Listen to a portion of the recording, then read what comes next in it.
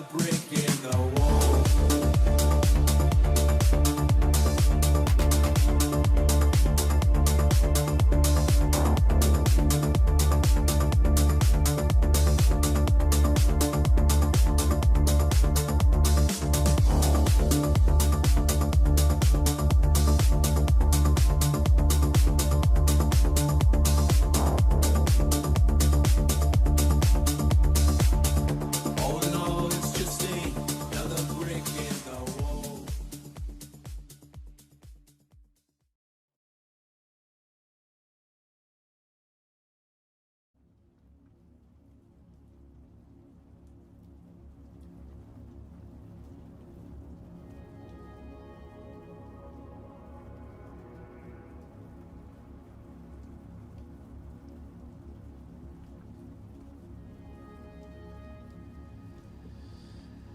All right, ladies and gentlemen,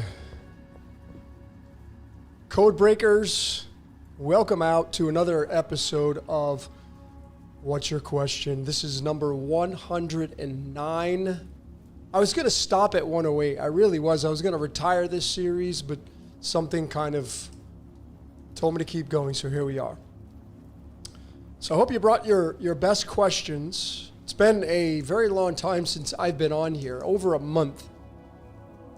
I've had a lot going on.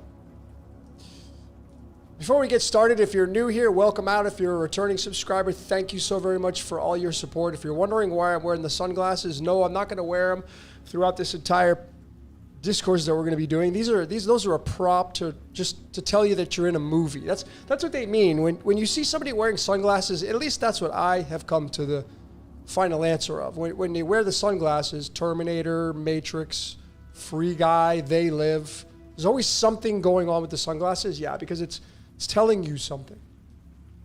And what is that something? That you're inside of a movie.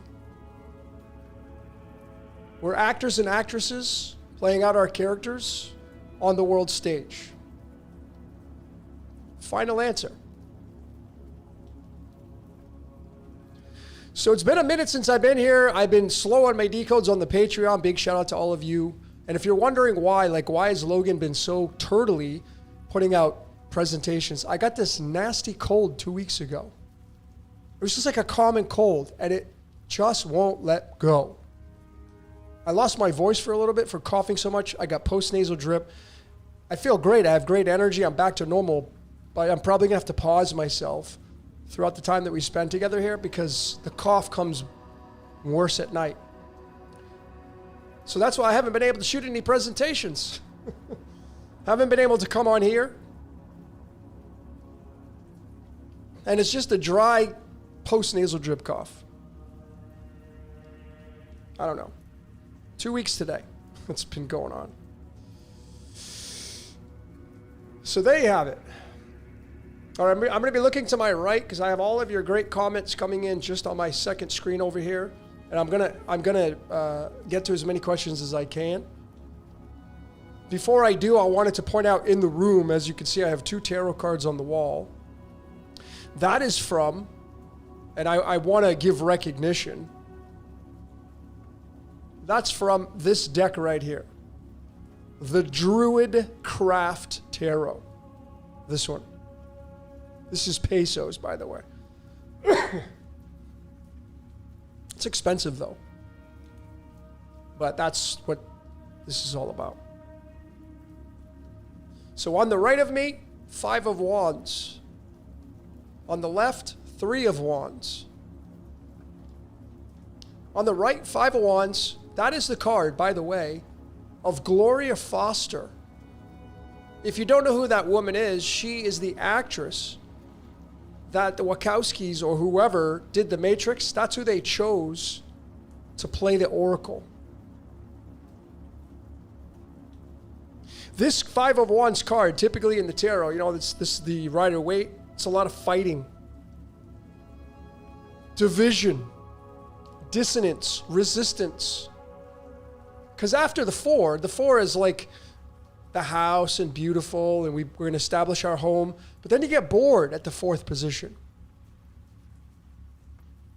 So then you move into the 5, and it's like clash, resistance. The fives.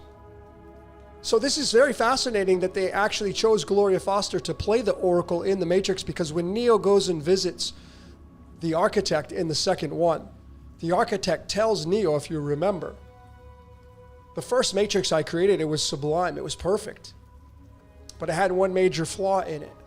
And he goes on to say, basically, the major flaw was people get bored when there's no resistance. So he brought in the mother, Gloria Foster, the Oracle. What did he bring in? He brought in this: fighting, debating, challenging, resistance. Five of Wands. Because after the Four of Wands, which is stability, and you were into the five is chaotic. Five sits in the middle of the dial pad or your calculator, gets all the energy from all the other numbers around it. And when you look at the tarot cards through the fives, Five of Swords, walking away, don't want to play anymore. Five of Diamonds, Five of Pentacles. This is the card of Luge, by the way. Got a decode coming out on that. You know that topic, Luge or Luge? That this is the card tied to it through the English language. The card of duality. And then the Five of Cups, depression, anxiety, sadness, grief, because you lost what was in front of you because of what's going on with these fives. If you're a five life path, if you're a five birthday, I already know, without looking into your astrological chart, without looking into your life paths or any of that, I already know that you're a busy person, more so than the average person. You got like ants in your pants. That's the way you're designed. You're the adventurer. You like a lot of variety. You like a lot of change. You don't like to sit still. You can't be with a partner that's going to clip your wings. You can do it in the beginning, the honeymoon stage. Anything's possible. But when that ends, and it always does, you can't be contained, those fives. Got to experience life. You're the people that say, hey, I'll go do that. Fives. Five birthday, five life path, Five of Diamonds, Spades, Clubs, Hearts. If you're a five, man, you're a busy person. That's what the Matrix is. The Matrix is a five. Five fingers, five toes, five senses. That's why Gloria Foster was chosen, and this is her birth card. She was born on November 16th. Five of Clubs. It's so perfect, actually.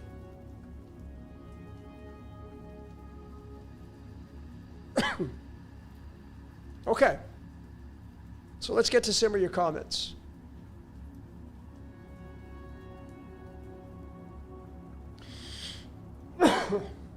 Someone's asking me to do a decode on OxyContin.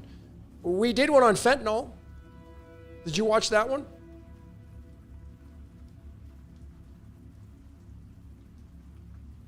We've done one on opiates as well.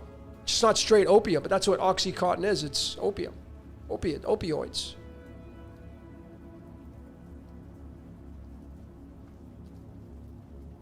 Dean Wi-Fi says, I thought you were super healthy. I am, folks. I haven't got sick in I don't know how long. This thing came out of nowhere. I don't know.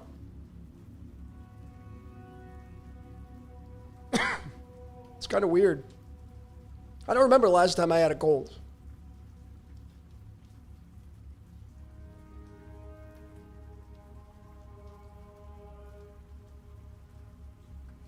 Oh, believe me, I've gotten more than enough rest. But I appreciate that.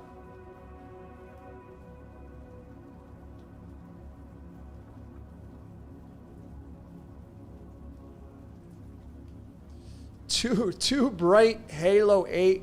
The question is, Logan, you have nice hair in this movie. Do you dye it? No. See the gray? This is all gray.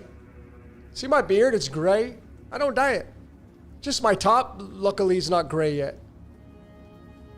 No, I don't do dyes. I used to dye my beard years ago. This wasn't gray. The sides wasn't gray. So I would dye my beard, and then I just got tired of it. It's too much work. So I just have embraced the gray. So no, I don't dye my hair. I don't do Botox. I don't do face fillers. I don't do any of that stuff. Not that I'm against any of that stuff. People do it. That's totally fine. I got no judgment. I used to dye my beard.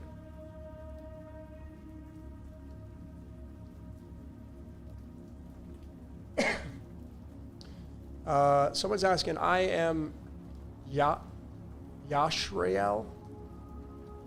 How to find out about sun sign degrees on Mastering the Zodiac.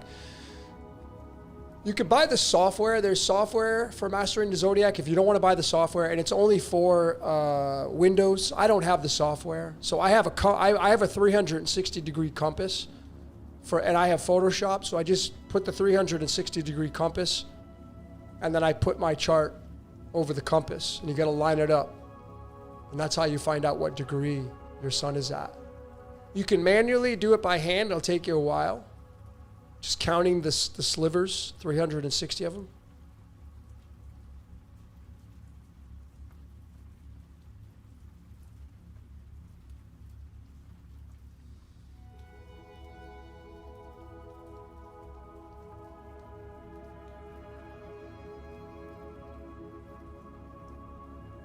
Santos likes hair dye. That's news to me. I don't know.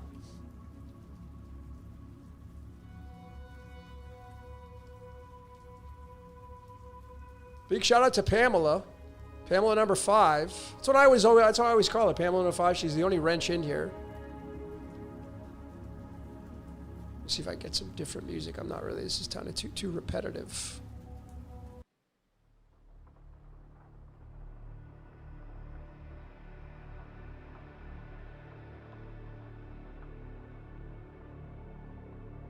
I appreciate that. Everybody, I appreciate the comments. I really do. I've let go so much of the ego through practice. It's been like vanity is a son of a bitch. Looking good physically, it's a challenge, man.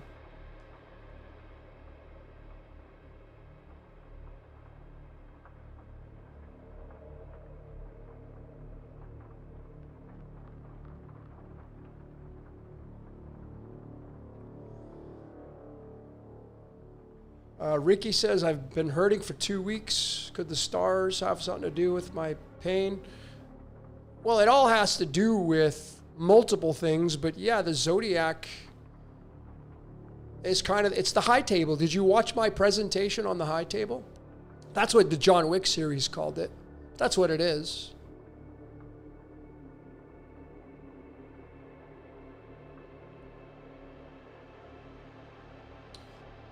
Rick's asked, have you studied Alexander the Great? Not in great detail. No, I haven't. Not enough to even regurgitate anything back to you. Oh shit, Jordan's in the house. What's up, man? We got Jordan from Waters Above in the house. Give him a big shout out. Give him some love, man.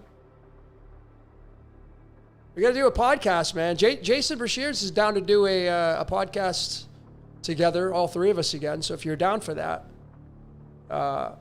let me know.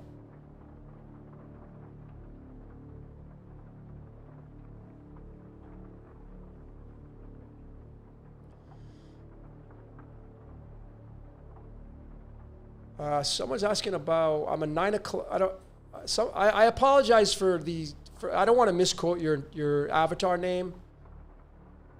Marchingaris. I'm a 9 of clubs.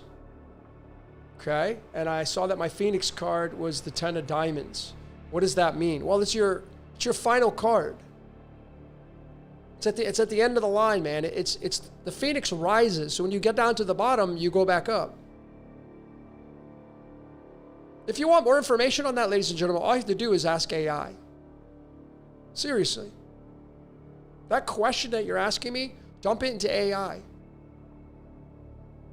It'll give you a generalized aspect, but you got to study the cards, right? So if you want to know exactly what all of your cards are, 14 of them, we came out with the Spotlight course. 8 different modules on how to decode yourself. There's no other system in the world like it. Nothing. So if you want to learn how to decode yourself, if you want to know how your cards play out, by the way, which I will tell you right now, let me see if I don't have it open. Let me just open up my thing for the cards. Give me 1 second, folks.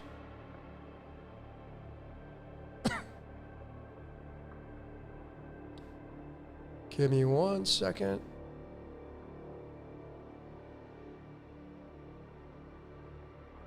Okay.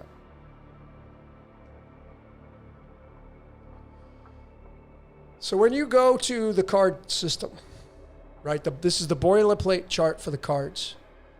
If you're the 9 of clubs, you sit right here. So you sit in the Venus horizontally, Saturn vertically, which is very telling because Saturn is time and Venus is spirit into matter, which is love. This is the card. This is the card of the Titan. This is the 22nd card, and when you do the alchemical transition, this moves into titanium. The 9s are the repeater numbers, so it's love, Venus, stuck in time, recycling, over and over and over and over. The movie Yes Man is tied to this, the 9 of clubs.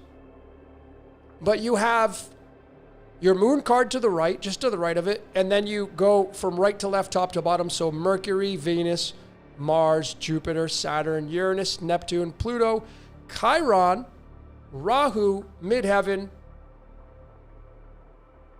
Phoenix card. Your Phoenix card is the 10 of hearts. Okay?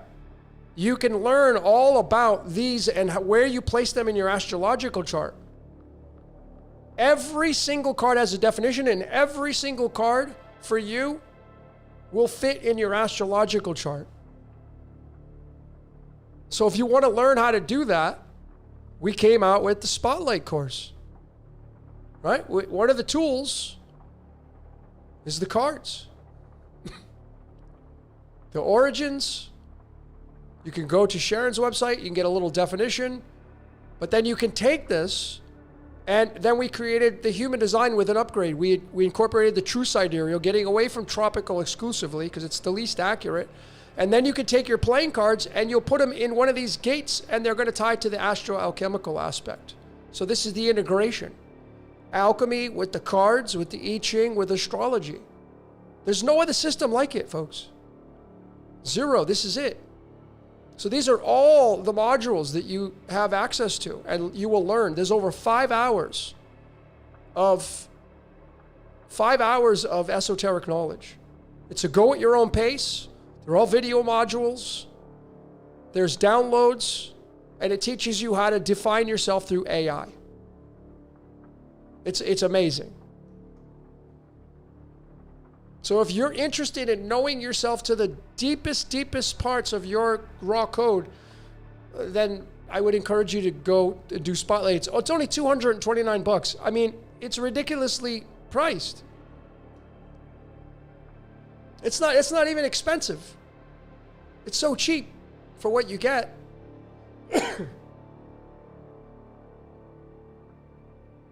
But what I want to show you, what I want to tell you though is this is what I wanted to show you is your birth card. You're a 9 of clubs. I'm an 8 of spades. You know what this card is? It's your earth card. We normally refer to it as the birth card, but it's official. I put it out on the Patreon. This is called your earth card.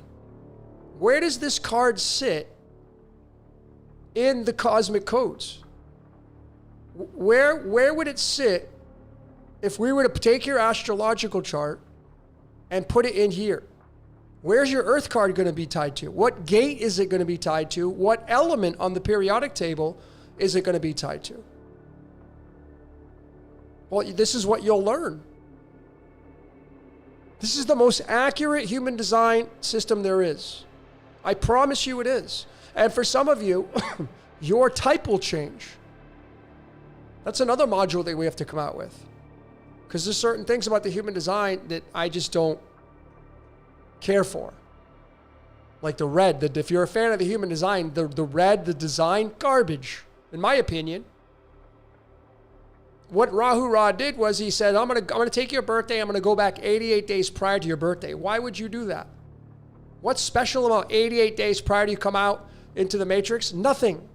That's why when you read about your definitions in human design, the tropical based one, the red section, it's not accurate.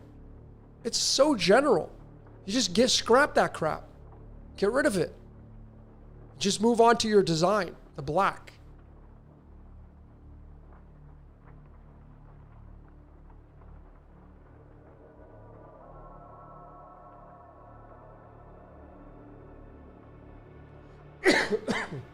Jack's asking, do you think those that are preordained get to exit the matrix? If your destination through fate and destiny is designed to get out of this reality, then that is what your fate and destiny is tied to. That's my final answer.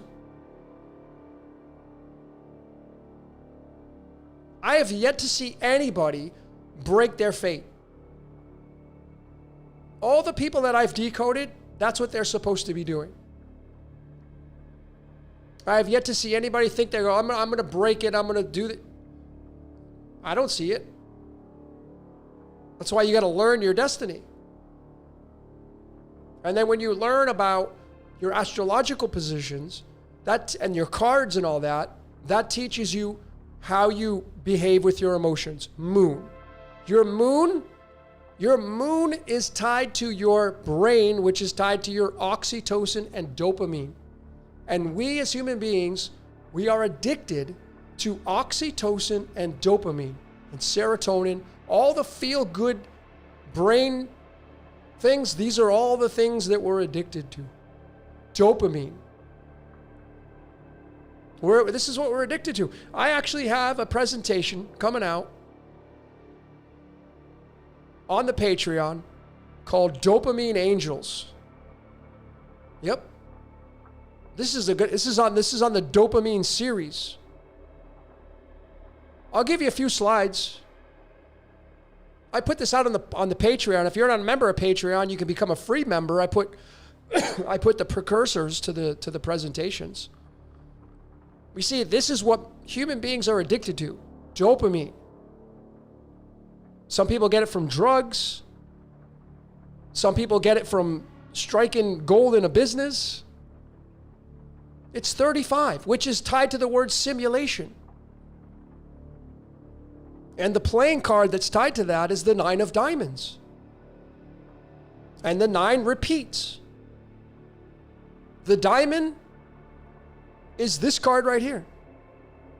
The 9 of discs, which is card 73, which tells you that you're on television.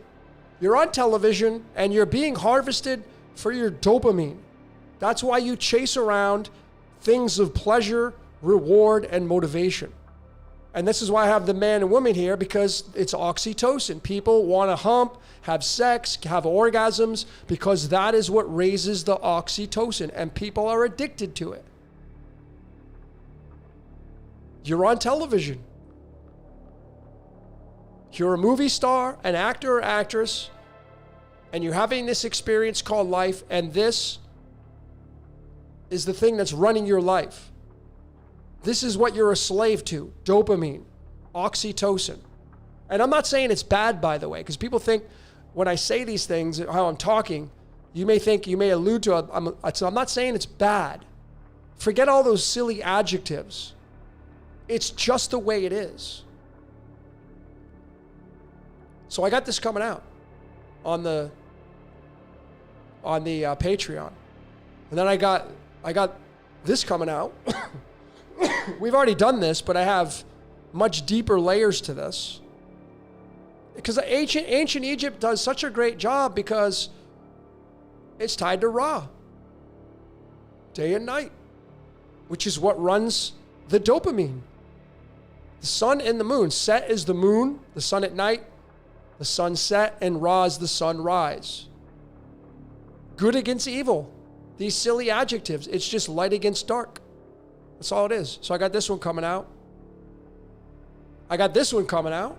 Ooh! Ooh! I know a lot of you are like, ooh! It's tied to dopamine. Got that one coming out. I got the death of Brent Hines, the guitarist, the former guitarist of the band Mastodon. Scripted reality, by the way. He passed away at 51. Was in a bike crash. 51. He was only 51. He's dead. Died in August. I got Prisoner of Love coming out.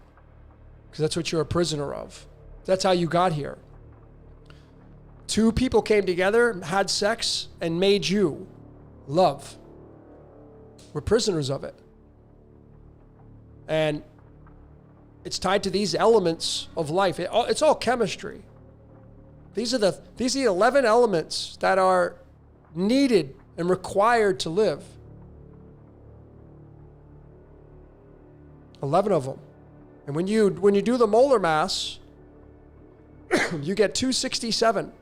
See, this is how dialed in chemistry is, right? 267, what is that element tied to? Rutherfordium. Which is tied to what? Paradisios. This is Jesus saying, you will be with me in paradise. Yeah, you'll be with me in a body. You'll be with me in DNA. See? And I know that to be true because here is the gestation period of birth. And that 267 fits right in between the average acceptable healthy range of the conception. 259 to 273. There it is. The 267 fits right in between there. And ladies and gentlemen, that's tied to Paradisios and Poseidon. Why Poseidon? Because Poseidon is the god of water, and that's why the woman's water breaks. That's why Poseidon runs Pisces, and that's why Jesus was a fisher of men. Water, water. Water gives life. You take the water away, there's no more paradise. Turns into a desert. Tied to the requirements to live, folks. Science, backed up with numerology, theology, mythology, and chemistry, and math. That's how badass this is. I got this coming out. This is what you're being harvested for. Love, joy, sadness, fear, depression, anger, all your emotions, which I feel is what you have free will over. That's it. Your free will is the emotions that you give off to the experiences that present themselves to your life. And clearly, I just show you one slide. There it is. Lush is 69, which is the yin yang. And you go to the tarot, and it's the 5 of Pentacles. There's that 5. 5 fingers, 5 toes, 5 senses. This is the card of the engineer in Prometheus. Yep. And you see, this is the yin yang because the church is telling you, just come inside the church and we'll take care of you and you'll have the salvation. But you see, what this card doesn't tell you is that this is what you're being harvested for. Whether you go into the church and you worship and you pray and you kneel and you bow, loosh. Or if you go outside and you're depressed, you're angry, you're bitter, loosh. So I got this one coming out. These are all going to be on the Patreon.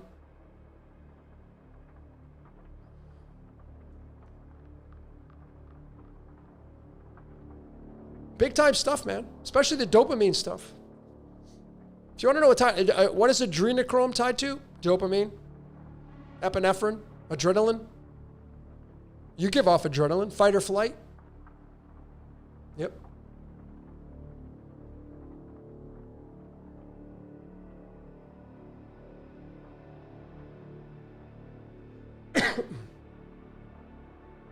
We see the loosh. That was coined by, drawing a blank now.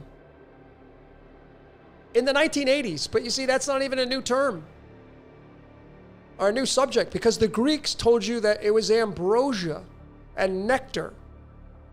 That's what luge is. Ambrosia and nectar in Greek mythology, which was modernized into luge, same thing. You go all the way back to the Greeks and the gods harvesting energy by way of your emotions. It's all ancient Greek. It's all tied to the fives. All of you are all these cards. But this sits in the middle of the dial pad or calculator.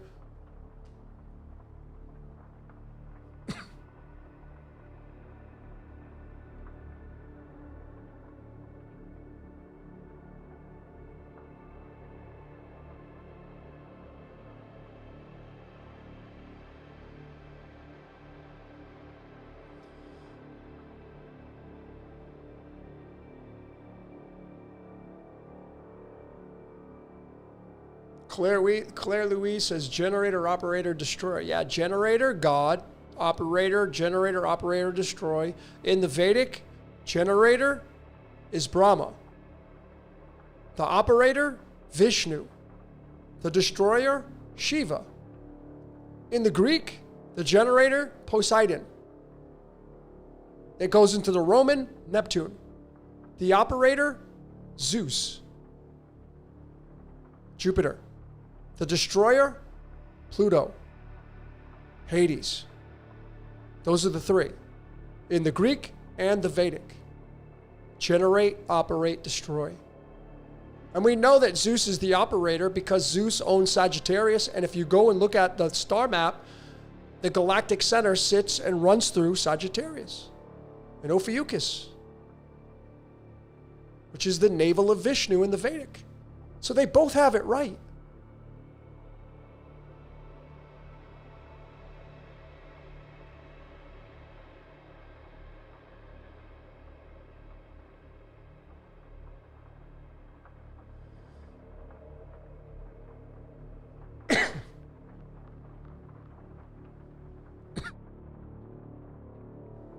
Nicholas is asking, I know these are great questions. I don't have an answer for all of you. Who's harvesting us? What is harvesting? I don't know. You harvest your friends? Oh, no, not you, though. What do I mean by that? You don't think you harvest people? Yeah, of course you do. Because when you hold someone's hands, you're harvesting their hand holding so you can raise your oxytocin. When you bust one, you have an orgasm. When you're having sex and you get that oxytocin rush, you're harvesting it from them. You can't have that same feeling by yourself.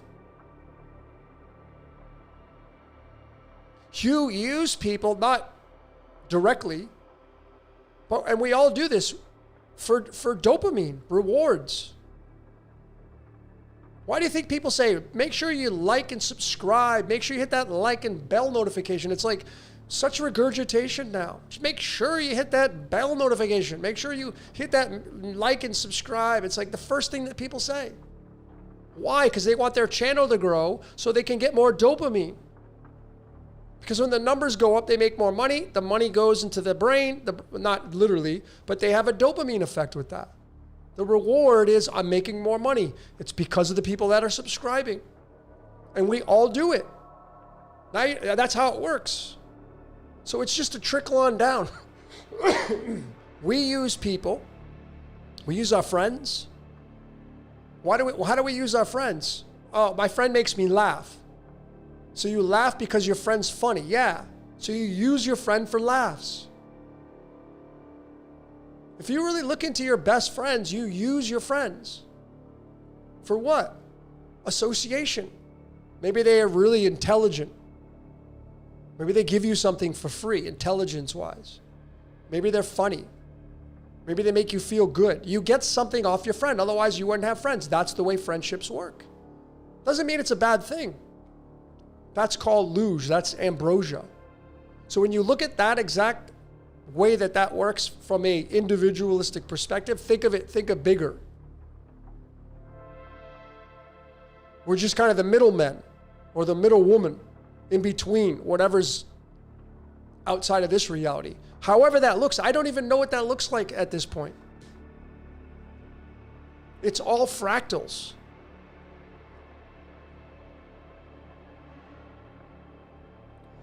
So it's not even a matter who's harvesting us. Who are you harvesting? We're all guilty of it.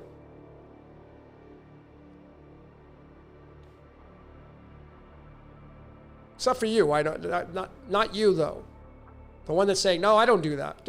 Not you. I didn't mean you. I meant everybody else.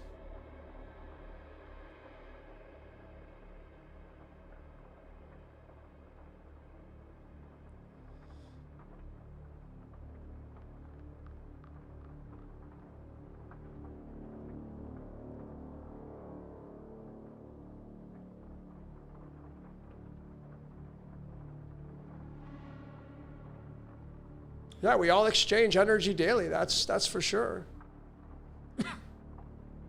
Someone's asking me, do you calculate universal time with astrology? No. I just go by masteringthezodiac.com and then I back it up with Stellarium. That's what I back it up with to make sure. Because Mastering the Zodiac it can be off as well. You got to go by masteringthezodiac.com, backed up by stellarium-web.org. Then you got to go by the definitions, and then you got to go with your intuition. Does that really describe me? That's what you got to do. Read, discover, read, discover, read, discover.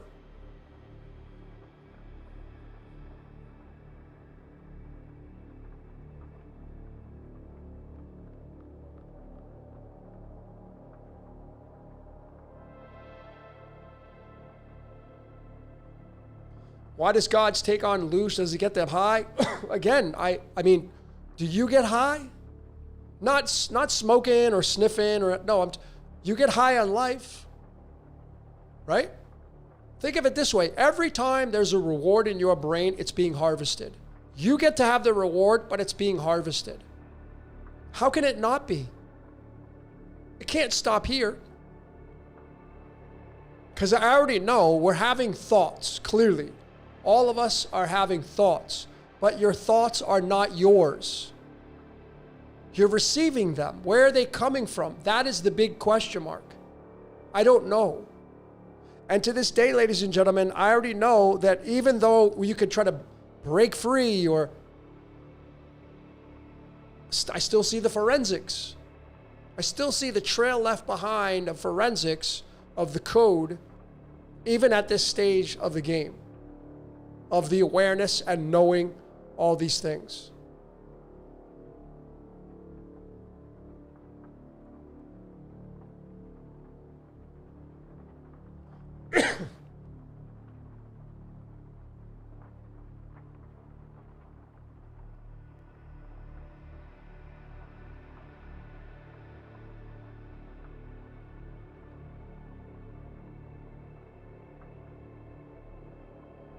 Yep, dopamine. I'm telling you, man, dopamine and serotonin. In the presentation I have coming out with the dopamine angels, I'm going to explain everything from the scientific names, because it's not even just the dopamine. It's a bigger branch. Like these are branches, but the main branch that it comes from and the name and what it's going to be tied to, it'll give you a lot of clarity to see exactly how it works through the narration of the tarot cards, the numerology, the alchemy. When you put them all together, it tells this glorious story.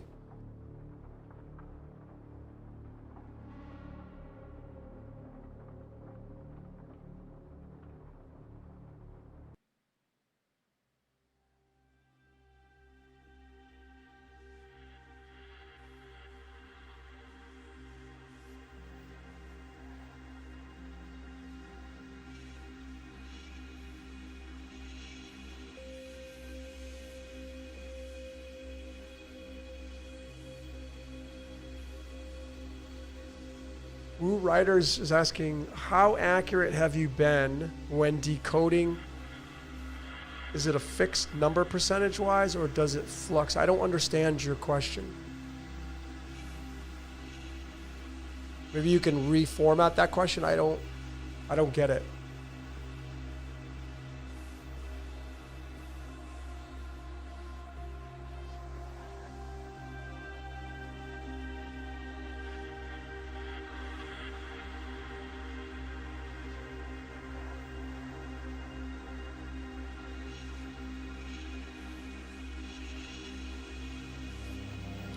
What's up, Jeremiah? Jeremiah, what do you think about the ballroom edition on White House? I don't know anything about that.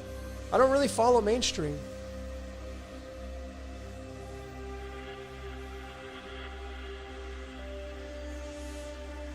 So I couldn't tell you what that means.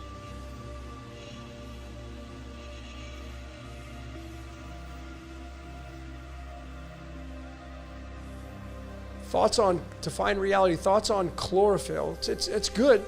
Chlorophyll's a good supplement to take. I like it.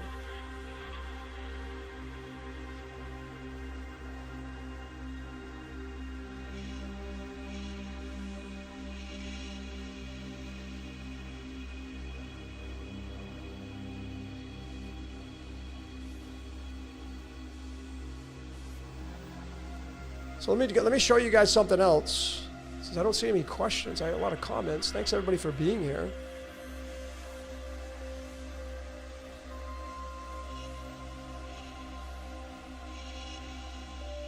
So let me show you something really fascinating that I found.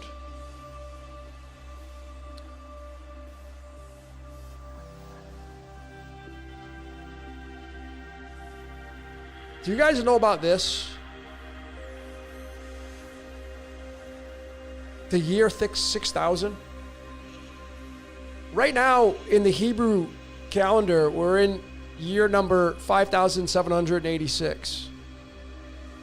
So we got about 200 and something years to go before this hits. And it's mind-blowing because I just came out with the Ainana decoded and I showed you guys this slide right here. I've added to it, but of course, it's very fitting. In the flower of life, you have Malkuth down here, and in the right-hand path, you have Venus, and the left-hand path, you have Mercury. Clearly, they fit there because there's the symbol of Mercury and Venus, and they almost identical. We know Mercury has the crescent moon. That's why the moon is tied to the right-hand path, and the sun is tied to the left-hand path, because the sun is Christos. And Jesus saying, I'm the bright morning star, that's the star that heralds the sun. So this is Jesus Christ right there. The sun and Venus. It's all astrological or astronomy, right? It's gold and copper. And then the left-hand path, the path of sin, is selenium and mercury, right? But then you have these two, you go a tier up, and you have Zeus on the right-hand path above Venus, and then on the left-hand path you have Mars. So the left-hand path of sin is Mars, Mercury, and the moon, the lesser light, the reflected light. And the right-hand path is Zeus, the sun, and Venus. The expansion of love and light. And then this one is war, the thinking, and the feeling. Mars, Mercury, selenium. So literally you have the right-hand path and left-hand path, Mars right across from Jupiter. Now the reason why I'm showing you this is because when you go to this Judaic prophecy, is when the Hebrew calendar ends at the year 6000. So I started to break this down. See, they place 3761 as the beginning, which is a opinion. But the end, which is not the end, is in the year 6000. And here are the dates right there. So, of course, what did I do? I'm going to go to the map of the stars. And I'm going to look up that 2240, September 16th. And wouldn't you know it, ladies and gentlemen, that in the sign of Aquarius is Mars. And we are in the age of Aquarius. When the year 6000 comes about for the Jewish calendar, we are going to be in Aquarius. And there's Mars. And you know what Mars is tied to? The Yod-Heh-Vah-Heh. Yep, because Mars is tied to iron and Yod-Heh-Vah-Heh is tied to iron. So you have the Yod in Aquarius, and it's not just in Aquarius. It's literally in the bowl being poured out. On that day, on September 16th, when this thing says that the end of the 6,000th year would end, literally Mars, which is tied to the Yod, that's why the Yod-Heh-Vah-Heh is genocide and killing, and there's a lot of innocent people being killed in the Old Testament. That's why slavery is allowed, and women are shunned. Women are the minority. Why? Because Mars is masculine. But what's fascinating about this is across the way, in the opposite sign of Leo, is frickin' Jupiter. Right there. In Leo, the opposite. These two, ladies and gentlemen, they have a symbiotic relationship with one another for the age of Aquarius, and the symbiotic relationship is with Leo, right across the way.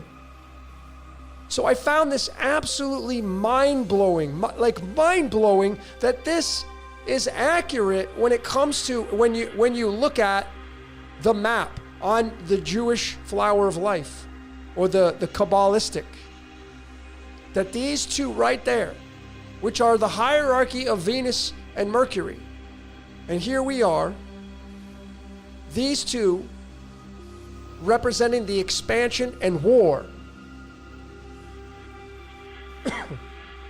They literally are sitting in the sign of Leo and Aquarius, which is the symbiotic relationship for the Aquarian age, folks. And what they say is you're going to have 1,000 years of peace. Well, ladies and gentlemen, you see, when Mars gets in Aquarius and you're in 215 years from now, and Mars, the god of war, in the bowl of wrath being poured out, is this when shit's going to go haywire? Some of these rabbis say it's going to turn into a freaking dystopian world.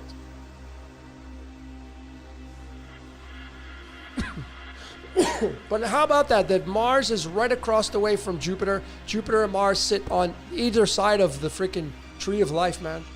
And that's where they're sitting in the year 2240.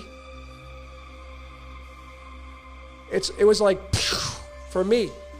So I'm going to do a presentation on that. I'm going to go deeper on that.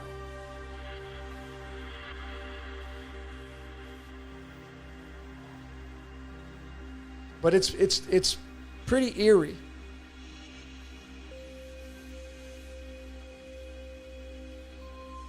And yeah, we're not going to be here. 200 years from now, we won't be here.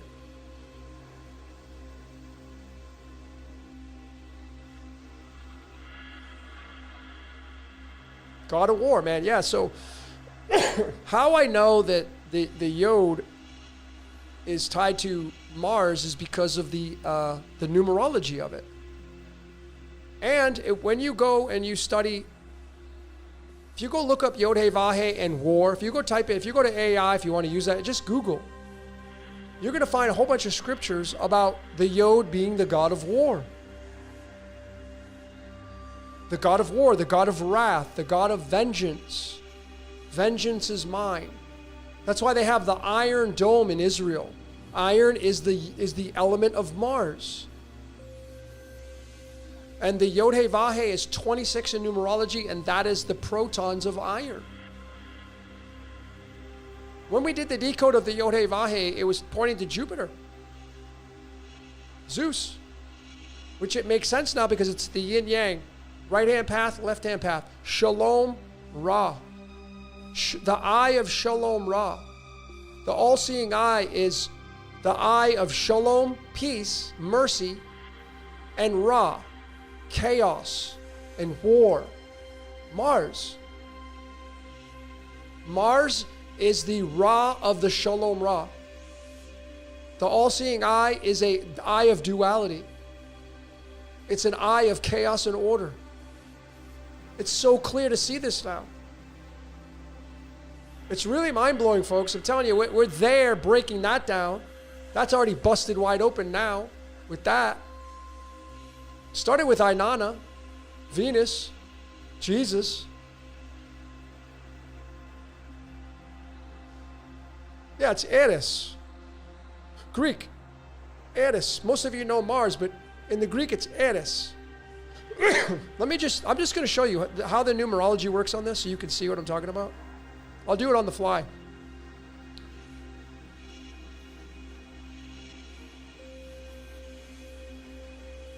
When you go to the Greek and you get the Greek spelling, Ares is a god of war. Okay? On the periodic table, the element that is linked to Mars or Ares is iron. Iron, the iron dome. Well, the Yod-Heh-Vah-Heh, which came on the scene during the Iron Age, when you take the numerology of this and you go to the Dakota website, we open up Hebrew, there it's the 26. The 26 is a match to iron, the god of war. God of war.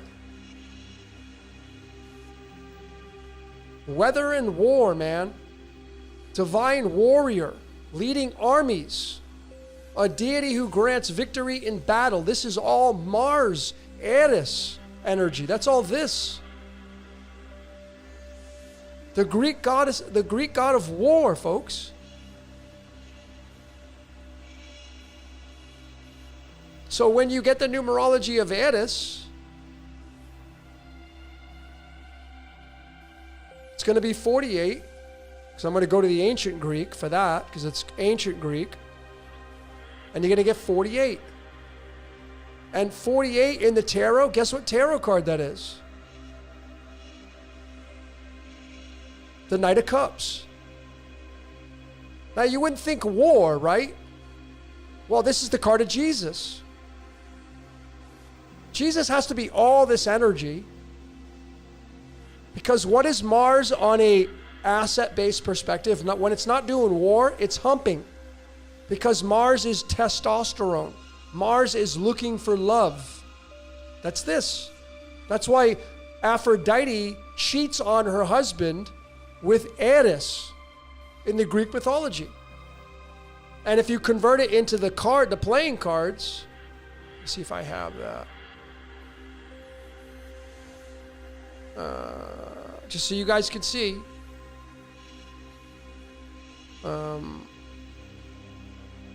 When you take it to the cards, what's the 48th card? The 9 of Spades. And what's the 9 of Spades in the cards of the tarot? This. This is the card of Mars. This is the card of Mars on an asset perspective, looking for love, testosterone, sex drive, humping, screwing, lust, desire, and then here on the liability, nightmare. The nightmare. Right? This is the value of the tarot. So this is what the Yod looks like from a Mars perspective. And straight up, if you go to the 26 for the Yod-Heh-Vah-Heh, you get the 4 of Wands. The happy home, the house. The house always wins. Stability. This is what it looks like. But it doesn't last. So we can easily take these elements and these layers, and we can easily tie it to the Yod, and we can easily look for support that the Yod was a god of war and warrior. Weather and war. Okay? That's a no-brainer. Exodus 15 verses 3, Yahweh is a man of war. Yeah, because he works through people. But we can't leave out the fact that on the opposite side of the tree is Zeus, the king. These two make up the yin-yang, folks. That's what they make up. It's pretty fascinating.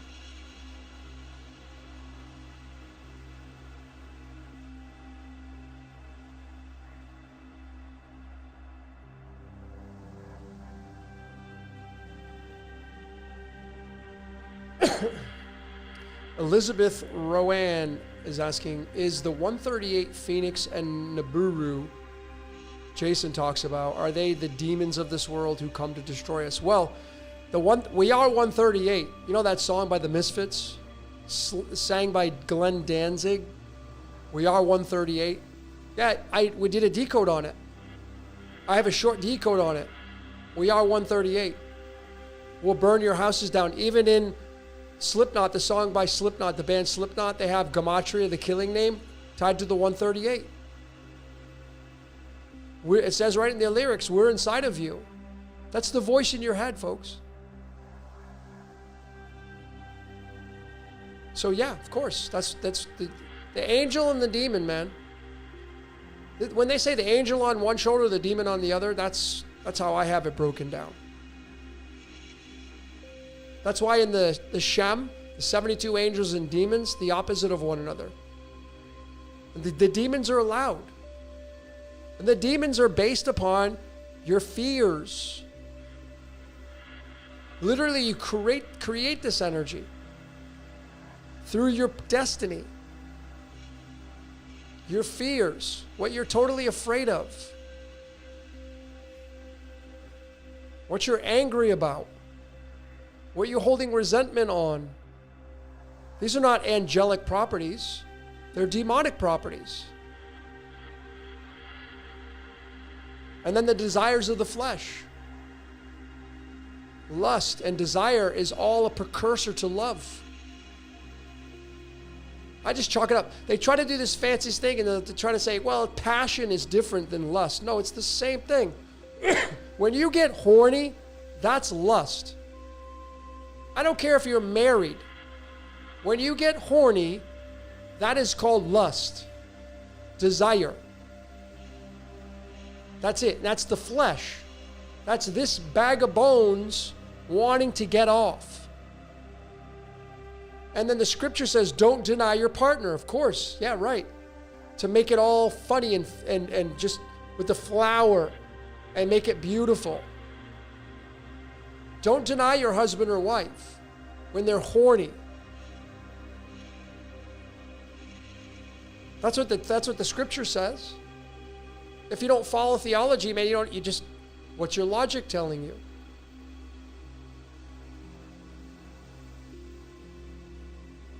I don't know how I even got into that. We were talking about the 138.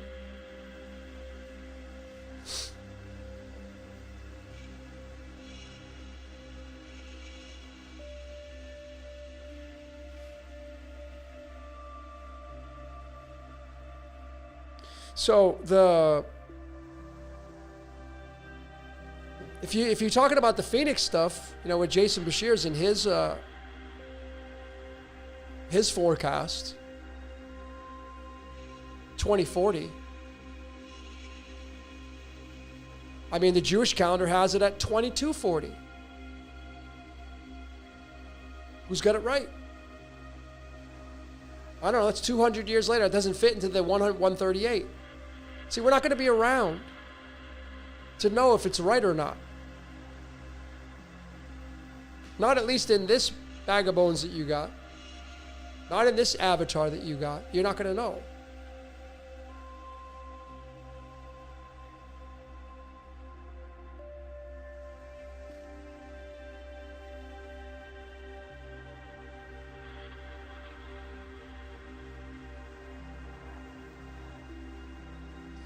Nancy says, making love is a powerful manifesting portal to your desires. Right.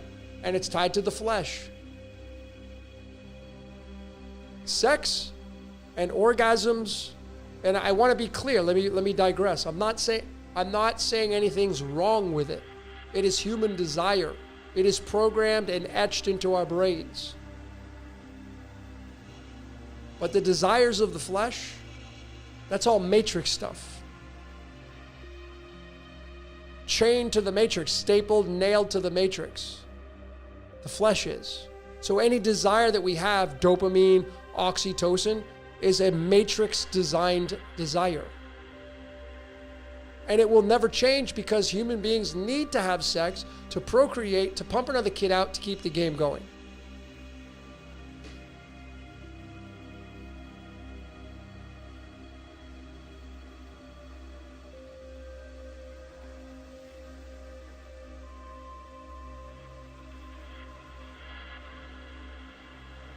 And yes, my flip 74 says lower chakras. Exactly. The sacral, which is the genitalia, is the lower chakras, where hell is. Because the lower chakras is red, orange, and yellow. The orange is sex. And that is the lower chakra. That's why fire is red, orange, and yellow. That's why people get inflamed with passion. Inflamed. Lower chakra. Desires of the flesh.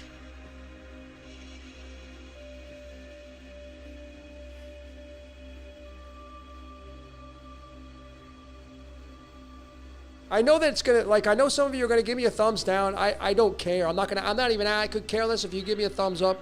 I don't care. I'm not in this for that kind of stuff. I want to talk about, and I want to comment on the things that most people don't want to talk, they're uncomfortable talking about.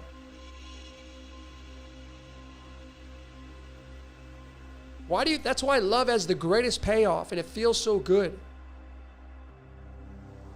Because that's what keeps the game going. So it keeps the matrix going. The game of life. And if this is an artificial construct, which we put a decode out on the Patreon, artificial world. We just released that a few weeks ago. Postulating that we live in an artificial world. What if we're living in a copy world, what does the other world look like then? What do we do in that other world? It's very fascinating, ladies and gentlemen, because now what we're doing is we're creating they've created the metaverse. Cell phone, every time you upload your avatar, your social media, every time you create your Facebook, every time you create your Instagram, your TikTok, YouTube, you are now broadcasting inside another fractal. Beyond this one. In this reality, this is my Facebook. Me. I'm the living Facebook. But that's not good enough. Now you create a Facebook account. Now you got to go inside this thing. You could take your image and put it in there, sure. But now everything that you like, everything that you subscribe to, your comments, a lot of you tell your whole life story in social media. It's recording everything. It's learning about you, preparing you for that deep dive into this universe. So when theology says, let us make man in our image, well, isn't it the same when we create characters in a video game? We're making ourselves in the image in these video games. And now because AI is becoming so real, and we're now merging with that, what is life going to look like? That's the question.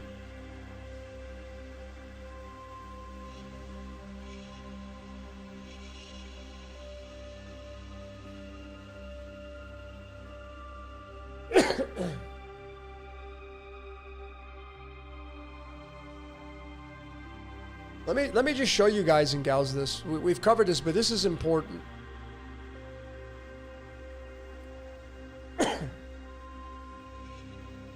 Have you ever played this game? You ever played Street Fighter? I was a huge fan of this growing up. You ever play it? Well, you see, what they've done, the creators of this game, they drew these characters out, And then they gave them moves. And there's only so many moves that they have.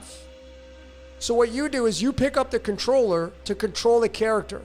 The character only has certain moves. It can only go certain places. Different cities, different backgrounds, different fighting styles. So you see, this is us creating man in our image. These people that created this game, and this is just one game, right? You have all these other games. These people have come up with these ideas to these characters. And now the graphics are becoming so lifelike. They're becoming so real. It's merging with our reality. But the question I postulate here is, do you think these characters can get out of this game? Can they get out? No, they're stuck in this game. And the only time they get action is when somebody turns it on and grabs the controller. But they can't get out. They're stuck inside this game by way of their controllers, by way of the people that created by letters, numbers, and symbols. All this is code. All of it, like this. This page is all this code creates all of this. These characters are based on letters, numbers, and symbols like this. Why would we think that our reality called Earth is not written like this? No, it is written like this. Not exactly like this. See, we are the so below to the as above. And then we have created our own so below, which is this video game called Street Fighter, where we create these characters. And now look at the graphics. This is what they started with, the depixelization. Now they're looking like this. The next stage is they're going to be real, folks. And are they going to be able to get out of the game? As we merge with this AI, as we merge with this metaverse, as I can tell right now, these characters cannot get out of this game. So does that mean that we can't get out of our game called life? And if we pick up a remote control to play these characters, they don't have a say in it. Well, is that how it works for us? Where we're being remote controlled? We're characters, let us make man in our image. That's exactly what Capcom did with all these characters. They made these characters in their image, you see. Does it work any other way? I say no. I say we're doing the same thing that whatever created this reality did for us. We're doing it with the cell phone and the computer. And they're just getting more powerful and more powerful and more powerful and more powerful.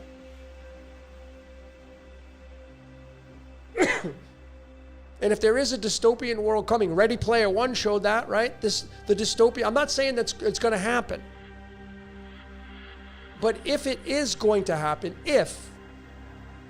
then people are not going to want to partake in this world. They're going to want to escape it. And they're just going to put on a VR headset to get out of this world. Is that what the as above? Maybe the as above has a shitty world and it wants to come down in this world. It puts its VR glasses and it's controlling you and I to experience this reality, because this reality is a lot of fun. Why do we play video games? Because they're fun. Why do we watch movies? Because they're fun. They're entertaining. We're entertainment. How can we not be entertainment, folks? When the forensic shows a predestined reality, like the movie gets created, God presses play, and here you are playing out your character, and you don't have a choice in the matter. You got to do the things that you got to do.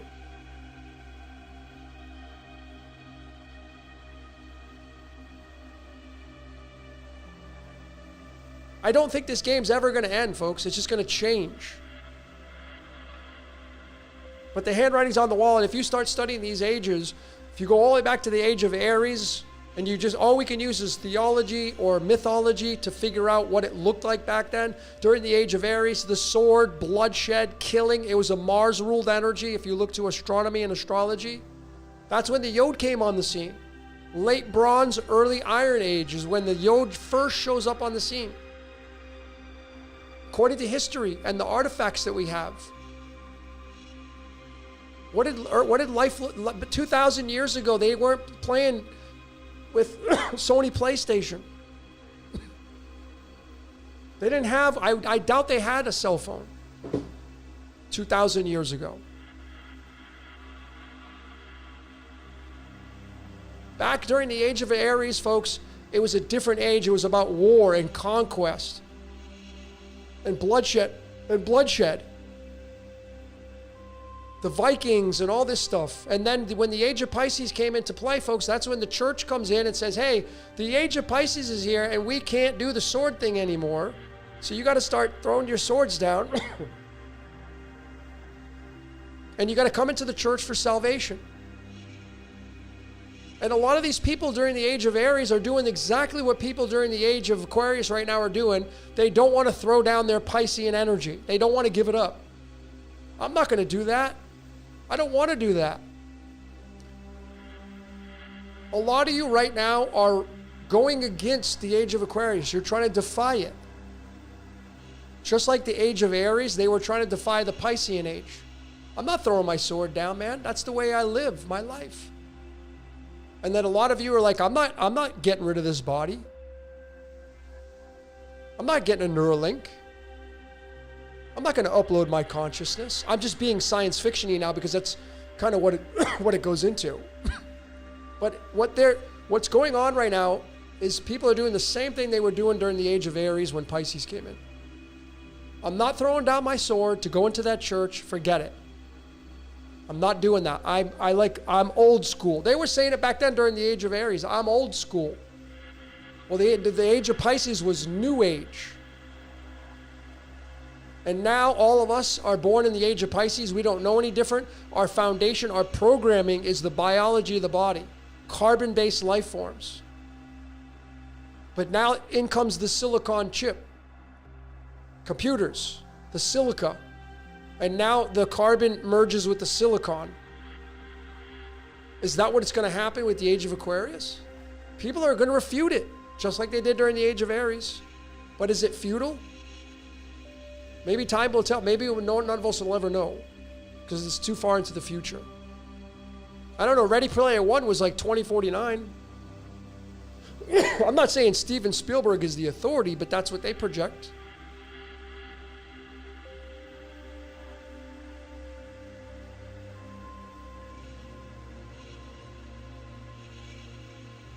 I mean, if you think about it,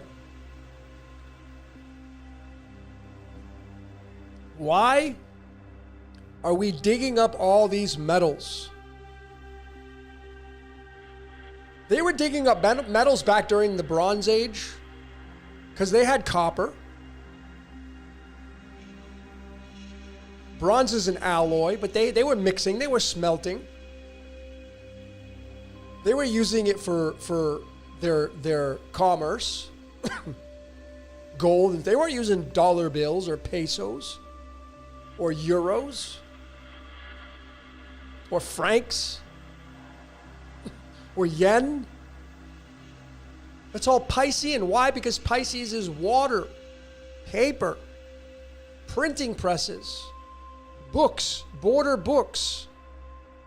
Pisces, water, life, biology, blood. And during the age of Pisces, it was the fiat currency came in, the paper money.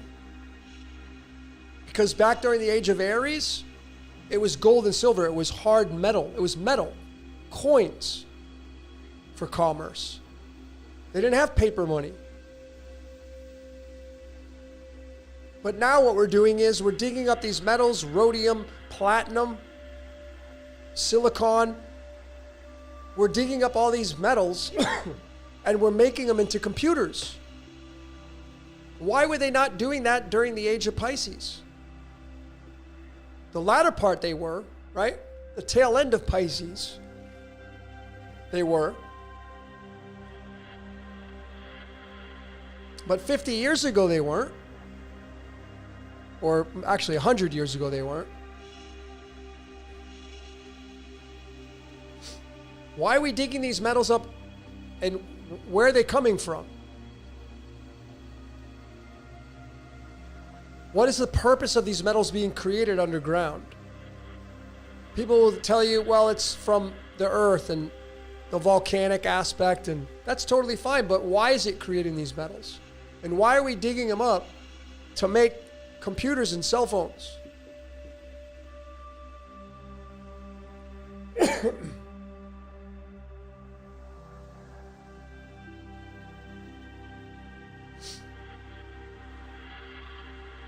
Yeah, those comment. My flip says, did we go through this already? Perhaps. Maybe this is the second age of Aquarius, or third age of Aquarius, or 100th age of Aquarius, where we just go around the astrological wheel, and when we get to Aquarius, I know thyself.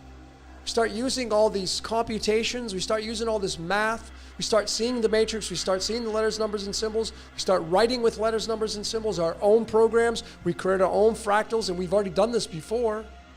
We're digging up these metals from the ground. They were already there from before. When the machines got ruined and destroyed the last time.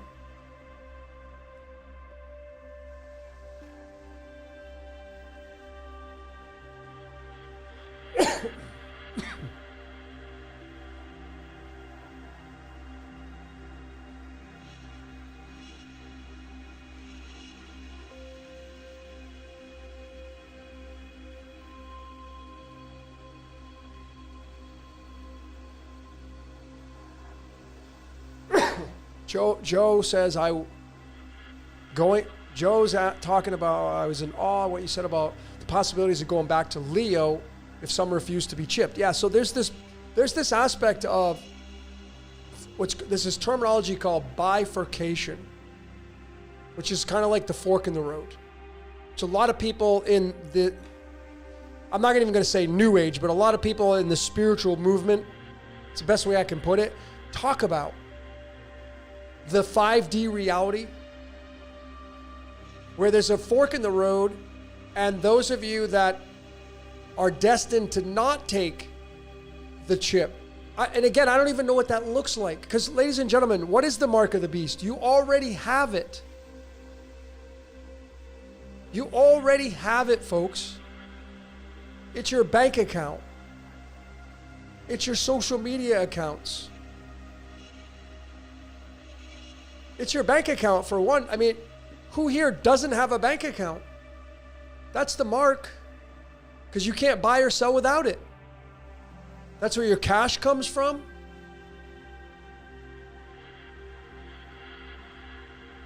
You already have the mark, folks. They go on to say, yeah, it'll be in the wrist or the hand or whatever. Maybe that'll be the final frontier. You already have the mark. It's called your bank account. Digitized money. The beast is many things. Love, money, commerce, all passions of the flesh.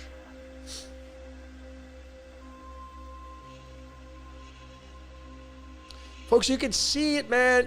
Oh, even here in Mexico, who is, I would say, is far behind the technology. Like if you go to the US or Japan, they're way ahead. You come here, and now even here, you're seeing the robotic things come into play. We started to see it with the grocery stores, the self-checkout. Those are common now. You don't even think twice about that. You wouldn't even consider that to be part of the mark. But it is. Because it's all barcode scanning. The barcodes. Scan yourself out. Don't need a checker anymore. Don't need a cashier. Now you just do it yourself. And now it's becoming a thing in some parts of the world where you just go in and grab your stuff and you walk out and you just get charged for it. Convenience.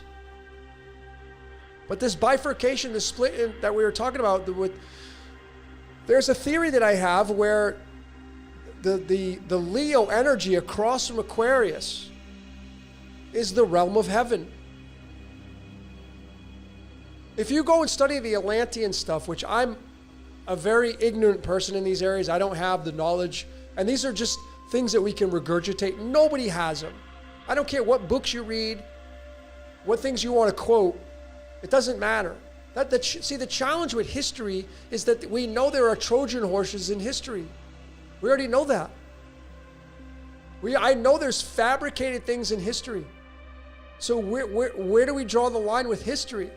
Saying it's absolute fact when I know there's Trojan horses and I know that there's things in there that are not supposed to be there, in the sense of what that means. So that's why it's really challenging to figure out history. So when I talk about the Atlanteans, it's an idea. But when you do the study of that, I've come to the place of the Atlanteans being in the sign of Leo. They started in the sign of Leo, the regulator, the Regulus, star Regulus. Leo is ruled by the sun. Gold. If you go into the gold, silver, bronze, iron through the yugas, Leo.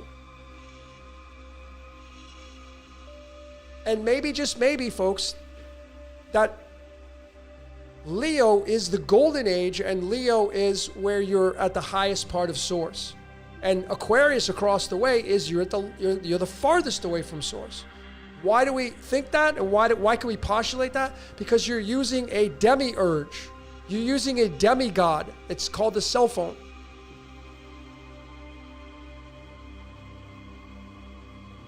You're using a computer for your answers, for your creations.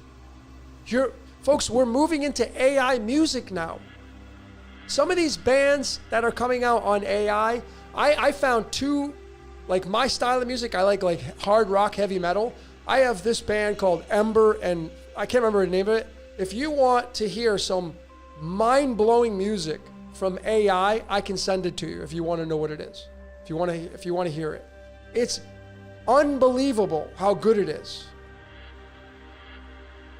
Like, I repeat it. It's that good. Every song. Some of these people that are coming out, so you can't even tell the difference. And so what we're doing is we're replacing the Piscean instruments, the hard instruments, the cellos that are made of wood, the guitars that are made of wood, the acoustic guitars that are made of wood, the flutes, and the saxophones that are made of brass, and the trumpets that are made of brass. We're giving those up. Those are all Piscean. And we're moving it into AI and digitizing it. Can you not see that? And that's why these bands, I think what a great idea is, and I'm not going to do it, but somebody's going to do it. I think that someone's going to create an amazing, and now people, they're already doing it. I think if you're a band, you find an AI album that's amazing, and you take that and you go on the road and you play it live. That to me is going to be the next wave of music. Is you can create an album. You don't. I know how story writing is. I know how much effort goes into writing songs and choruses and melodies and all that. Now AI does it like that. And now, as a band, as a real band, the niche will be people still want to see live performances. We're going to write our stuff using AI, and then we're going to take those songs and we're going to play them live in front of people. That is what's going to happen. To keep the Piscean energy going. Because people still want to do the hugs and handshakes. They still want to see people play the guitar and the drums and beat on this and the snares, and they want to see that. But AI is replacing all that stuff. It's all being replaced by digitization. Everything is instant now. You can write an album. You can create a complete website in 90 seconds. Bam, bam, with no experience. Very little experience. So it's literally instant and automatic. You can have whatever you want.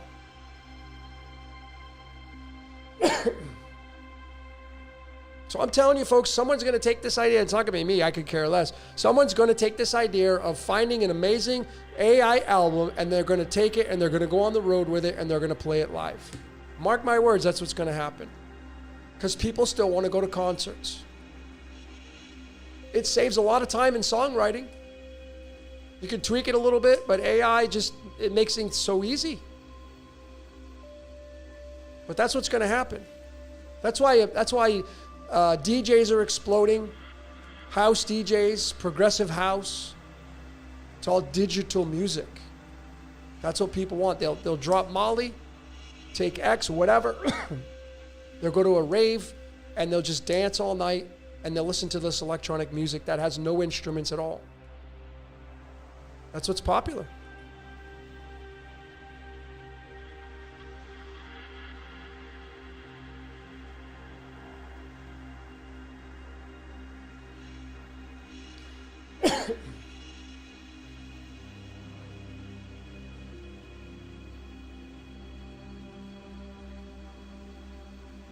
Yeah, guys, I know it's not even my idea, by the way. It's not my idea. That idea I just told you about.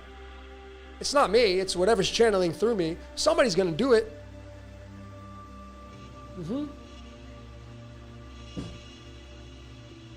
Somebody's going to take an AI album and they're going to go on the road and they're going to play it live. Like I told you, I already have 2 albums. If you're a fan of heavy metal and hard rock, I got 2 albums right now that are absolutely jaw-dropping, brilliant music. Amazing songs from start to finish. And I thought to myself, man, if some band that doesn't want to write music but can play the music goes out on tour and plays this album, shit. Cha-ching, cha-ching, cha-ching. We're literally going to flip it. People are going to flip it, man. They're going to write the albums, the music in AI, and they're going to go out on the road and play it. That's what's going to happen. You'll see.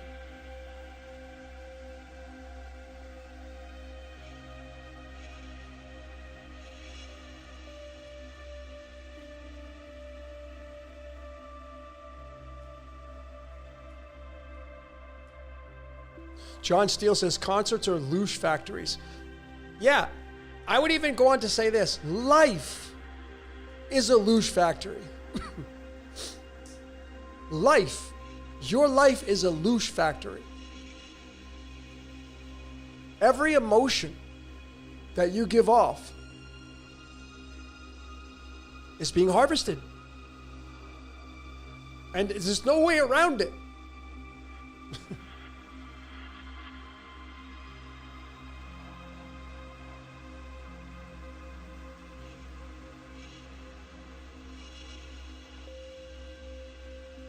Chocolate Thunder from Down Under says, AI gotten Logan. Well, I'm impressed by the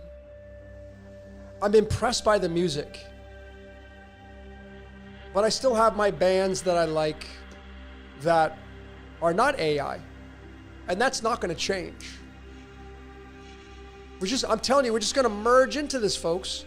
Just like we've merged into going to the store and not going to a cashier. You just like, I'm just going to go do it myself. It's quicker. And now you don't even think about it. Some of you do it all the time. You don't even think about it. It's become normalized. That's what AI music's going to do. It's just going to become normalized. That's what's going to happen. Same with Kindles. The bookstores, the normalization is moving into the digitization.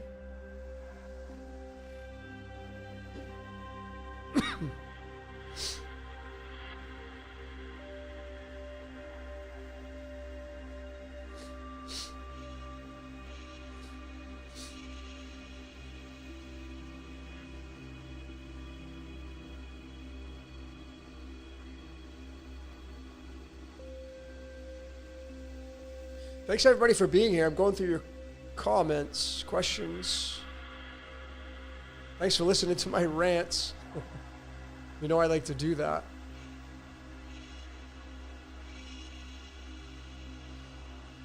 Here's a question. Logan, do you think the creator of this beautiful earth is the same creator of these crappy bodies? Well, first I would just encourage you to look at it from a different perspective. Because there's negativity in that. I mean, I get with what you're asking.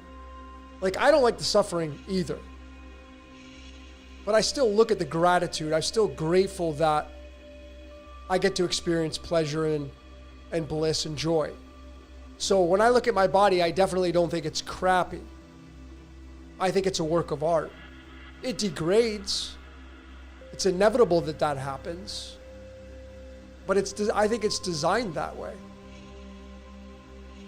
Do I think we were designed to live forever? No, I don't. Everything dies. That's what makes life so special, because you only get so much time. If you had an unlimited amount of time in life, you wouldn't take it as serious.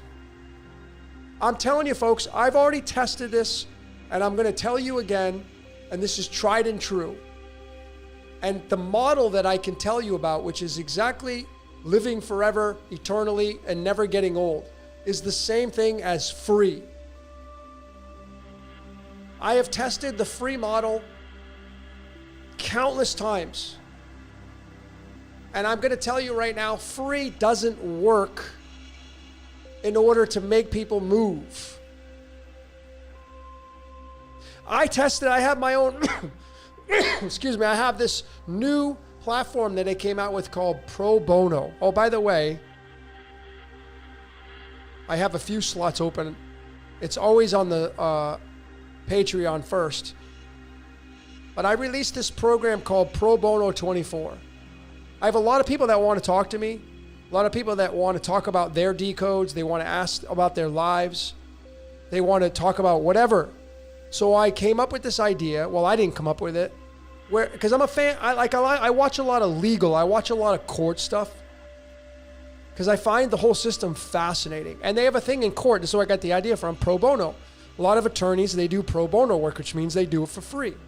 So that's what this is. This is free, complimentary phone calls. Right now I opened up the 19th, still have 5 and 5:30 p.m. open if you want these slots. You get 24 minutes for free.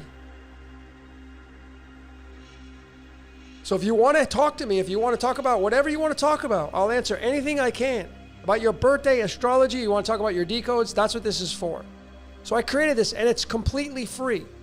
Well, you know what's happened with the free model, folks? People cancel last minute. People don't show up. Do you know every reading that I've ever done where people paid for the reading? Do you know that I have not had one person not show up for their reading? Not one. I've had people had to move their dates because of unexpected circumstances, but I've never had one person not show up for their reading. Do you know why? Because they paid for it. Free is great. Everybody wants free. But when it's free, some people don't show up. There's no value in free. Oh, I don't need the pro bono call, that's awesome, but I got something more important to do today. Logan, well, it's free. I didn't pay for it. Nah, no big deal. Something came up. He'll understand. I get that.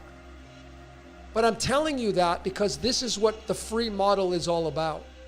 I'm not going to stop doing the calls because I'm here to serve. But I'm telling you, the free model, people don't value the free model. I know not everybody's going to agree with me on this because some people value it. I get that. But there are people in this world, when it's free, there's no value in it. When they spend the money on it, they're going to show up, there's value. That is how we're programmed. So it's the same thing with living forever and never aging and never dying. Nothing changes. It's free. This is why in the Matrix, and the architect tells Neo, he built a sublime Matrix, the first one, but there was one major flaw. Yeah, because people had everything given to them. Free. And then people bitch about having to pay for things. Like, where's your gratitude in life, man? Every time you pay a bill, you should be giving thanks to whatever allowed you to pay that bill instead of griping and complaining about it. So this model of free, folks, it's definitely a model that works in its own essence.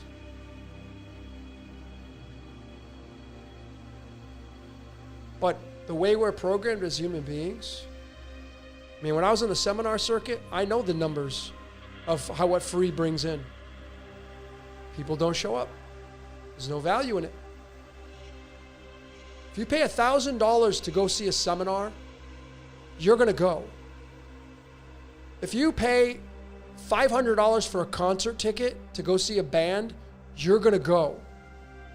But if it's free, I'll see them next time. I'm not going to go. Something came up. That's how reality works, folks. Not everybody, but that's how reality works. This is how we're programmed as human beings.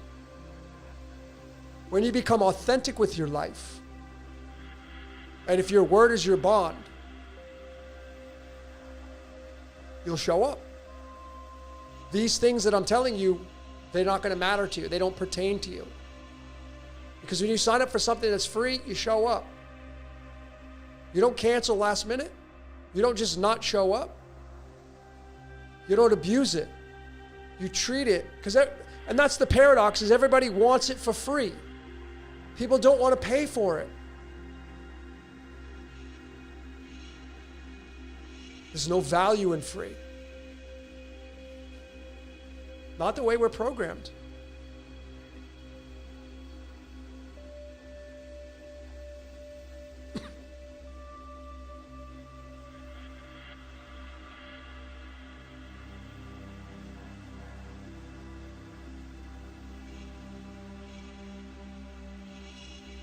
Gratitude junkie, man. You guys and gals get it, man. What is a gratitude junkie? What is a junkie? Somebody who's addicted to something. Get addicted to gratitude. Be grateful for your life, folks. You only get one shot at it. We don't know what happens after this. Are you squeezing every drop out of this life? How would you squeeze every drop out of it? Well, for me and for so many other people, it's knowing how you're coded. To get the confirmation. Because a lot of you want to know, am I on the right track? The simple answer is you're always just on track. Get rid of the adjectives in your life. Forget about if you're in the right or wrong track. You're on track. That's it. But gratitude is where it's at. Gratitude. Become a gratitude junkie.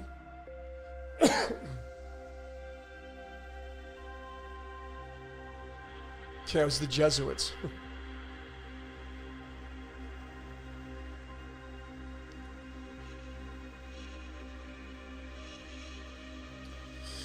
Elizabeth's asking, what do you think about the band Disturbed? I love Disturbed. I've been listening to them since their first album came out. The lead singer, David. Yep. What do I think about the song Sound of Silence? I thought it was a good rendition. I liked it.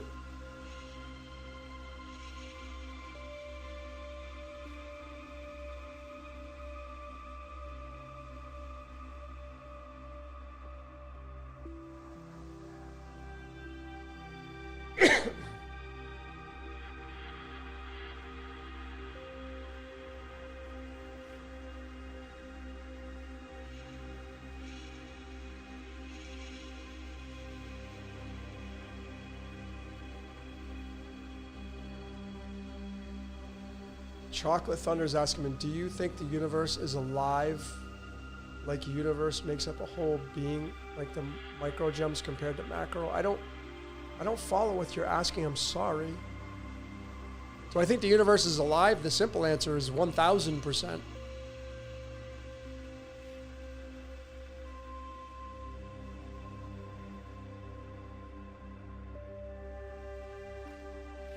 Raise the Frequency is one of the AI rock bands you listen to called Echo Harper. No, I'll show you, since you're asking. Well, actually, I'll just find it for you, and I'll put it in the comments. If you guys want to hear a unbelievable heavy metal AI band,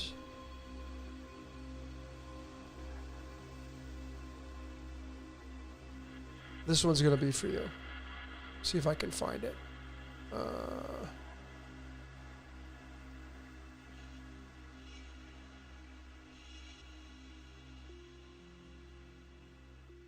Here it is, Ember and Stone. There you go, I'm gonna put it in the chat. This album right here is AI, and it's sick. It's unbelievable. It's so good. There's two of them. Here's the other one. I don't care if it's AI or not, folks. I just like to listen to music. There they are right there, man. And if you're a real fan of music, just pure music, I would be blown away if you said that's not good. If you like heavy metal and hard rock, it's top shelf stuff. So there they are. It's in yellow. You can't miss them.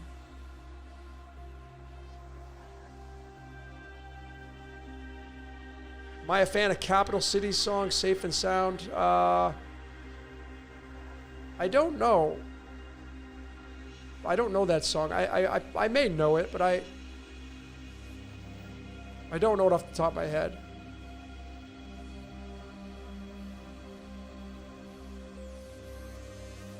Earth 2M says, ever since I thank everything. When I eat, first thing I wake up, go to sleep, my water dispenser, my shower. That's where it's at, folks. The gratitude is acknowledging the world around you. It is a game changer. Every time I go to the grocery store, I thank my bank. When the transaction goes through, thank you. When I get out of the shower, I have solar panels in this building. It's not even my building. I'm renting this place. But the owners, they're so amazing. I'm so blessed to have the owner. It's just an amazing scenario that I live in. But there's solar panels, so the sun heats the water. So when I take in my shower, I'm thanking the sun, the origin. Thank you, sun, for giving the sunlight to the solar panels to heat my water, to give me this relaxing, beautiful shower.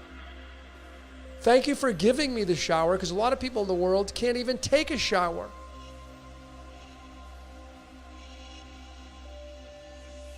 I'm grateful that all of you are here right now. I'm grateful for YouTube so I can host this on this platform so all of you can watch this.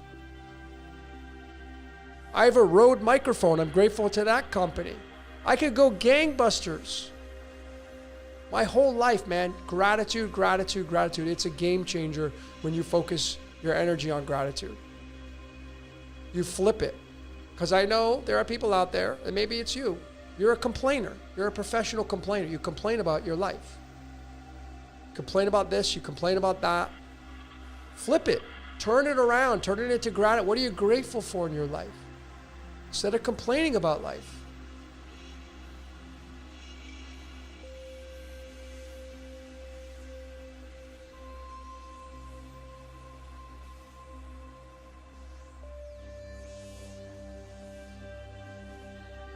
Oh, Joe, of course I love Def Leppard, man. I'm an 80s. I grew up, I was 12, 13, 1985. Those are my roots.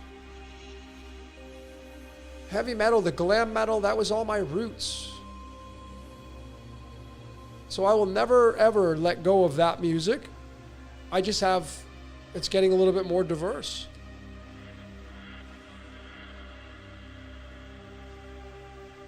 Yeah, they're really good songs. They're amazing songs. And they're just going to get better. So I'm telling you, you take Minority Report, Philip K. Dick's book, made into a movie, 2002, Tom Cruise, Minority Report. What happened during Minority Report? The crime prevention unit happened. Preventing crimes. You think that's coming? I think it's coming. Surveillance everywhere. How are you going to escape the cameras? That's going to prevent crime. Fraud, identity fraud, that's going to be solved. These chips in passports, the real IDs, crime prevention. Don't you see it coming? It's coming. The age of Pisces, you could get away with things, right? You could rob a bank. You could do holdups. It's becoming less and less. These Piscean crimes that were committed, you're not going to get away with those during the Aquarian age. It's going to be different. I'm not going to say you're going to have it completely nullified, but this crime prevention unit it's coming. It's already starting to take place. Self-driving cars, crime prevention, perfectionism. People can take a picture of themselves, upload it to an app, and completely take away their fat. If they're overweight, they can make their dimples. They can make their face look amazing. They can make them a little skinny. They can make themselves more muscular. They can enhance things. And now you don't know what's up. And this is where people are going to get fooled. Already there's videos being created on AI where people think it's real. You can't even tell the difference. But not you. I mean, them. They can't tell the difference. You can, but not them.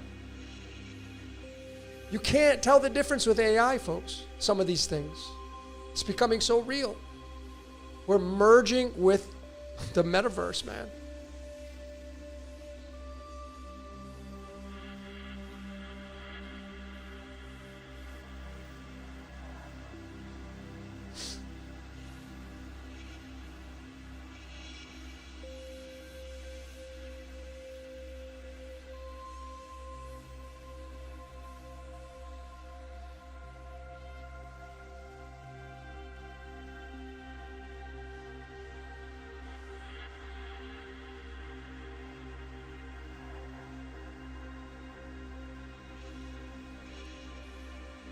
Thanks everybody for being here.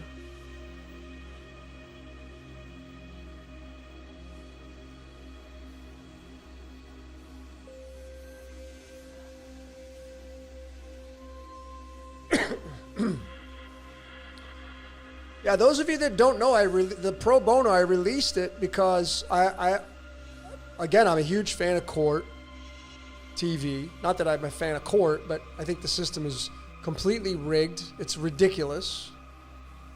If you got money, you can get off.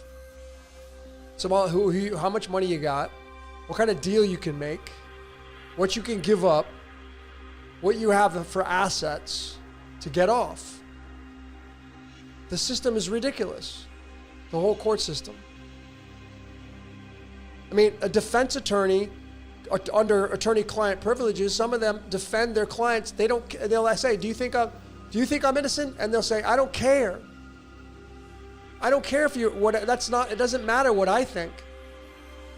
My job is to get you off of these charges. There are defense attorneys that defend their clients and they're guilty and they still defend them and they get them off. The system is a joke. It's the plaintiff and the defendant, the prosecuting attorney against the defense attorney, and who's got the bigger set of balls? Who has the better set of intelligence? Who's got more craft? I'm fascinated by it, but it's a joke. The whole court, being on the court and playing on the court. It's mind-blowing stuff, man, when you study court stuff. Anyway, that's where I got the idea of pro bono. Because I like giving, I like being of service. So we created the pro bono 24. And right now it's just one day a week. I wish I could do more. It's like 10 phone calls in a row. Bam, bam, bam, bam, bam, bam. There's no breaks. It's like I have a 5-minute window in between the calls. I'm on the phone all day to help people.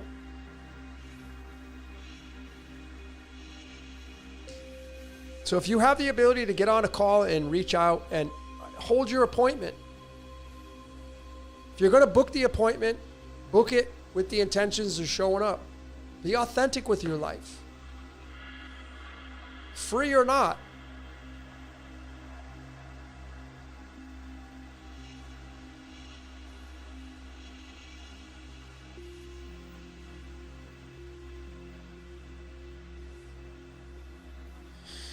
Joe's saying, I hope that cough is just because of your AC, Logan. Well, that's the thing. I'll be very honest with all of you.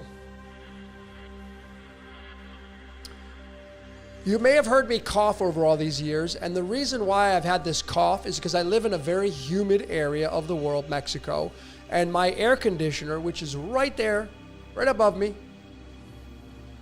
and it doesn't matter if it was in my other room, man. Air conditioned, for whatever reason, it affects my lungs. So over the course of the years, I've learned something about my body. My body doesn't like air conditioner, but it's essential here. So I just got to deal with it. And what I have to do is open my window. If I box up my place, it's really noticeable. If I open up my window and I got to turn my dehumidifier on, it's like they battle it out, right? The humidity and the dehumidifier and my air conditioner, then I'm good. But this cough that I have right now, it's because I had gotten a cold 2 weeks ago. And now I have post-nasal drip. So it just irritates my lungs. It's almost gone, but it's like hanging on. It doesn't want to leave. It's pretty annoying. So I feel fine. I feel normal. It's just this annoying cough.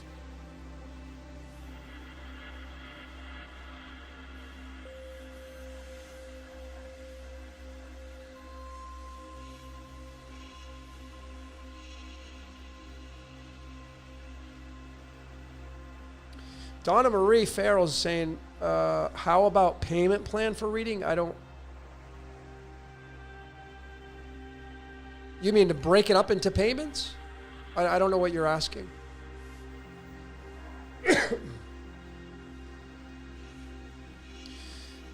Yeah, all lawyers work for the court, maritime law.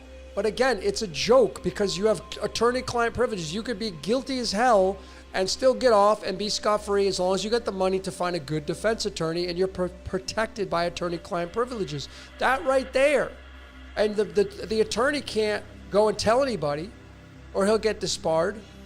So all these rules, and it's fascinating, but at the same time, it's ridiculous.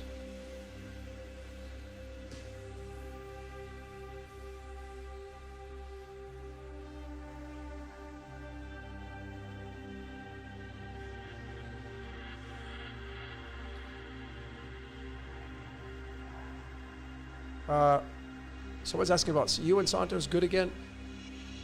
Yeah, Santos and I are fine. I'm good. I don't hold grudges, and we had this kind of, as all of you probably know, we had this thing that happened, and it's water under the bridge now.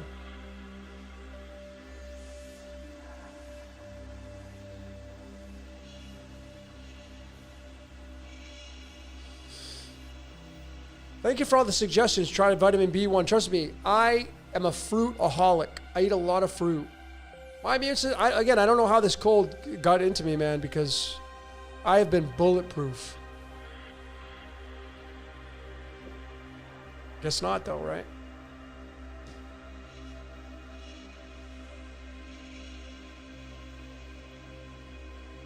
No, my cough is caused by post-nasal drip. So I've done the honey with garlic. It's just irritating from the post-nasal drip. That's it.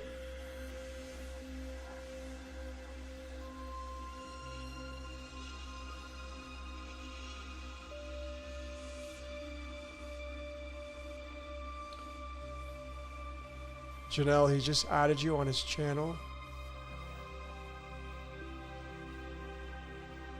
I think you're talking about Santos. See, I know I don't hold grudges, folks. I have said this. I've declared it many times. I think Santos Panacci is an amazing, intelligent human being. I don't like the dark side of him. I don't like his negativity. I don't like his swearing and just being belligerent and all that stuff. But I'm not a saint. I'm not perfect. I got my faults.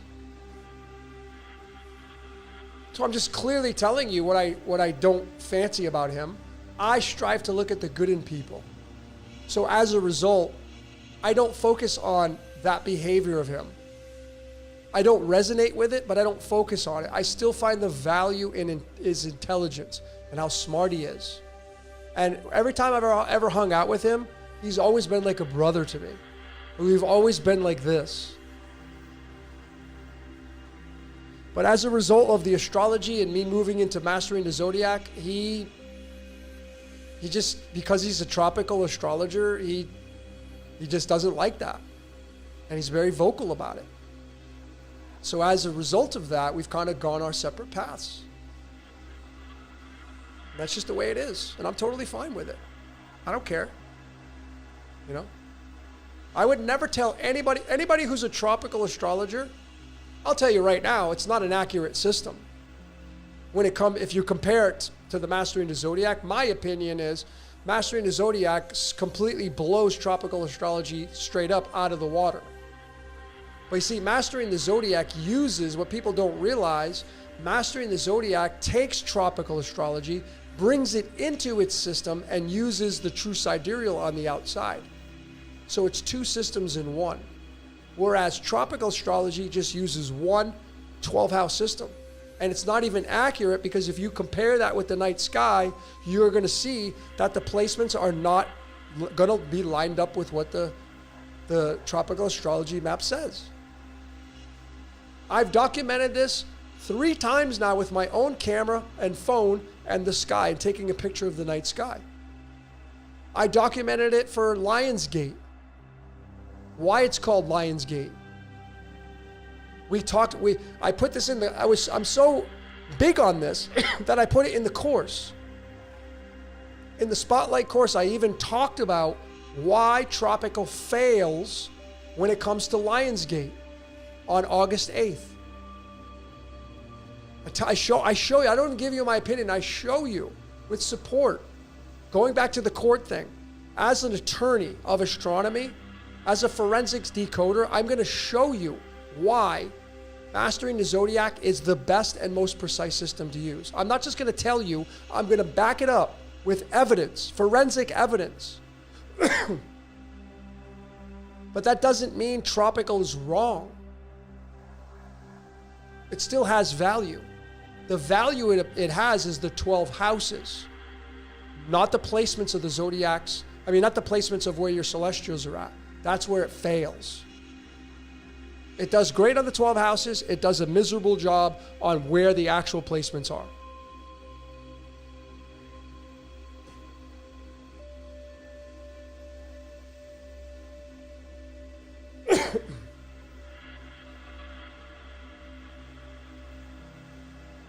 Yeah, I don't know why he's putting up. I don't know why he's putting up an old video on his channel. I don't follow his research.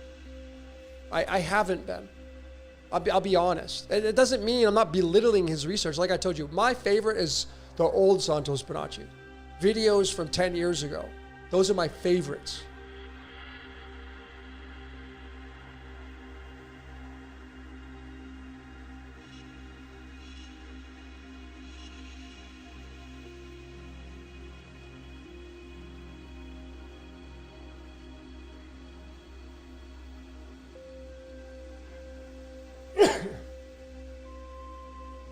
Yeah, Claire Louise says his way soothes his ego. Yeah, I was that way. I was a tropical astrologer when I first started. Doing readings with tropical astrology, and it provides its own set of truths.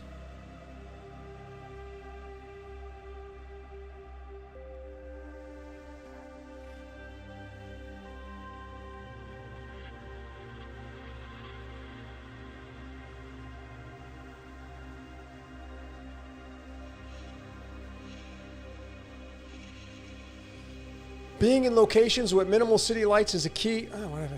Is a key to reading the stars. It is, for sure. Agreed on that.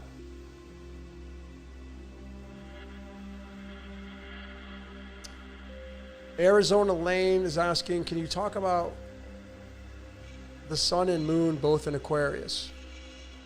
Well, it will depend on where it's at. Let me just show you this. This is kind of the only anomaly that we have with with astrology that I see.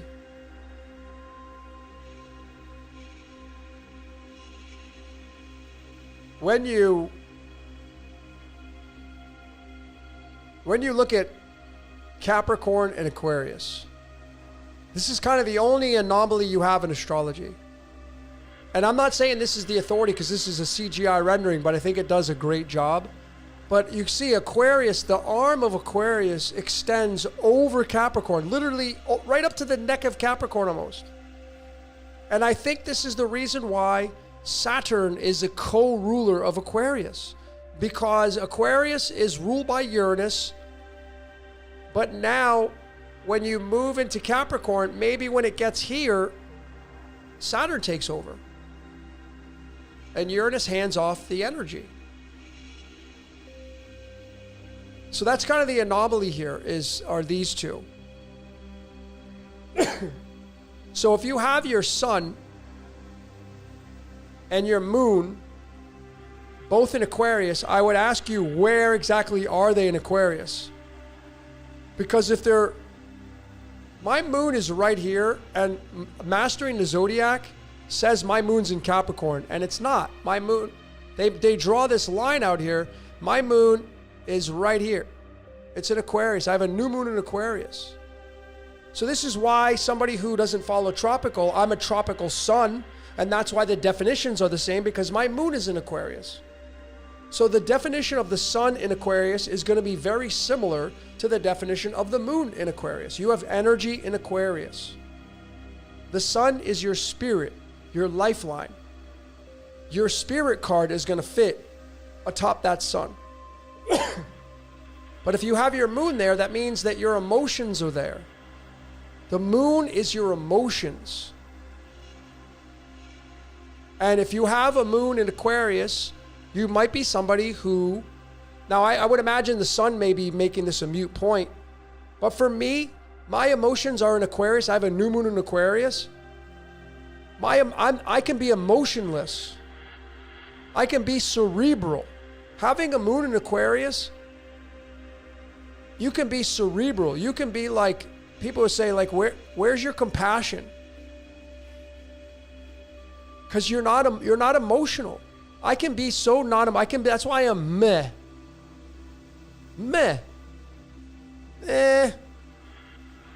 Because my emotions are in Aquarius, which is an air sign, which is a thinking sign. You're constantly in your mind, thinking.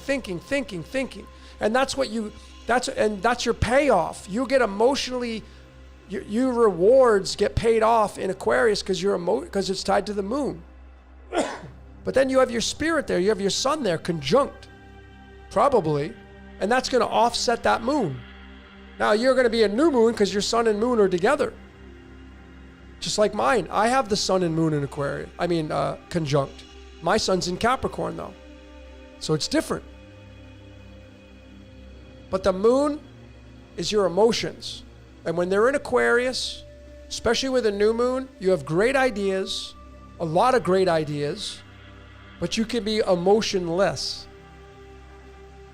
You could be somebody, and it's going to be different now. Lane, you're a female, so it's going to be different because you women have more compassion. You have less testosterone and more estrogen. So it can be really different from what I'm telling you. But you can be cerebral. You can be emotionless. But that will be offset by a lot of things and the fact that you're female.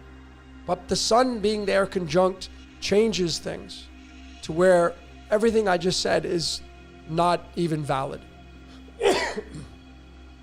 Does that help you out? You get the sun in Aquarius, man. That's wanting to save everybody. Wanting to take in information. You're a nonstop feeder of information. You get rewarded emotionally by how much information you take in. Moon in Aquarius. When you take in information, you get rewarded by that. You feel good about finding things esoterically. You feel good about conspiracies. You feel good about astrology and numerology because your moon's in Aquarius, and Aquarius wants to give you information. Since the moon is your emotions, when you get the information, the payoff is you get emotionally fulfilled. Moon in Aquarius. And you got a new moon. So it's the more new information you can get, the better the reward will be. And then the sun is the spirit that drives you, the curiosity, the illumination.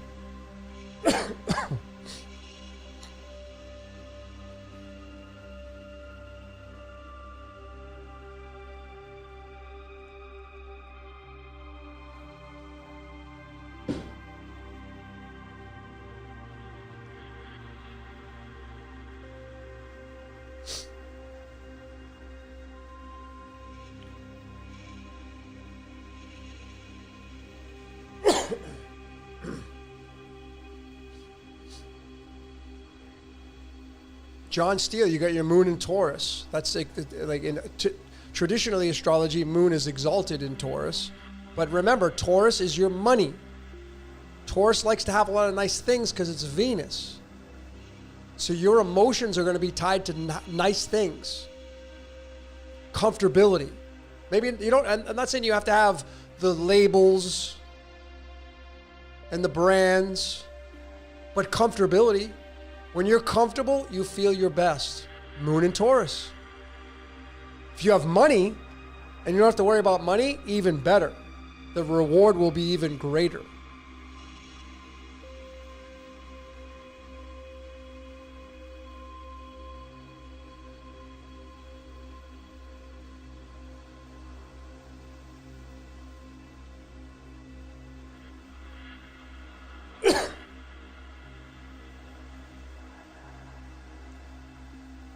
John Steele, you got February 9th.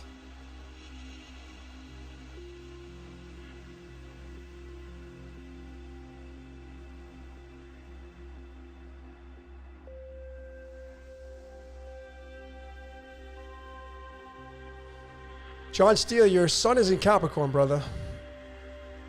February 9th is Capricorn, bro.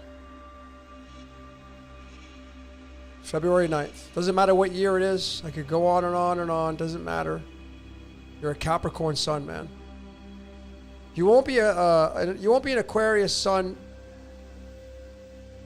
till around the 14th or 15th.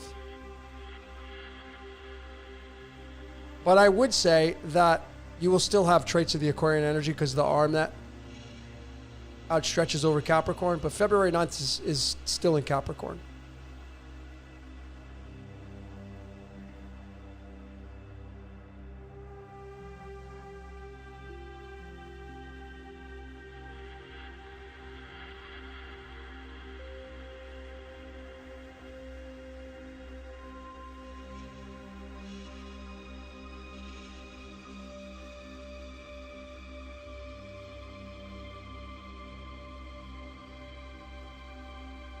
Yeah, the conception astrology is amazing. I mean, we covered this in the course, doing the conception. Conception is only going to give you your sun sign, though, and the slower moving planets. Some of the slower moving planets may still be in the same sign for you with the conception. But the Venus really is the big takeaway, in my opinion, because it's tied to the heart chakra. It's tied to spirit into matter.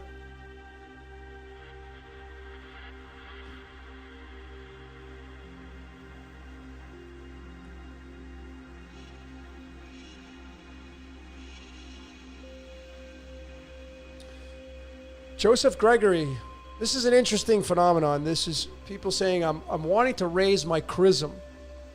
Apparently it's good to start when the moon moves into your sign. I have found no evidence of that.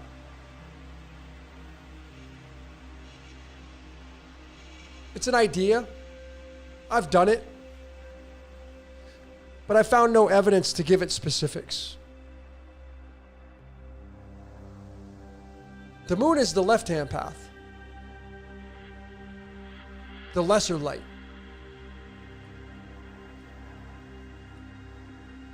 The god of sin. So there is merit to it, to being tied to sin and, you know, not having orgasms and all these things that are attached to that. But I have found evidence to where you do it all the time to raise your consciousness. What I mean by that is, go celibate. The concept is go celibate, don't have sex, don't bust one when the moon's running through your sun sign. Go celibate for long periods of time and see what happens to your life. Move away from the desires of the flesh and see what happens to your life. Do it for extended periods of time. You want to raise your chrism? Stay away from the pleasures of the the pleasures of the flesh. Move away from feeding the ego for extended periods of time. I have found evidence in that from personal experience. But doing it with the moon when it's crossing into your sun sign, I don't think it's enough. I don't think there's some cheat code. And on top of that, ladies and gentlemen, sex is tied to Mars and Venus.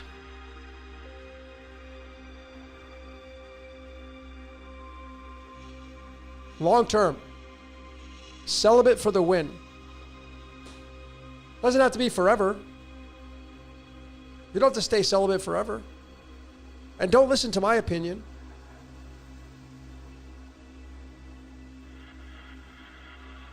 JT111, do you think we'll have any Black Swan events? I'm sure of it. I'm just going to call them events. Forget the Black Swan stuff. Just events. There are events. Folks, 2020, 2025,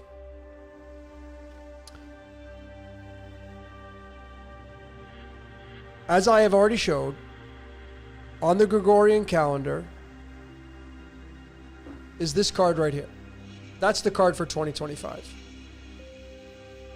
For everybody.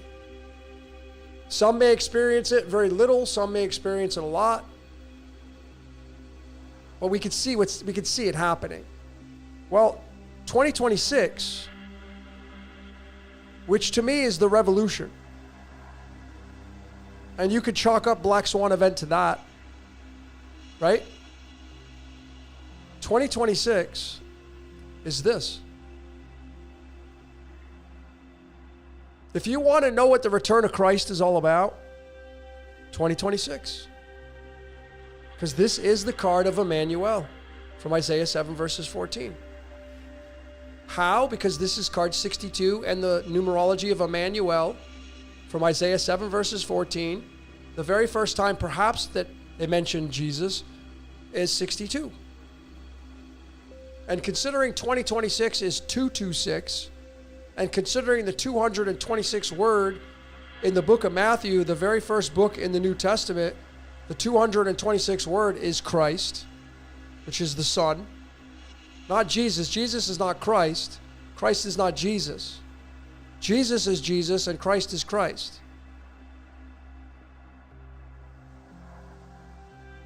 Christ is El, illumination. Creo, gold, the sun. And Venus is what heralds the sun, to tell you the sun's coming. That's the Jesus character, the bright morning star. I'd look to 2026. Knight of Swords, revolution. This is card number 50 in the cards. 50 is tied to the Tin Man. Tin Man is Jesus, looking for his heart. In The Wizard of Oz. Have you ever seen that movie, The Wizard of Oz? The Tin Man didn't have a heart. That's Jesus looking for his heart. Love.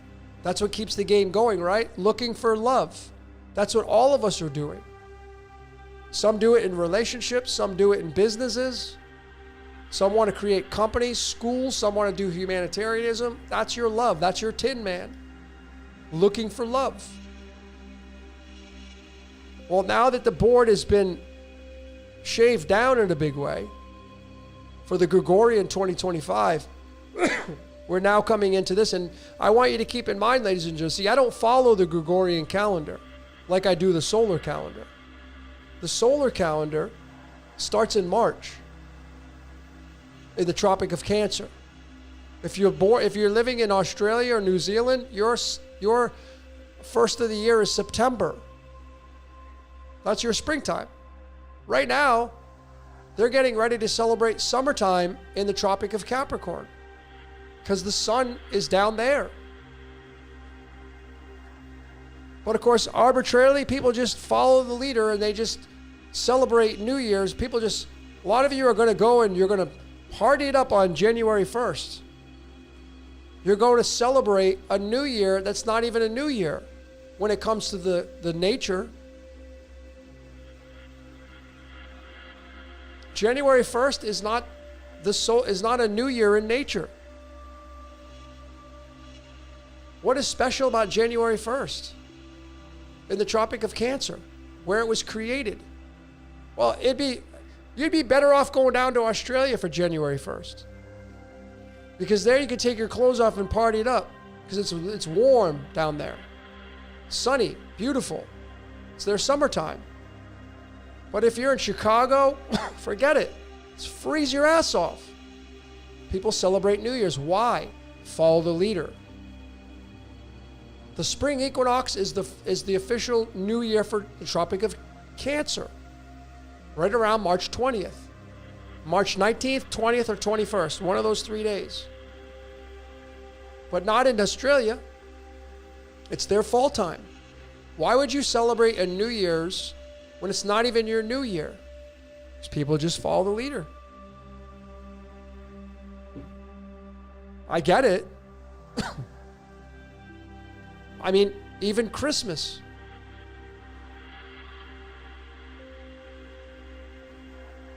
I'm going to show you something right now. You want to see something that'll blow your mind? Because I mentioned Christmas. I'm just going to take you on this journey. I'm going to do it on the fly, just so you can see.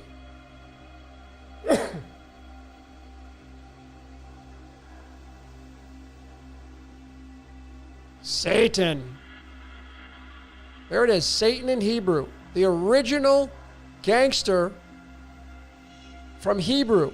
Satan. I'm going to go to numeral. I'm going to go to the Hebrew. A lot of you like to call it gematria. There it is. Here is the gematria of Satan. 359, which is a prime number. It's the 72nd prime number. 72 angels and demons. Oh, but that's not it.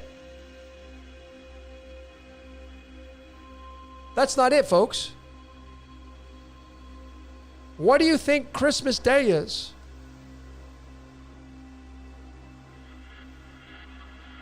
What day of the year is it? That's right. The 359th day of the year. Huh. So let me get this straight. Satan. Which is who? Santa. Santa. Satan. Christmas. See the connection? You don't think that's a thing? Well, what is the card for Christmas? This one. This. 6. This is the card for December 25th. 6. And where does it sit in the card system? Mars. The Mars line. The god of war. Satan. Okay? If we go to the periodic table, to bridge it, what element is element 6? Carbon. How many protons, neutrons, and electrons does carbon have?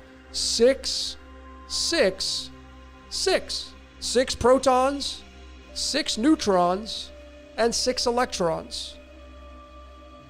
The number of the beast. Well, this is card number 6.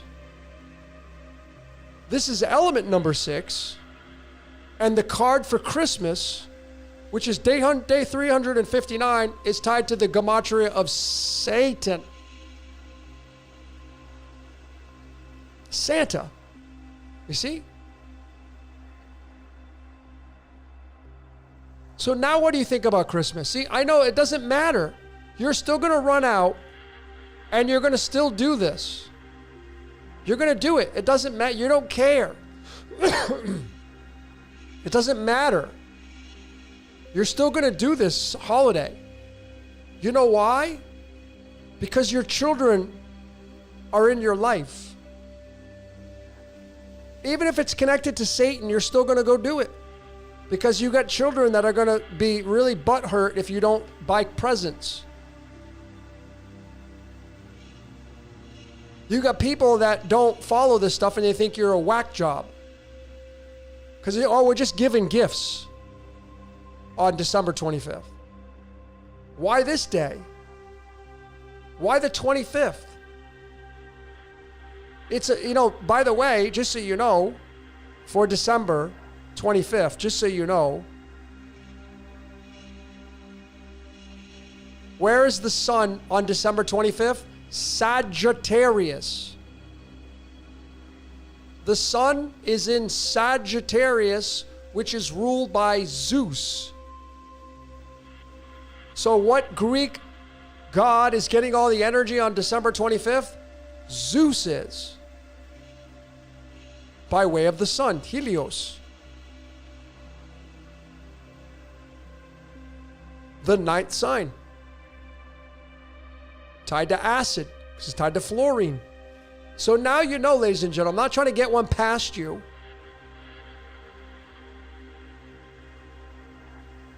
That this holiday is tied to Satan.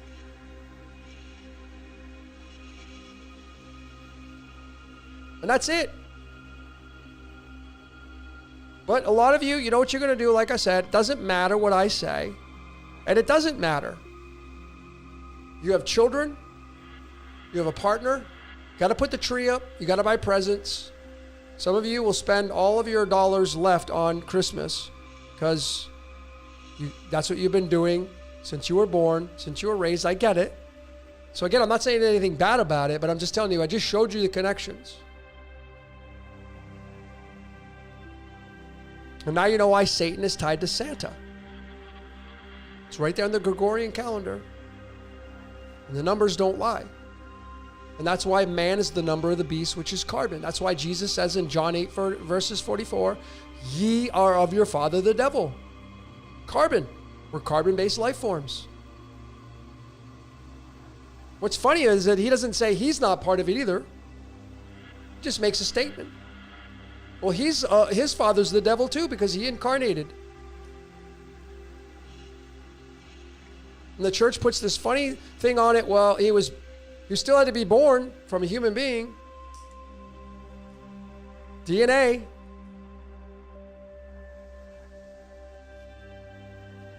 So don't listen to what I'm saying to you when I tell you that the Christmas is tied to Satan, which is Santa, which is tied to Jesus.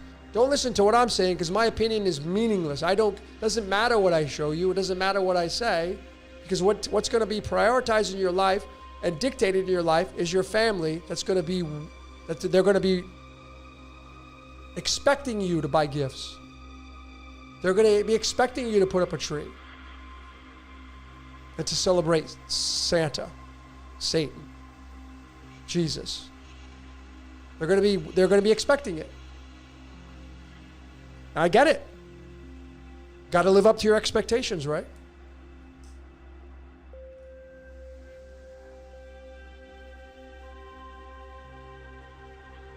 Again, I'm not saying anything bad about it because I know, despite what I say here, I'm not trying to change you. I'm not trying to debate you. I'm not trying to go against your beliefs. I'm merely pointing out the evidence. Whatever you want to do with it, yeah, and you'll justify it because again, that's what we do. We will justify our lives based upon our habits. That's what we do. So for that week of Christmas and New Year's, you'll go out and celebrate it. And everything I said, you'll put it on hold because that doesn't matter during that time because there's expectations from your family and friends and children and wife or husband and boyfriend and girlfriend. There will be expectations. So for that week of gift giving and Christmas shopping and the tree and the mistletoe and the eggnog and Santa and Satan and all that, you'll do that. And everything I say, you'll put it on hold. But then when New Year's comes and then you're back in the esoteric, then you'll get serious about it again for the remainder of the year. And then it will become pertinent for you, but not during Christmas and New Year's because you have expectations. And that's just the way this world works.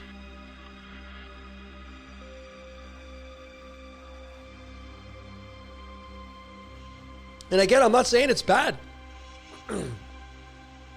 Christmas is part of the matrix, folks. Passover, part of the matrix. Cannibalism and vampirism, drinking of the blood, passing of the wine, eating of the Eucharist, all part of the matrix. Religion, part of the matrix. Born from the matrix. All the holidays, born from the matrix. Designed to keep you enriched in the matrix. to keep you busy, to keep you distracted in the matrix. It's just the way it is. People love their distractions. We like being distracted. All of us.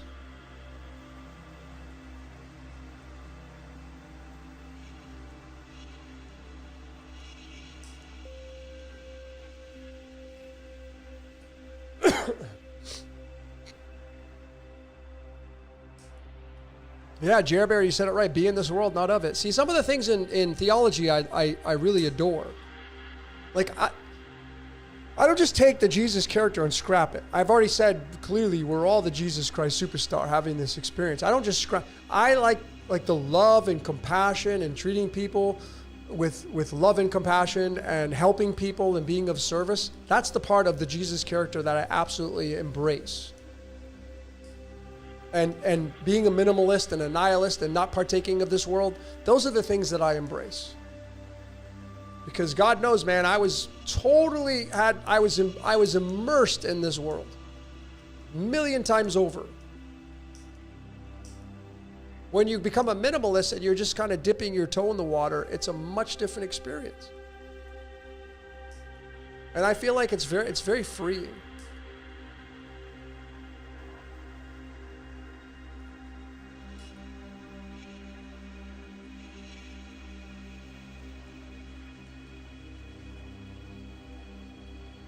Yep, and it's all luge, man.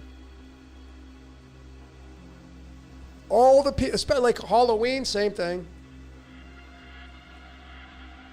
I know, I can tell by the numbers. I can tell by the analytics. I know how many of you go out there and do the Halloween thing. And again, I want to be clear. I'm not saying anything bad about it.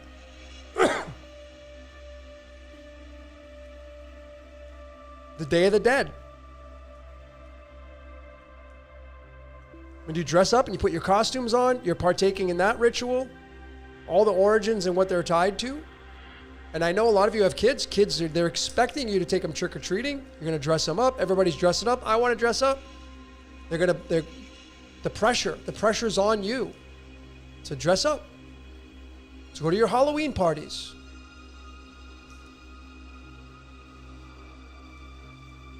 All Saints Day, man.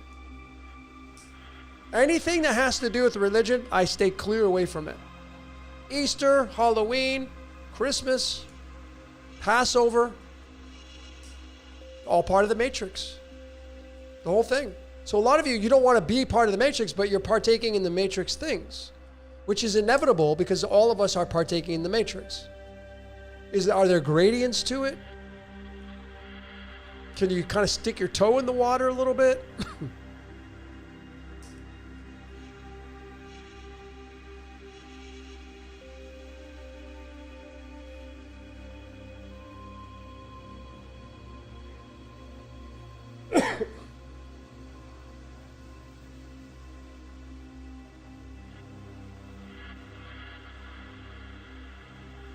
Yeah, birthdays as well.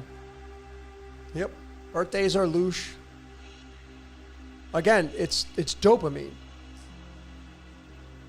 See,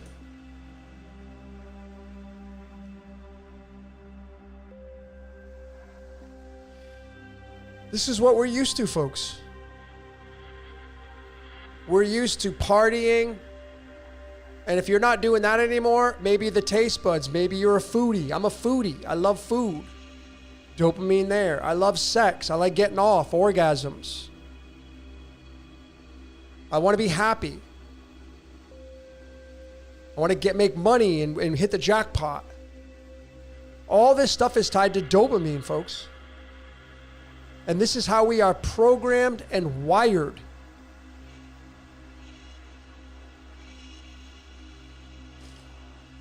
This is how you're wired. This is how I'm wired.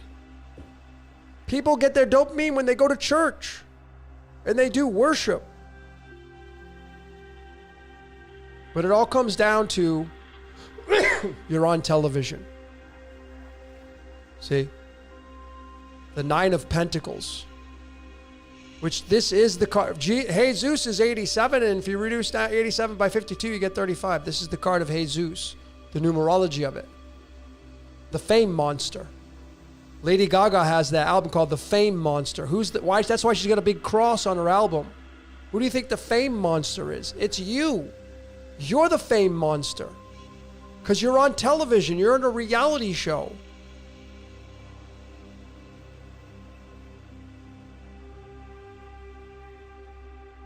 Dopamine is tied to chlorine.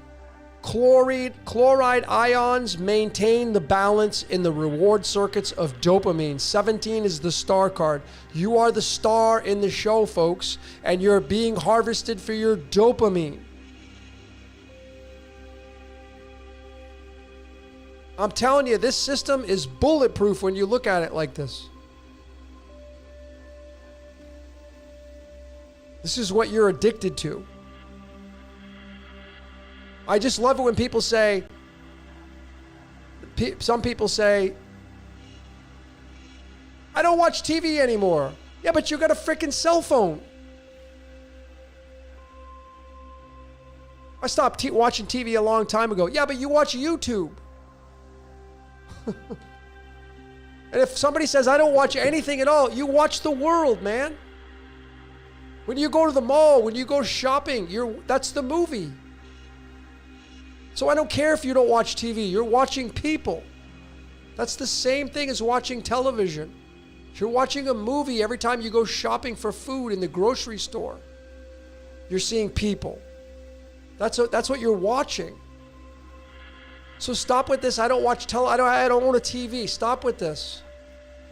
You have a cell phone. You're here on YouTube, so I know you have a cell phone. At the very least, you have a cell phone. So enough of this, I don't watch television. Yes, you do. All of us do. You may not watch the news anymore. You may not watch politics anymore. I don't. Occasionally I'll turn it on through YouTube or whatever for decoding purposes. So you can mitigate, you can minimize your exposure to this stuff.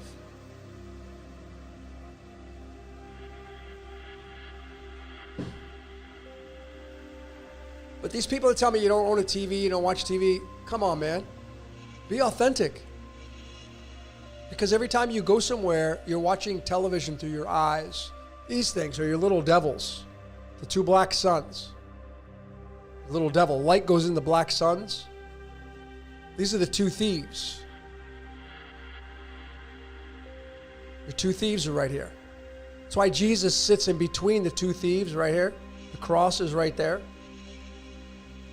Jesus sits right here in the third eye position, the inner eye, but he turns to his right. And he tells the thief, today you're going to be with me in Paradisios. Why does he turn to his right? Because that's the right-hand path of Venus, and that's Jesus. The right-hand path is just do the right thing. You know, you've said this before. Just do the right thing, will you? Right-hand path. The path. Folks, if you go and look at this,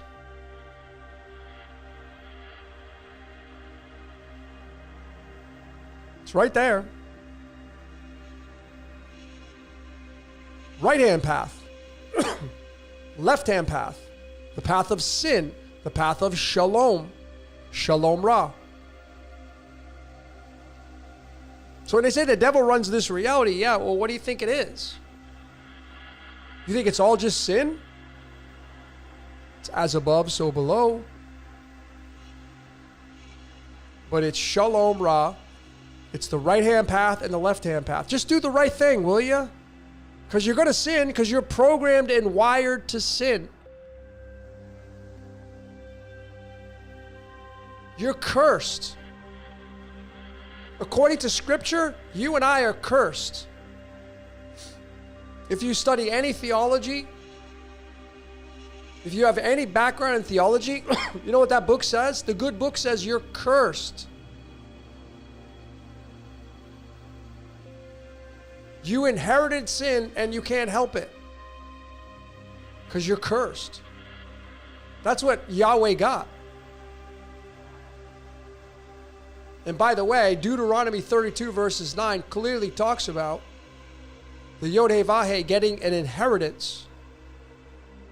And the inheritance was the nation of Jacob, which turned into the nation of Israel, which is cursed.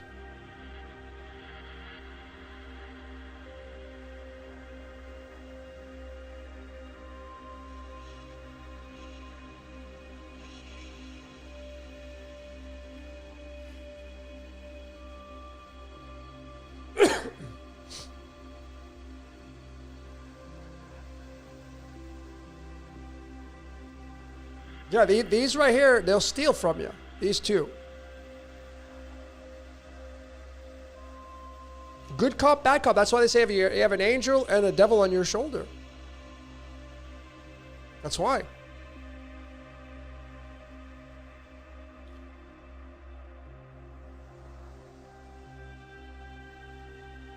Drama, baby.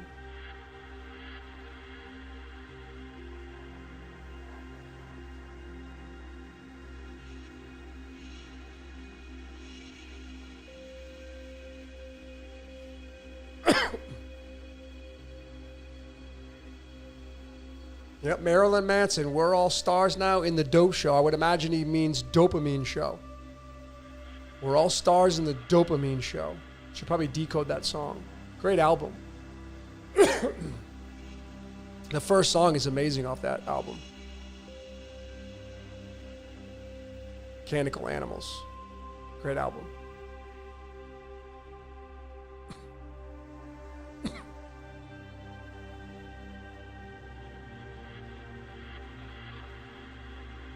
Bernie, have you decoded dopamine? Yeah, I have a decode coming out on that. It's going to be on the Patreon. That's the next one for Patreon members. I have a whole dopamine series coming out. It's the biggest thing, man. Dopamine, adrenaline, adrenochrome, adrenaline.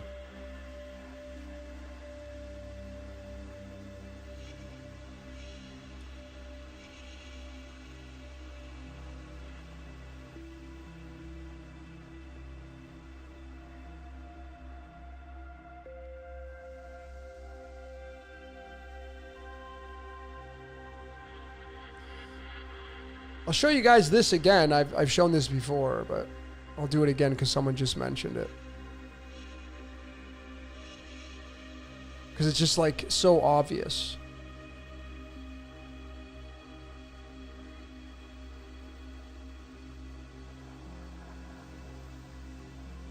If you go do the numerology,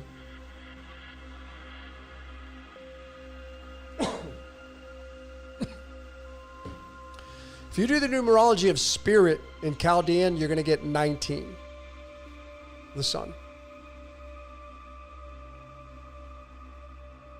And if you do the numerology of the word ego, you're going to get 15, which is the devil. So there you have it. Spirit and ego. The sun devil. And you can't have one without the other. I find it funny how people think that the ego's so bad. Where if you didn't have an ego, you would do nothing but sit in a room and twiddle your thumbs. Desire is ego. And then you can break it down and tree it out on different aspects of the flesh.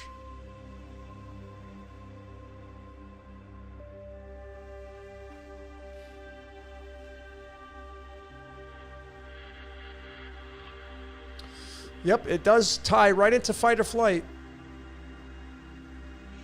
Yep, and the fight or flight is tied to epinephrine, which is part of the dopamine.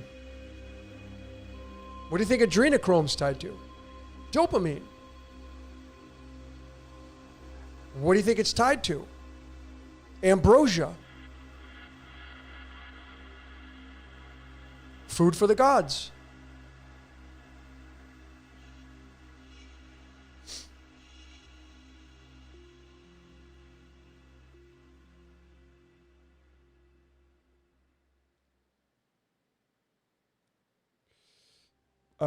Someone's asking about tarot cards. I want to buy the old vintage French style. Does it make any difference how we study cards on here? Well, the simple answer is no.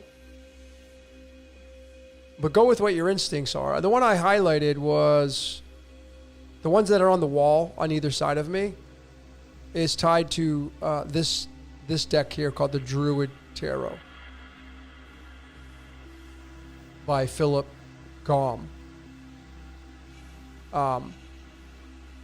I use the Rider-Waite, but I think this deck's pretty cool. But this is the one that I'm highlighting on either side of the wall of me. 5 of Wands and 3 of Wands. Today, November 15th, being the 5 of Wands. Which, oh, that's right, yeah, today's Gloria Foster's birthday. You know who Gloria Foster is? The Oracle in the Matrix. Why? Why does she have the 5 of Wands? The card of fighting and chaos and dissonance and resistance. Because that's what people like. People like to have chaos in their life. Not except for you. I didn't mean you. I'm saying people. The other people. Those people. Not you. The majority of people, they need to have some kind of chaos in their life. And it could just be a simple something happening where it upends their life or changes their life. And why they like this is because I think the number one asset of the devil, the boogeyman, is boredom. See, the card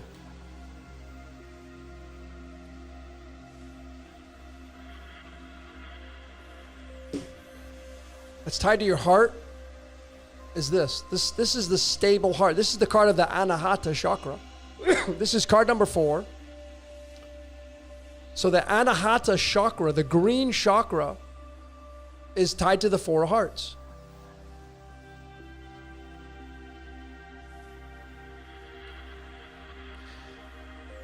And that in the tarot,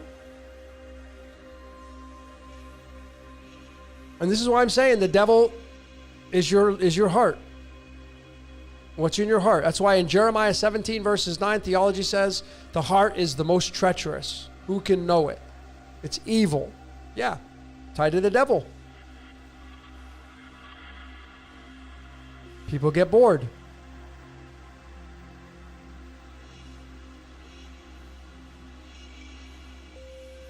This. See that character right there, sit there? It's bored.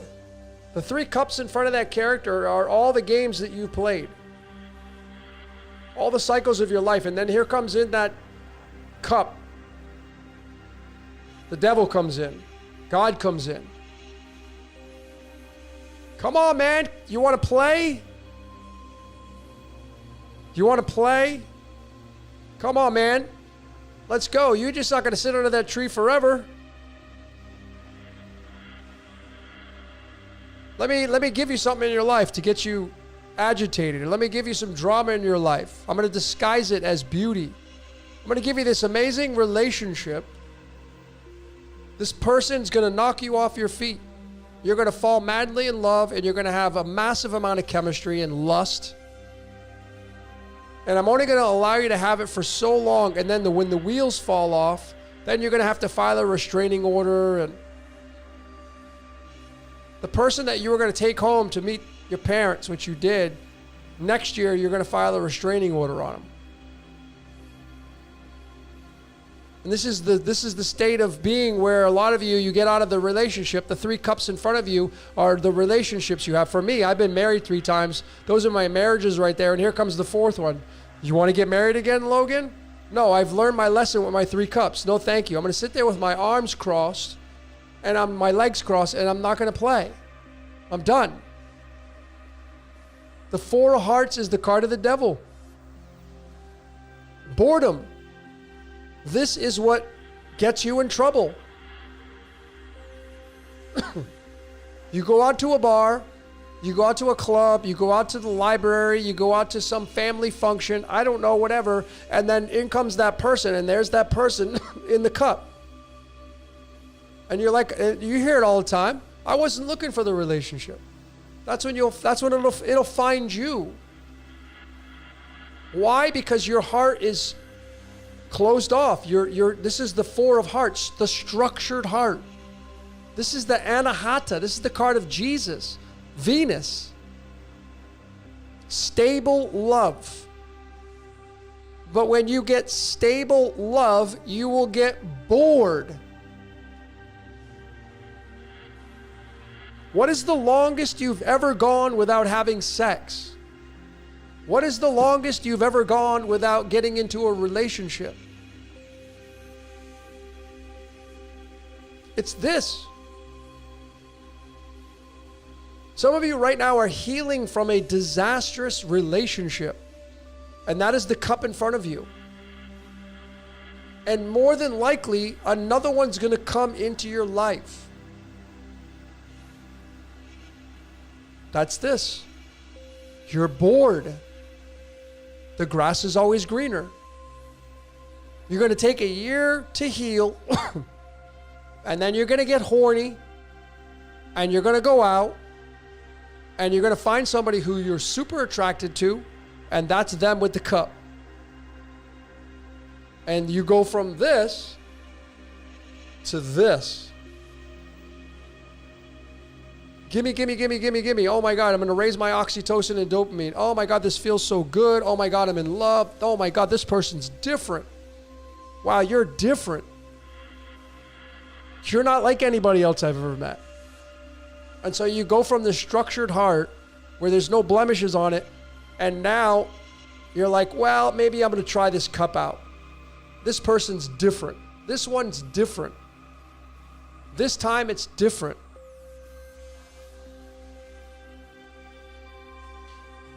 That's what it means, man.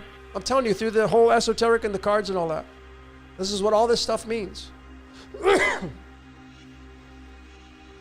Or it could be in a business, right? You filed bankruptcy 3 times. You've been screwed over 3 times. And now this new opportunity comes your way. And you're like, oh shit, no, I've done this 3 times. I'm not doing that again. And then the offer's so good, you can't resist. It's packaged where you can't resist. It's so beautiful. I can't resist it. I gotta partake in it. Because I've been home for so long. I've been sitting inside my place for so long. I've been living a hermit life for 2 years, and I'm bored with it. I need to be around people. I'm a people person. So you start getting out. You start saying, this is the yes man now, right? The whole Jim Carrey yes man movie. You start saying yes to everything. Yes, I'm going to go do that. Yeah, you want to go out and do this? Yes. And every time you say yes, more opportunities come your way. And it's a numbers game. It's a numbers game. Eventually, for many of you, there will be a time when you've been saying no, and then you'll say yes. Because you're like, man, I'm tired of saying no. I'm tired of being alone. I don't want to be alone anymore. I want to be in a relationship. How did all your other relationships turn out? They must have turned out really not that good. If you're not in a relationship right now, that means the other ones that you were in didn't turn out so good. Otherwise, you'd still be in the relationship, right? So here you sit under the tree, healing from your wounds, with those 3 relationships in front of you, and you're like, I'm never doing that again. But then, the best tool for the devil is boredom. I don't think it's vanity. I think it's boredom. And your heart is bored. It's structured, but it's bored. So what does it do? This is the value of numerology in the cards. What do? You move into the 5.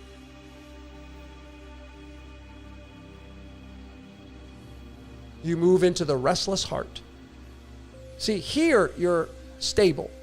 Four means stability. The shape is the cube. This is a stable shape. Heart-shaped box, right? Stable. 4 is a stable number. But again, you're bored. You're bored sitting under the tree. You're bored because you've been single for so long. And you're horny. I don't know. You're lonely. You're depressed. Bored. And what you end up doing is you move away from the 4 into the 5. 5 fingers, 5 toes, 5 senses. Now you engage the senses again. Now you're the yes man, the Yeshua man. Now you're signing up for this, signing up for that. You're going on the dating sites, the dating apps, because you've moved away from this. And you're like, I want to play again. So you move into the 5. And what you're looking for is to move into sequence. So now you move into the 5. Now you move into the dating scene or whatever, because what you're looking for is the 6. This is the card of the baby. In the tarot, it's such a magical journey when you look at these cards and you look at them just as a storyboard. It is absolutely magnificent. So this is what you move into.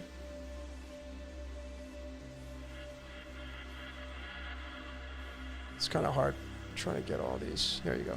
You move into this. You go from the 4. I'm bored. I'm stable. My heart is stable. I'm healed. I've gotten rid of the old relationships. I've finally healed.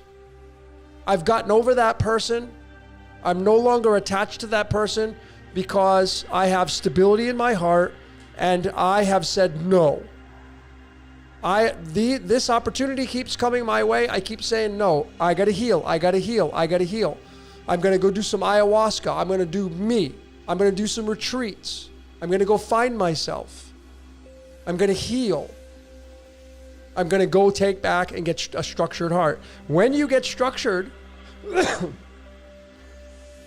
and you're finally ready to play the game, you move into the 5. The 5 is, I'm gonna go sign up for the dating apps. I'm gonna go hang out with the boys, I hang out with the girls. I'm going to start engaging again. I'm going to start going to parties. I'm going to go to organizations and get-togethers. I'm going to put myself on the dating apps.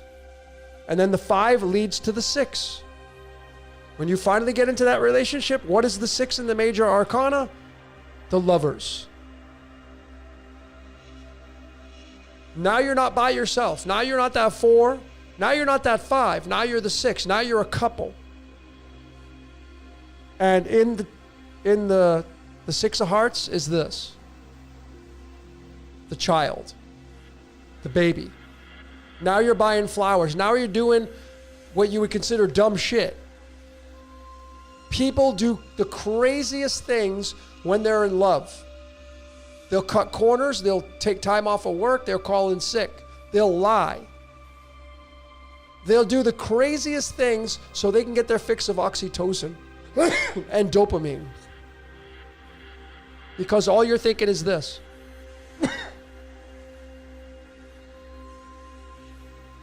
I'm going to get her flowers. I'm going to take her out on a date. Valentine's Day is coming up. Got to get her a present. Because it's expected. If I don't get her one, she's going to... What will she think of me? So you go from a structured heart to a restless heart to now a relationship. And now, excuse me, now you're looking to have a family. And every time you have sex, there's a possibility that you end up having a baby. And every time you have a baby, you become a slave to that baby. The word baby is a 6 in numerology. That's the baby. We're all the baby. We all become that 6. We all become carbon. That's the lineage of all this, folks. How magical this storyboard is with the cards. On how we move through all this kind of stuff. That is numerology with the cards and tarot, all wrapped up into one with a storyboard of real life situations. All because we get bored. All because we get lonely. All because we are programmed as human beings, as Homo sapiens, to get these payoffs of oxytocin and dopamine. We're being used for that. And that's just the way it is. That's what human beings are being used for. And there may be a possibility, folks, that for some of you, if you don't engage, you'll get penalized for it. If you don't take that cup, you might get penalized for it. I can't prove that. What do I mean by penalize? What I mean is that if somebody says, "Hey, how was your week? How's it going?" Don't ask. Terrible. Because maybe you're not following what your programming is, what your fate. Some of you, listen, I've done countless readings. I've done wealthy people, poor people. I can see it in the charts. This game of life, this game that we're playing out, this movie that we're living out, it needs players. If you have children, you are supposed to have kids. Final answer. If people don't have kids, the game ends. You need a human vessel for the divine or spirit to play through.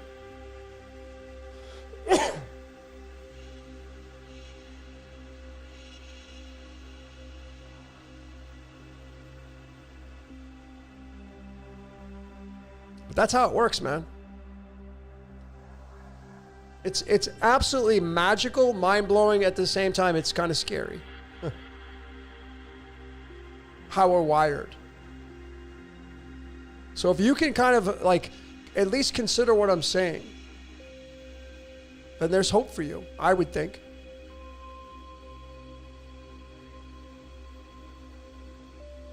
And I've seen enough charts, I've done enough readings over the years where I could see people, they don't have choices, where you're going to have a family and that's just going to be it. You're going to make babies. That's part of your code. So there's no right or wrong way to live. So when I say all this stuff about the Christmas and Satan and stuff, I make all the connections, I show you all that stuff. What are you going to do with it? If you end up doing something with it, you were supposed to do something with it.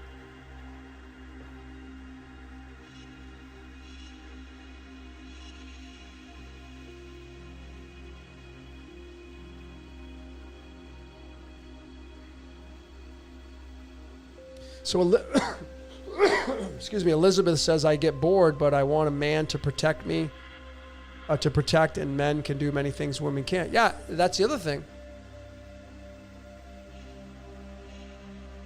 See, when you look at the essence of male, female, if we're going to be authentic about things, what we do is we use each other. That is my final answer. What do I mean by that? See, Elizabeth says, I want a man to protect. So you're going to use the man to protect you. You're wired that way. So it's not a bad thing, but that is the authenticity of it. You will use a man to protect you. And he will use you for something or some things. Because it's not just one thing. Because if you get into a relationship with somebody and you still have a sex drive and you still get horny, you're going to use each other for sex. And I know people are going to justify it. And I have no rhyme or reason of why I'm saying this other than just telling you that we use each other. If there was no such thing as sex, man, would the world be different?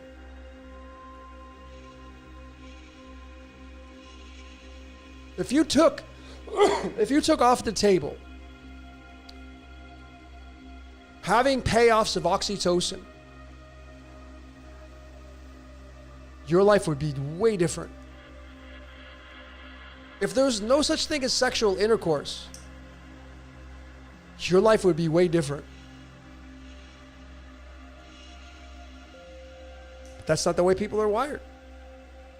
It's a natural thing. You end up dating somebody, you know what's expected of you. Gonna get in the sack.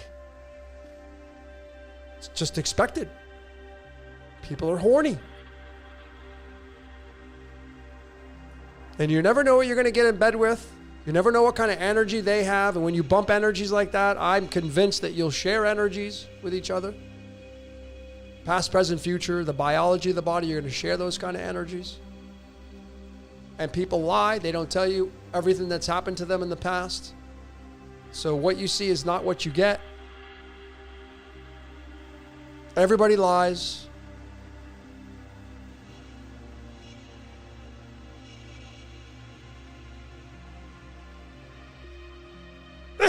Yep, Jack, you're right. I'm talking as if we have free will. That's the contradiction. That's the joke. It is all predestined. It is all fate. But I'm just talking in the context of what it means to be a human being.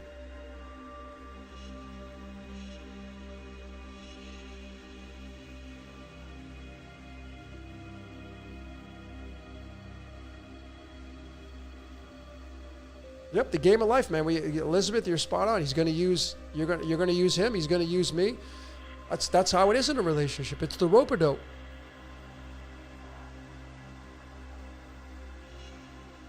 I don't know. For me, personally, I look at things in a much different viewpoint. I look at it as, like I have my challenges in life. And for me, I don't want to burden anybody with my challenges. Like you got your own shit going on in your life. And then you meet me. And eventually, I'm going to get older. Who knows what's going to happen to me when I get older? Who knows what I'm going to need? And I'm going to burden somebody with those needs. It's inevitable.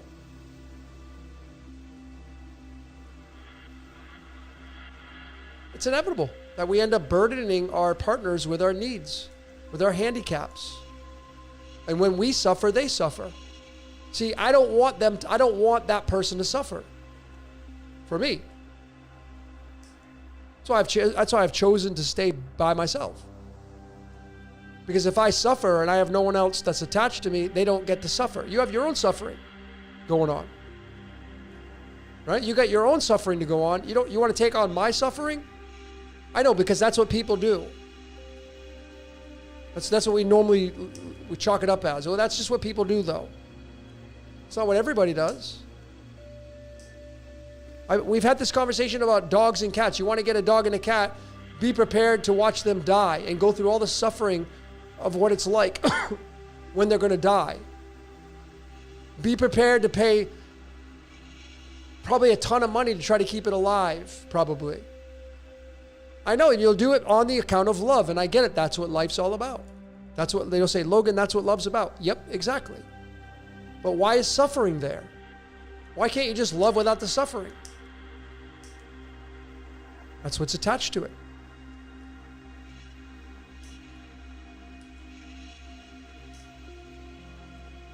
But that's the challenge with pets, man. This image right here. See this image right here? This is a Yorkshire Terrier. His name is TJ Edward Scotland. And he's dead. He died this year. He was my Jesus. I would refer to him as my Jesus. Even before I knew the cards, I had theology background, but he just literally saved me. He was the greatest. Everybody says this about their dogs, right? He was the greatest companion I've ever had. And this is really him. He would really let you dress him up. He was a stud. He was like a model. He was fun. He saved me. And his card is the 5 of clubs, which is the card to the right of me. His birth card. He was born on August 21st. And that, I had to go through that whole mourning process.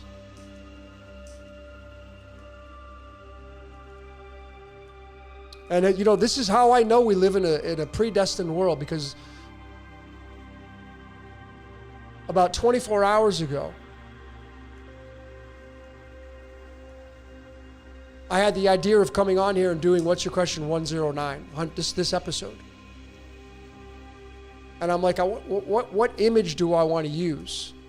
And this image, I took this of him in Las Vegas. He was on a green screen, right? He was sitting on a green screen. That's how I was able to get the wood floor in there. And the background I created. It's a real image, but the background I created. And his mom dressed him up. And those are the goggles that he's got on. And he was always so good at modeling. He was just like the best at it. He's like a natural. But anyway, I wanted to use that image. And it popped into my head last night. It was TJ. To use it for this What's Your Question 109. And then I went back after I created the slide, after I uploaded the whole thing on the YouTube. Then I looked on Saturday, November 15th, and there it was. 5 of clubs, his birth card. I didn't do it before. I did the forensics after. So I didn't premeditate it. And then I didn't realize that today is Gloria Foster's birthday, the Oracle in the Matrix. TJ was a 5 of clubs, man. This guy right here was a 5 of clubs. So 5 of clubs, he was the busiest Yorkie. He would go on miles and miles and miles and miles of walks, and he just couldn't get enough. Active as crazy. Loved his balls. Loved tennis ball. Any ball. Loved it. And he provided so much, man, like any furry would. But when I posted that video last night on the 15th of November, which we're almost going to the 16th, that was him through me, or whatever's working through me, because I didn't look at the date on the calendar to say, oh, it's the 5 of clubs day today. No, the image popped into my head. I wanted to use the image, so I created the I used the image, and that was it. And then I go back and I'm like, wow, 5 of clubs, even more special. So this is I don't like using this word, but this is my proof, my absolute proof that I am not in control of my reality. I'm just not.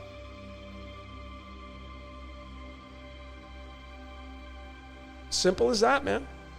That's my proof. And that's just one example of countless ones that I could show you. And I'm so confident that I could take anybody here listening, any of you, and I will show you your predestined reality.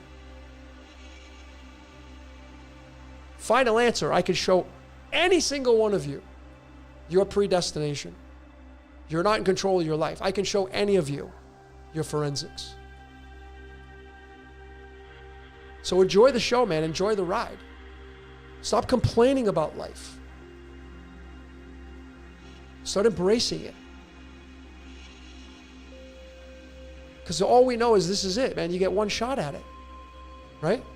Like TJ got one shot. Maybe he reincarnated. I don't know.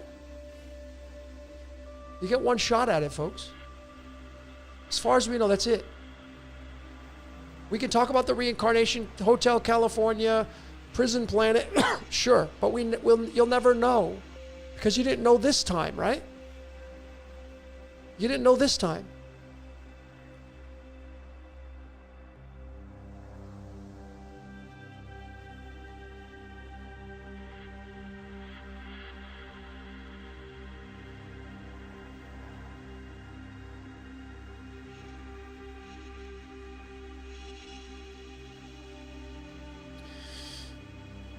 McGibber says, I don't feel like my sign. I'll be very confident. You haven't had a proper reading. You haven't had a proper reading done. No one's interpreted your charts. The precise ones. You probably read tropical astrology. That's why you probably don't feel like it. You haven't done your human design. You haven't done your cosmic codes. You haven't done your totem pole. You haven't done your playing cards. Until you go through all of these layers and read it and really be authentic with yourself, then you could just chalk it up to being ignorant. And we're all ignorant, right? You haven't studied this stuff. You haven't studied your map.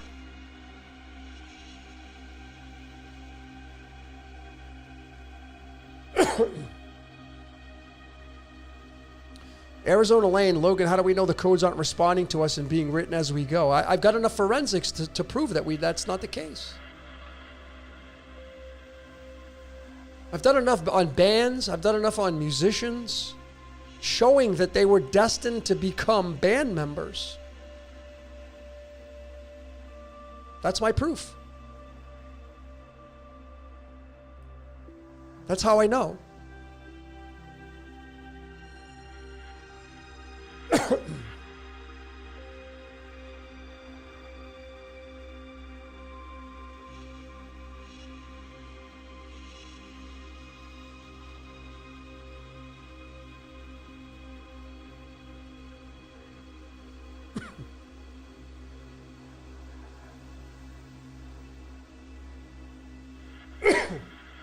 Folks, I know a lot of you want readings. I would love to do everybody's reading. I would enjoy it. I absolutely love doing personal readings. I love it. I love doing it because I get to look at you and I get to see you how you truly are.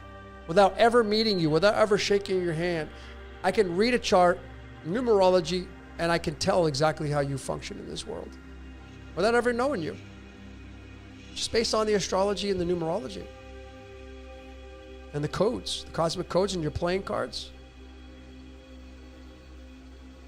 That's how we know we live in a scripted reality. It's your fate.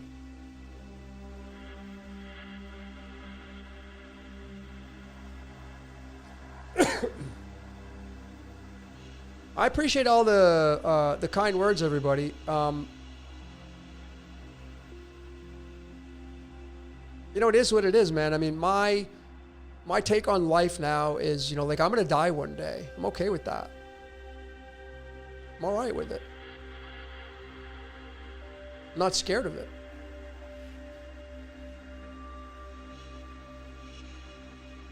Yep, and suffering is pre-written? Absolutely. There's got to be a meaning to suffering. Right? Everything has a purpose. Everything has a meaning. Yeah, suffering is louche. Suffering is part of it. How can it not be? Depression, anxiety, sadness, grief, harvesting energy.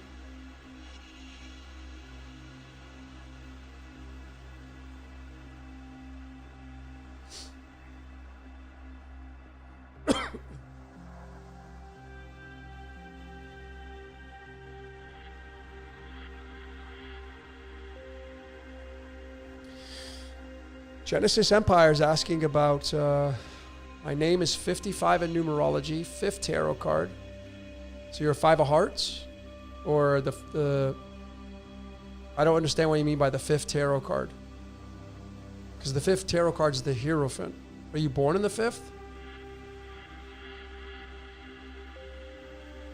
The year you were born, 2003. Yeah, but that's minute compared to your full life path. Life path is a 5. You're probably a 3 solarly. But the Gregorian's 5. So a lot of 5 energy. You know, like, that's a hell of a lot of 5 energy. You must be a very busy person.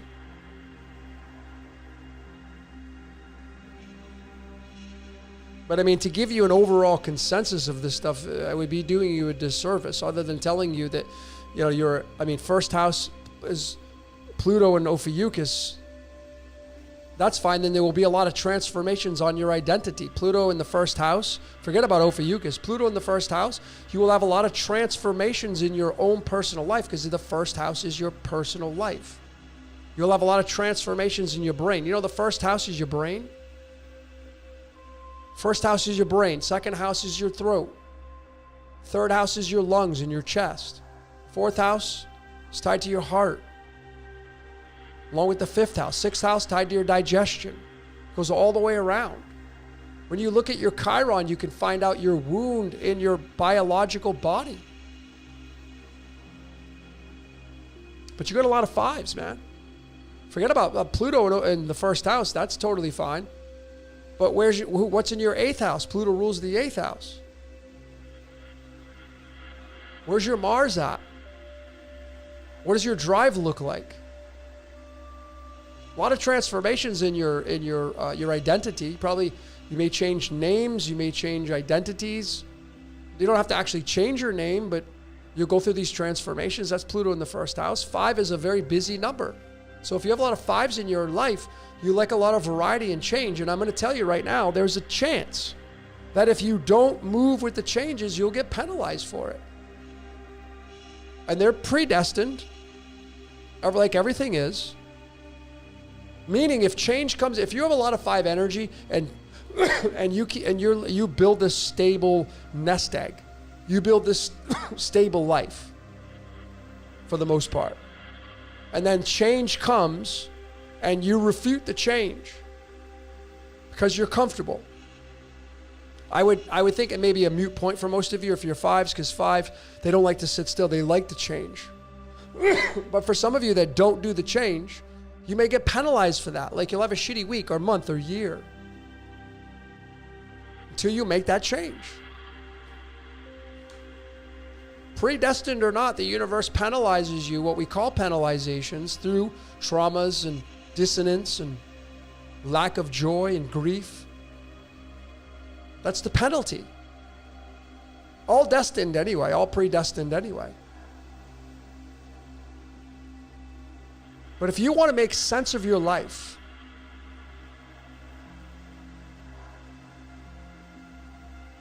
if you're somebody who wants to make sense of your life, if you're trying to figure it out, I created this course.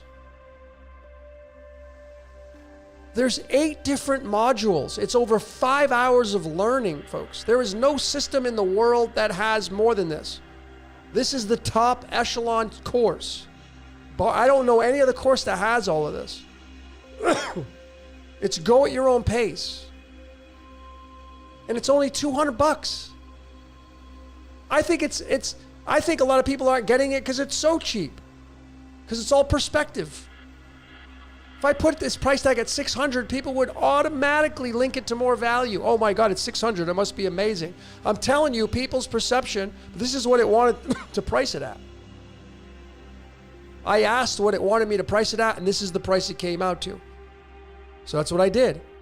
But if I would have jacked this up to $600, people would instantly think it's more expensive. So it must be worth more. It's all perception, folks. But it's so dirt cheap. It's over 5 hours, man. If you want to know about yourself, then take the course. I even gave a free one away that a lot of people have done, and they haven't gone past this. Like they're just satisfied. I don't know why you'd just be satisfied with the astrology part. There's so much more. There's 7 other modules that you can go through. And it's all PDF, and it's all using AI. It's all, I hold your hand, all these tools that you have. This is a brand new upgrading the human design, giving it accuracy.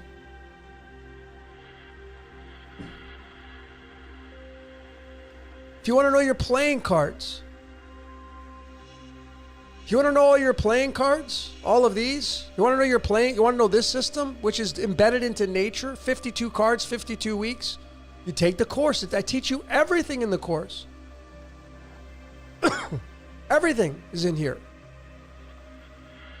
Tarot, numerology. It's not just one way of looking at numerology. There's several methods. There's a Francis Bacon method. You have 2 life paths, Did you know that?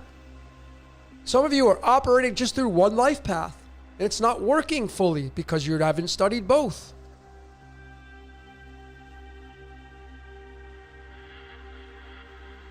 So if you really want to know about yourself, excuse me, if you're really curious, if you really want an upgrade, predestined or not, that's the best course in the world today. I already know it is. There's nothing like it. I can say that because I've scoured the internet when I was creating it. I know there's nothing better than that course, or at least having the most modules to it. Let me show you, folks, this this right here This is what you're going to collect through the course. All of this information is everything that you'll collect. Do you know this much about yourself? Do you know all your cards? Do you know all your astro alchemical cosmic codes? Do you know your totem pole that you do once in your lifetime? Do you know your Enneagram? Do you know your Briggs-Myers? Do you know your Chinese sign? Do you know your Mayan astrology sign? Then all these integrations I've given. Do you really know what your first house means? Do you really know what your house of money is all about? What is operating your money through? Most of you don't know. Most of you don't have the true placements. You're using a system based on an inaccurate system. I'm even adding the Nashaktras next. That day is not on the course. I'm going to add it. We've shown the conception astrology, your life paths, both of them, your birth certificate name, your business names, your cards that are tied to your name. All of this you learn with the course. The whole thing.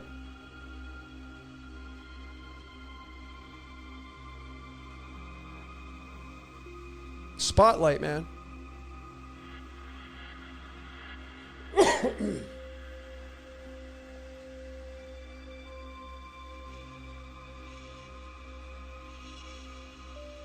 Yeah, some people don't want to know about themselves. I get it. I get it. We see the value in, say again, my take is free will is your emotions.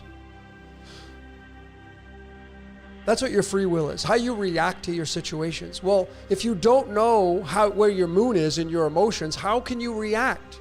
If you're programmed and you're habitually reacting a certain way and you can't see it, maybe when you can see it, you'll have control over those emotions. But until you can see your emotions, until you can see how you're coded, you're just going to be habitually practicing through the way you're programmed, scripted or not. And I'm telling you right now, ladies and gentlemen, you know why most relationships fail? Because you have a love signature. Your love signature is tied to Venus. And what we are programmed to do, ladies and gentlemen, is that you have a love signature, and what you're going to do is you're going to project your love signature onto your partner. You're going to love your partner the way you want to be loved. But if you go look at their astrological chart, chances are their Venus is not going to be in the same zodiac sign as yours. Their love signature is going to be different. But you are projecting your love signature on them. And in the beginning of relationships, it's all hunky-dory. It's amazing because there's what's called toleration. In the beginning, when the honeymoon stage is there, you can throw your love signature at your partner and they'll take it because the oxytocin is high and the dopamine's high. But when the wheels fall off on the relationship with the honeymoon phase, and it does with every single person, now the love signature matters.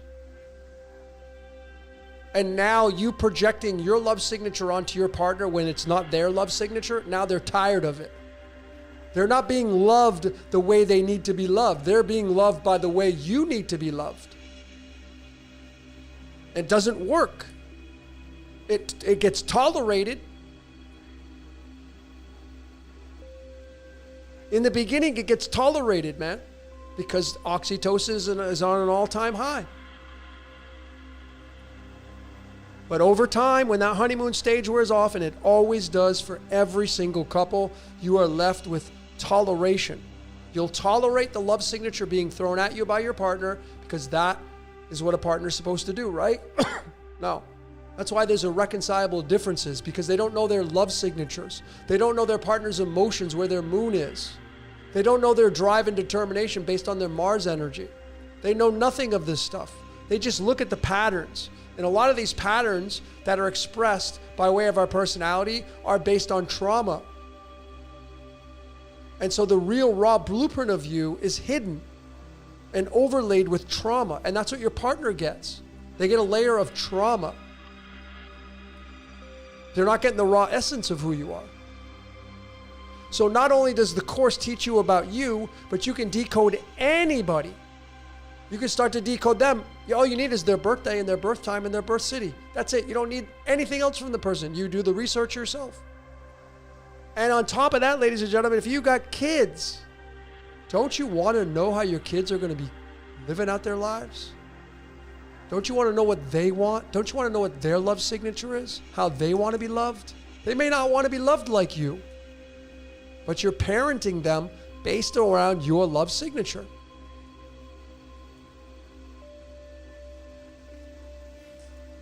You're going to shuffle them in an area of life where you feel they're going to be secure. Oh, you should go do this career because it's got a lot of money security because that's what I did.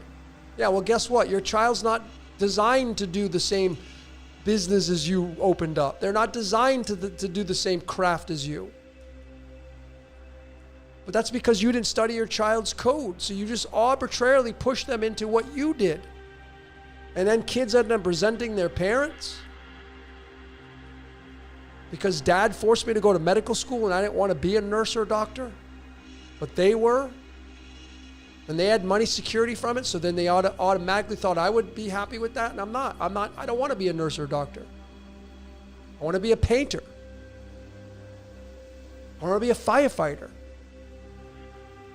But people don't study their kids' code, man. I know that's what I'm not a father, but I tell you what, if I was, I'd be studying my kid left, up, right, down, and center. All the time. I'd be studying the hell out of their code.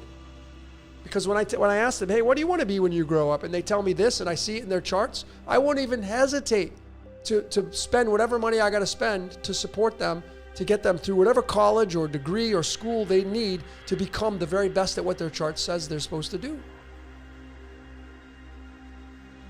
Parents don't do that because we're not programmed to do that. We are programmed from a Piscean-based foundation. We are programmed to study religion and church and just do the right thing and monkey see, monkey do. Mom and dad did it, so I'm going to do what they're going to do, or I'm going to go against what they're doing. I don't want to become that. We're moving into the age of Aquarius, which is I know thyself. So if you want to raise the best child that you can, do you know your child? I mean, I know you know your kid because you watch them, you raise them, you see their little personalities.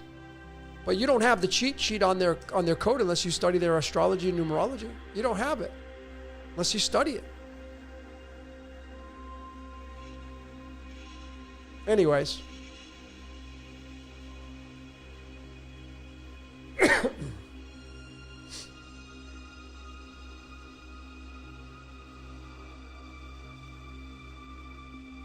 McBohr says if you really don't want children but then get pregnant, it's like, it's divine. Yeah, for sure.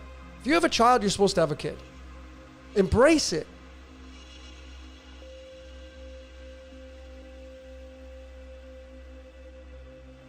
I mean, your kid could grow up and save the world one day. How long have you been saying this? Are you treating your child like that? Like, my kid's going to win the Nobel Prize.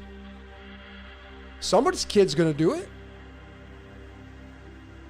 Somebody's child's going to win a Grammy.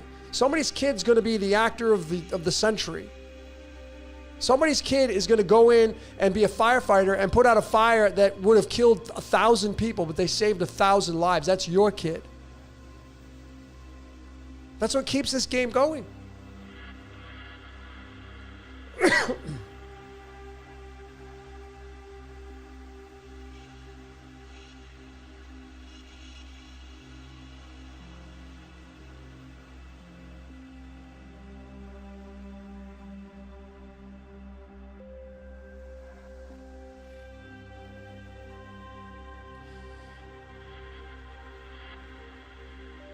Yoga Pablo says you should add a video to the website sharing exactly what's in the course. Well, I mean, I tried to make it very simple what's in the course.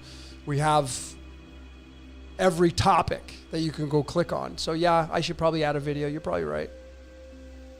Definitely would help out.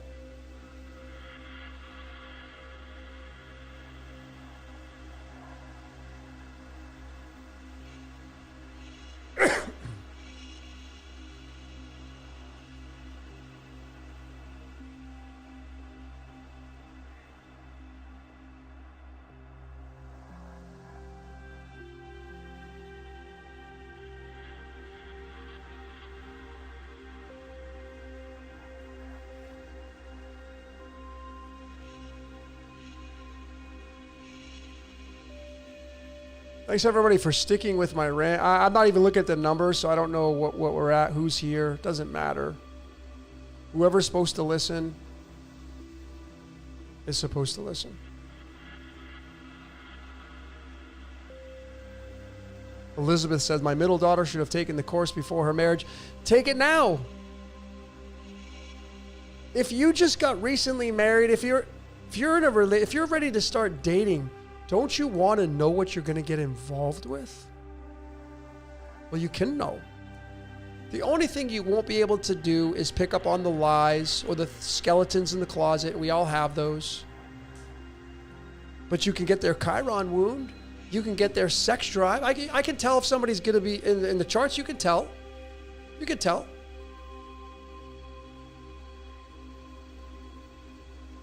I mean, listen, I'm going to tell you straight up. If you're a 5, if you're one of these cards, what's working against you is fidelity issues. What I mean by that is people that are 5s, they have fidelity issues. Not everybody. 5 birthday, 5 life path, a 5 card. Why? Because it likes variety. It gets bored easy. You're programmed to get bored more than the average person. So when you get into a relationship, you get bored. Well, it's time to start looking elsewhere. I've seen it, man. I've seen it. People's cards and charts, I know. I know this to be true. And again, there's exceptions. So not just if you're a 5 and you're like, it's not me, then great, it's not you. But just know if you're a 5, especially if you're one of these 5s, you may have fidelity issues. Maybe a little bit more challenging for you to stay faithful.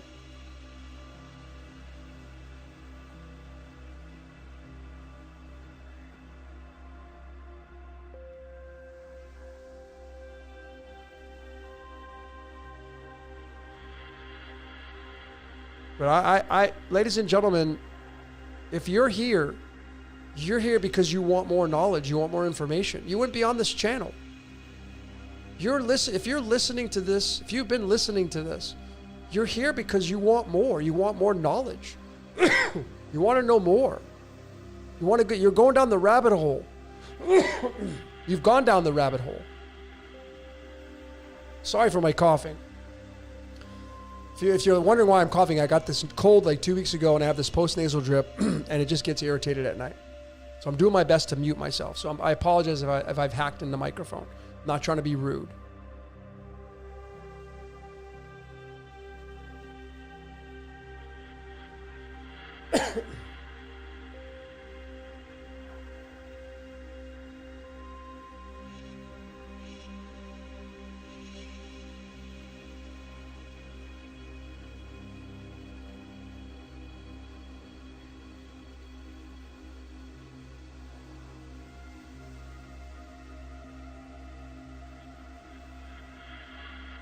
If you guys want to know, here's Sharon's website. It's allinthecards.com. That's Sharon's website. Sharon Jeffers is a great card reader. Just go to that website. It's allinthecards.com. Type in your birthday, and I bet the one paragraph that describes your card, I'll bet it's 90% accurate. How can somebody that has never met you write a paragraph about you and your life, and it's about 90% accurate for the majority of you, if not more? Because Sharon's tapped into the Akashic, she's tapped into the ether, she's tapped into the predestined timeline, and she wrote about it because that was what she channeled.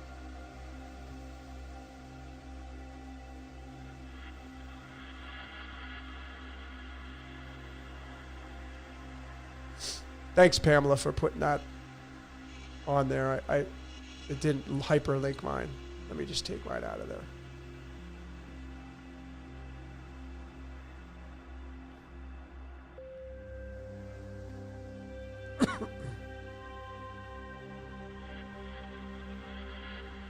And on top of that, folks, if you're somebody, a big thing right now is tarot.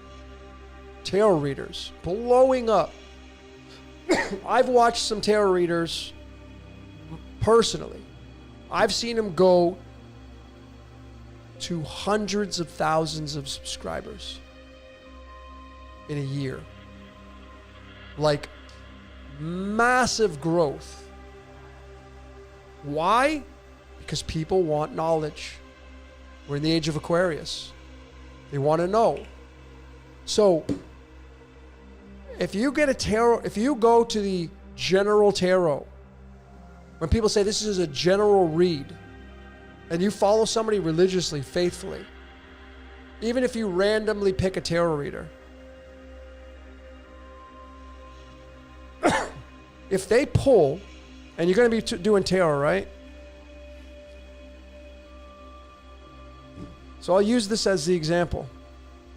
If you're doing a love reading, okay? If you're doing a love reading,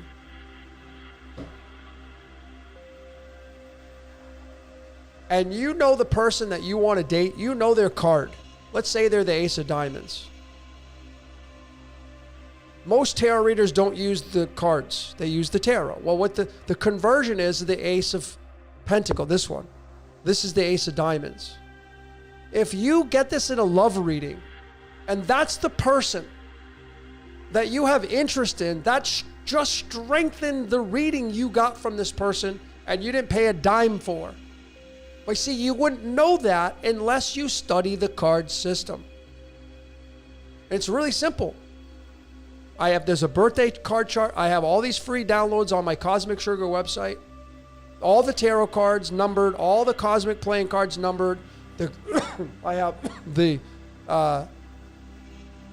life spread, the spirit spread, the birthday card chart. All of them for free to download. And if you're like me, I have this joke. I decode on the first date.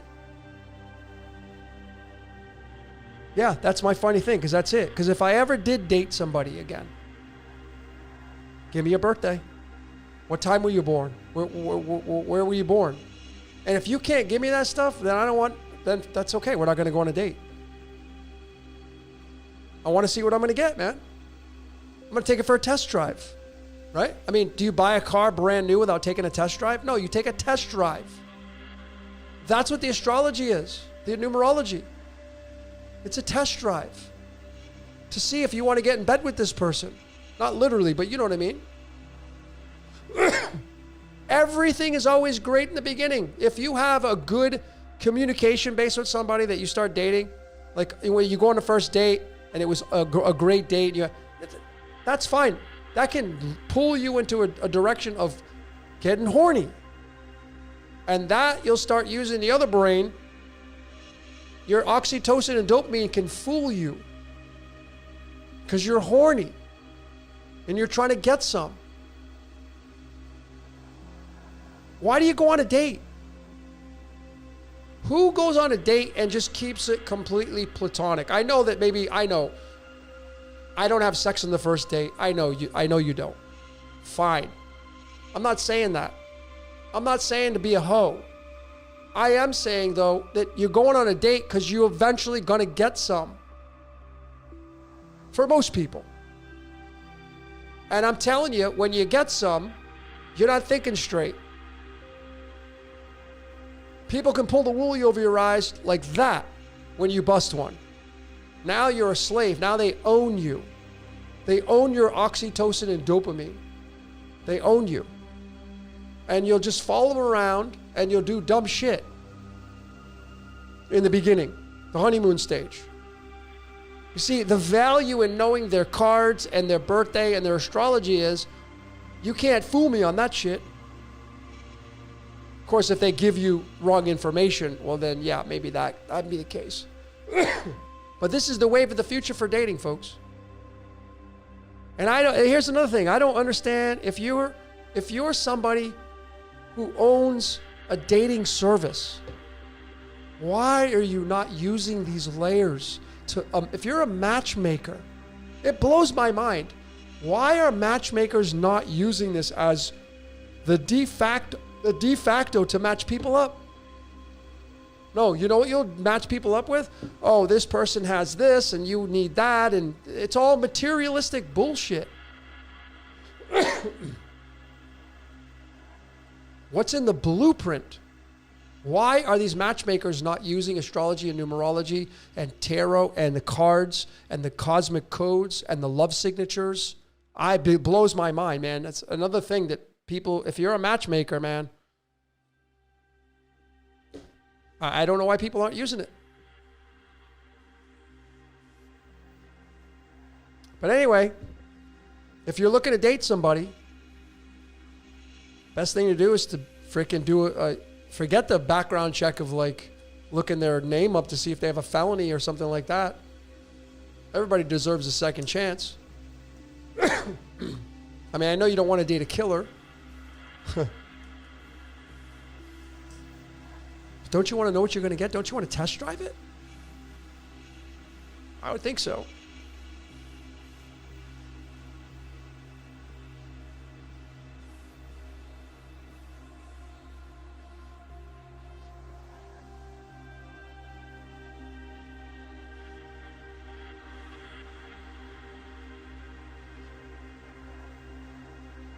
Nancy is asking, how do you find a true time of birth when you don't have time? What do you mean? You don't have a birth time? So the best thing to do, which if you take the if you take the Spotlight course, tell you all about that. I made a video on that. If you don't have your birth time, I made a video. I have a PDF download, specific instructions on what you can do, several different ways to discover your birth time. You're going to plug a time in no matter what. So we cover that in the course. Multiple ways to get your birth time. See, if you feel like you're divinely inspired, are you divinely instructed? Do you have a spirit guide? Do you have a representative? What is it with you? Well, if you feel like you're divine, if you feel like you're divinely inspired, if you feel like you're a spirit guide, then you can ask that, or whatever it is, to give you a birth time. And you can use dowsing, you can use pendulums, you can use just a walk in nature, you can use kinesiology. I cover this in the course. If you don't have a birth time. And it's not all lost if you don't have a birth time, because even if you don't get, if you're not sure, you're going to plug a time in anyway, you still have the accuracy of the astro-alchemical cosmic codes. That system, the human design system, with true sidereal, it doesn't require birth times. Doesn't matter. You're still going to get the accuracy of the placements. You just will lose the houses. Like that, the 12 houses are your head all the way down to your feet, biologically, physically, and then your mind all the way down to your foundation, mentally, wrapped around the zodiac wheel. That's tropical astrology. That's what tropical astrology is. First house, your identity. Second house, your money. Third house, the way you communicate.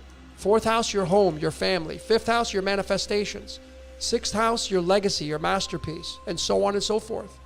You learn this all in the course. Even if you are ignorant and you've never studied it, you're going to learn it. And you'll be able to figure out your code with or without your birth time.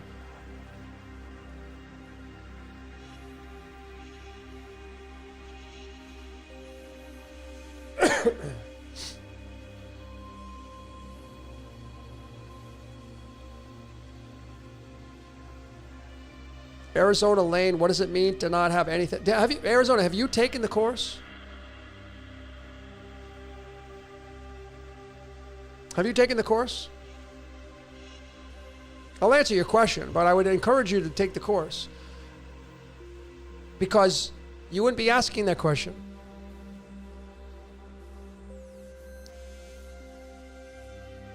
If you go,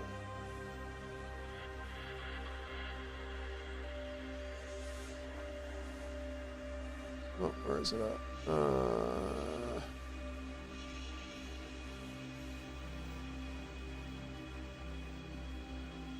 If you go to a chart, I'll just pull up a chart. Let's go to Mastering the Zodiac. I'll just use me as the example.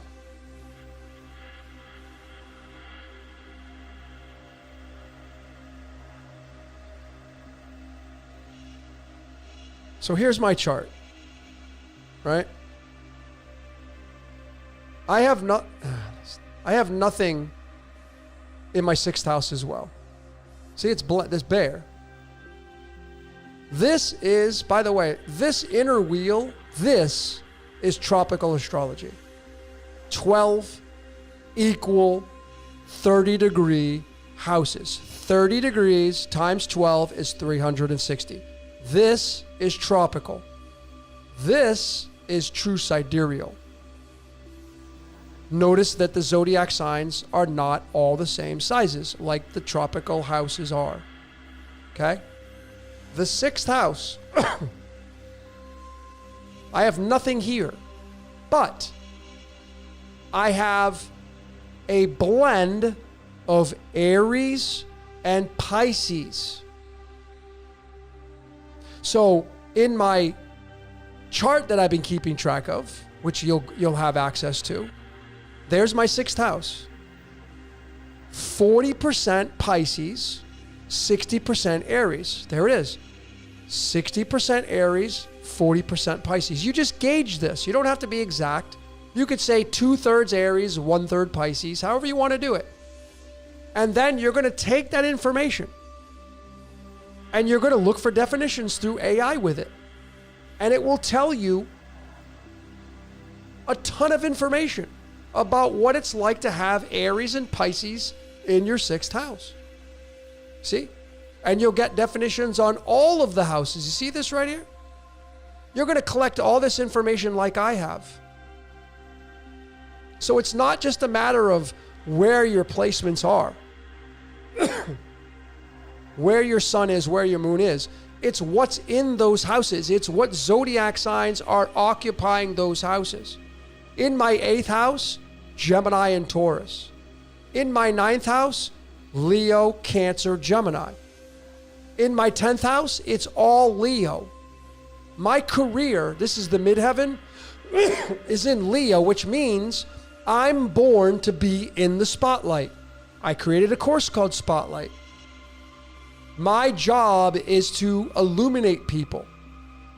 My career is based on being in the spotlight, having a YouTube channel, people watching my channel. That's all this.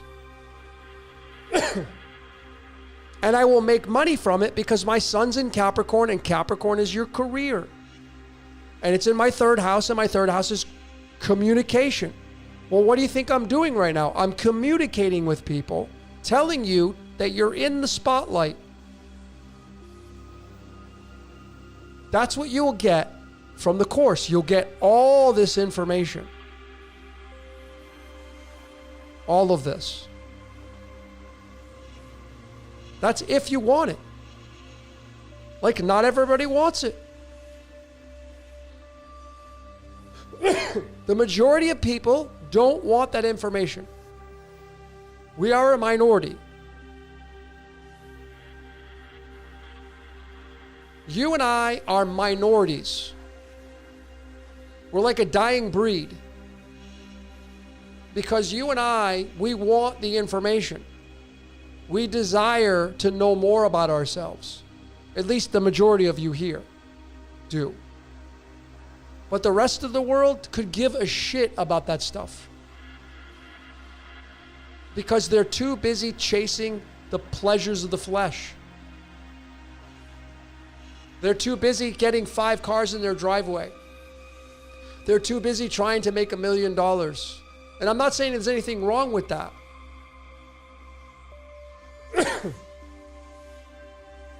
All destined, all predestined.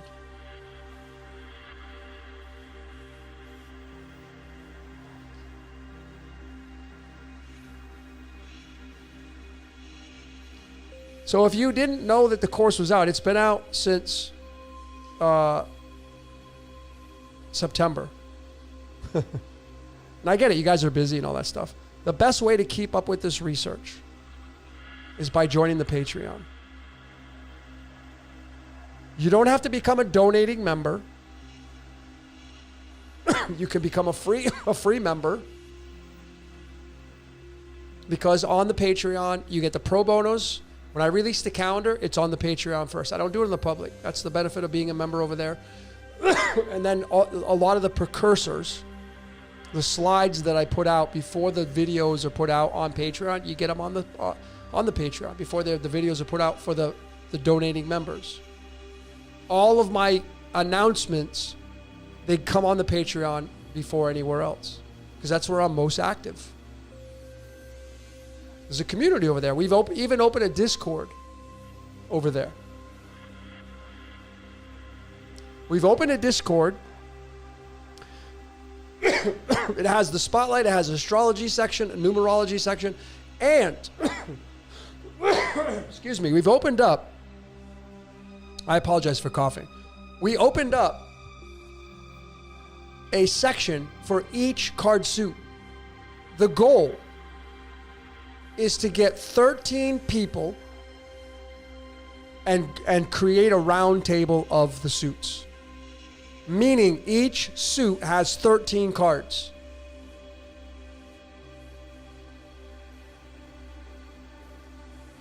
Each suit has 13 cards. Each of them. The goal, ladies and gentlemen, is if you're a heart, you would go to the Discord and you would join the heart birthday suit. And you could say, I'm an Ace of Hearts. And we're collecting these right now. And when I get a total of all 13 cards, I'm going to put you in your own group. And you will become a round table of 13. There has not been anybody in the history of the cards that has ever done this. And my take on it is, the reason why this number is so powerful is because of this system. 13 weeks per season. So if you're a part of the club suit, you go to the Discord, part of the Patreon community, you put in your birth card, and when we have 13 clubs, I'm going to put you in a round table.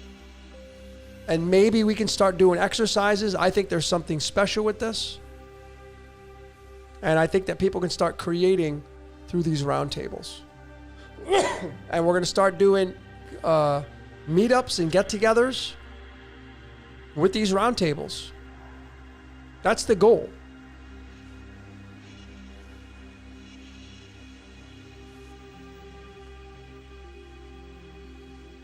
So if you want to be part of that, that's what we've created over on the Patreon. To get part of the Discord. And I would encourage you to do the Spotlight course. It's $200. I mean, $229. I mean, I think everybody can afford that. The reason, if I could give it away for free, folks, it would be no value. That's what I'm just trying to tell you. I know some of you say, why is it going to be that much money? It's not a lot of money. And we've already talked about the free. I'm not going to go into it. Just saying, free doesn't work. There has to be reciprocation. So if you want to become part of this community, I'm telling you, it's going to get bigger. It's going to get better. It's going to get tighter. You can go sign up with the Patreon, become a free member. You can join the Discord. You can get in there. You become part of these tight-knit societies, these organizations, and we're going to create these round tables of 13.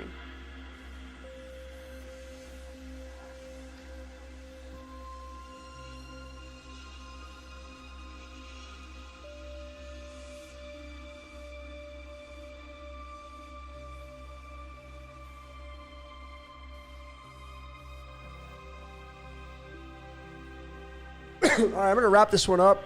You guys are probably tired of me coughing. I apologize for hacking into the microphone. I didn't really mean that. It's really hard to hit pause.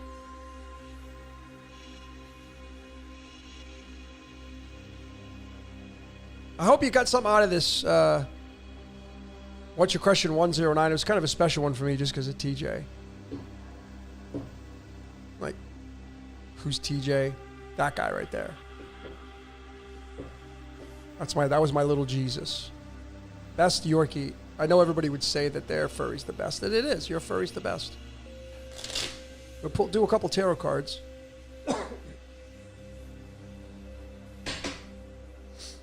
Now I got two cats that just adopted me. Two outside cats. And that's scripted for me. They chose me. I've taken care of them for about a year now. They don't sleep inside. They stay outside, it worked great for me. They're awesome.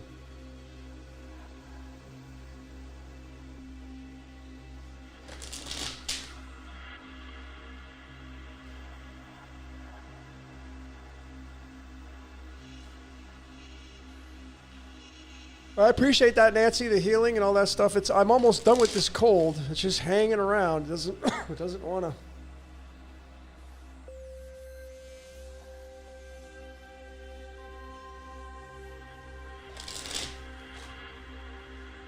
Earth to M. Logan, what happened to your decoding group? It just didn't pan out. Talking about the decoding firm. Yeah, I invited and there was nobody that wanted to be a part of it.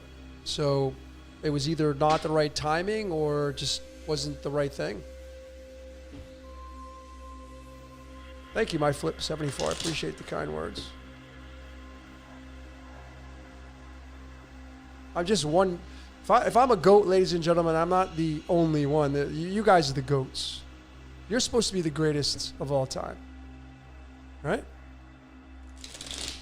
I'm just me, man. Just passing through. Time traveling. What are their names? Well, the male, his name is Jedi. He's all black. He's a talker. I don't know if I can show you guys a picture of him. Yeah, maybe next time. I don't think I could even. But Jedi is, he is a very talkative furry. All right, here they are. Let's see if I can show you guys this.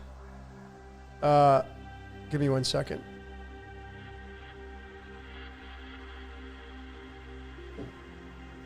Since you asked, I'll show you.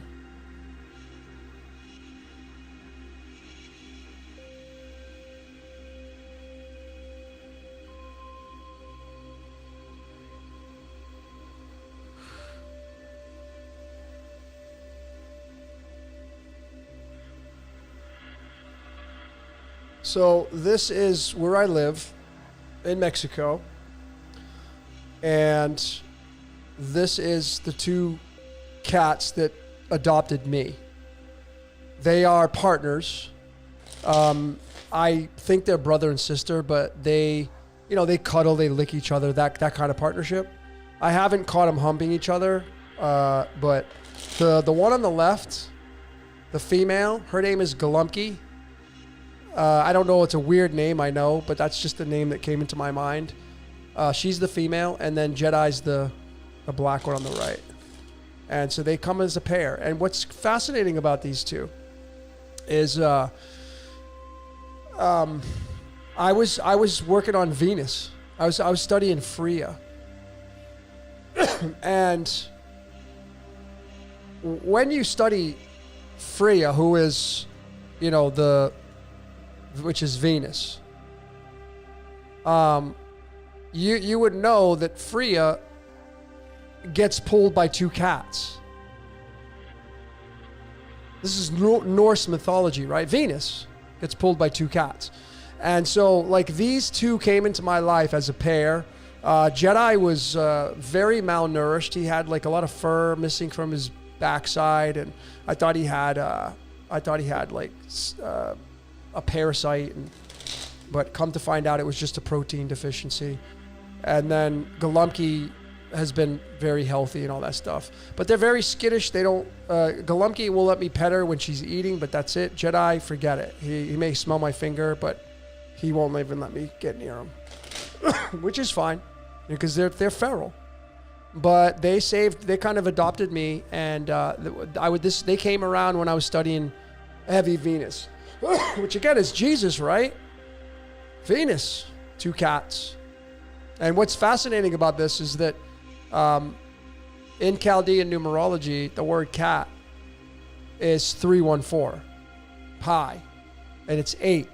And so since I have two cats, it becomes the 88, which is Ra, which is tied to Christ, which is tied to Venus, tied to the sun. right? So it was all allegorical for me. And this is how, again, I knew, again, I mean, I didn't, they just started coming around. And I've been here, I've been in this place for over 4 years. So they just started coming around, and that's my story with these two. And they're probably waiting outside right now at my door, wanting more food. They use me for food. That's what they use me for. I find it kind of funny. It's like a joke, because that's what they do. They use me for food. All right, so now that I've shared that, let's get into some tarot. And the Chariot's pulled by two cats, yep, and that's, Libra. Yep, and yeah, the female is yin yang. Yep.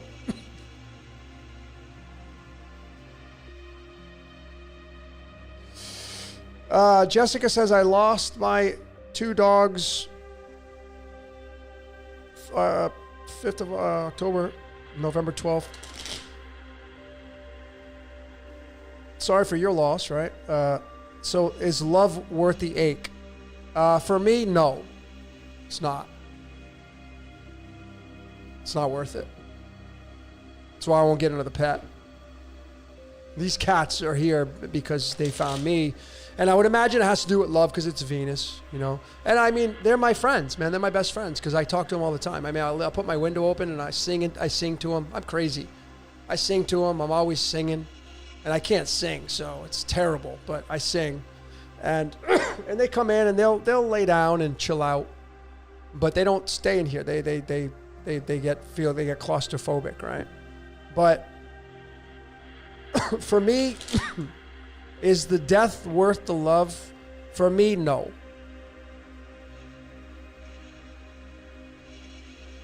It's just not. I mean, knowing that you're going to have to bury your dog and go through all the trauma, and I know some of you would say it's worth it.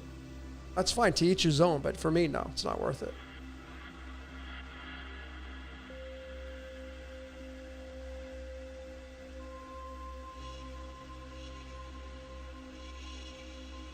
CJ548, cats eat so much. Not mine.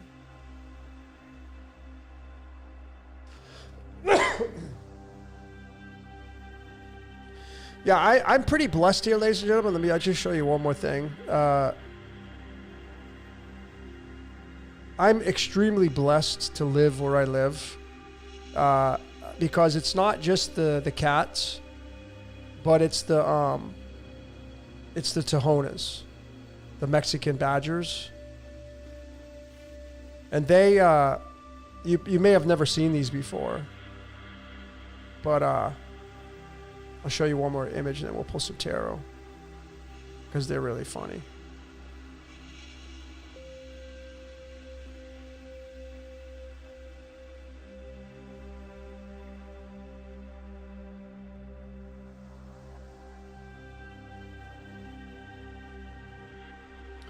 All right, 1 second.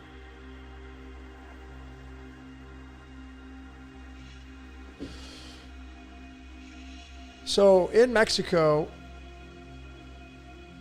we have these things called Tijuanas. They're it's a Mexican badger.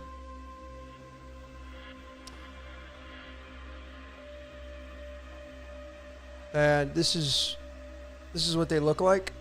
So this is a male, and they run in a pack of like 30 to 50.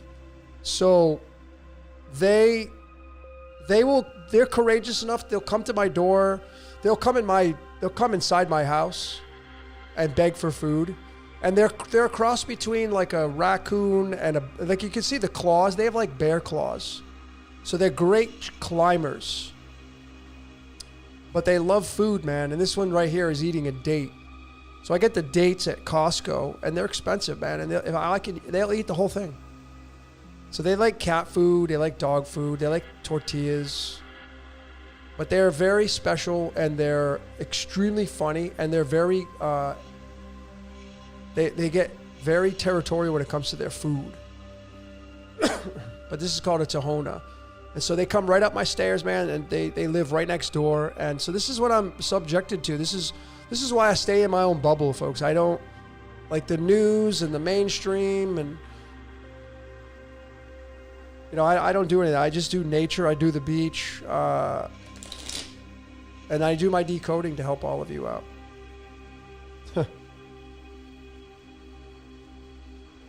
So, but that's called a Mexican badger, but it's called a Tohona. It's not a badger though, but they are very aggressive. They're like a bear, raccoon mixture, and the cats are afraid of them, so they're pretty vicious. A lot of babies right now, little cute babies. All right. So let's get some cards, and we're gonna wrap this up.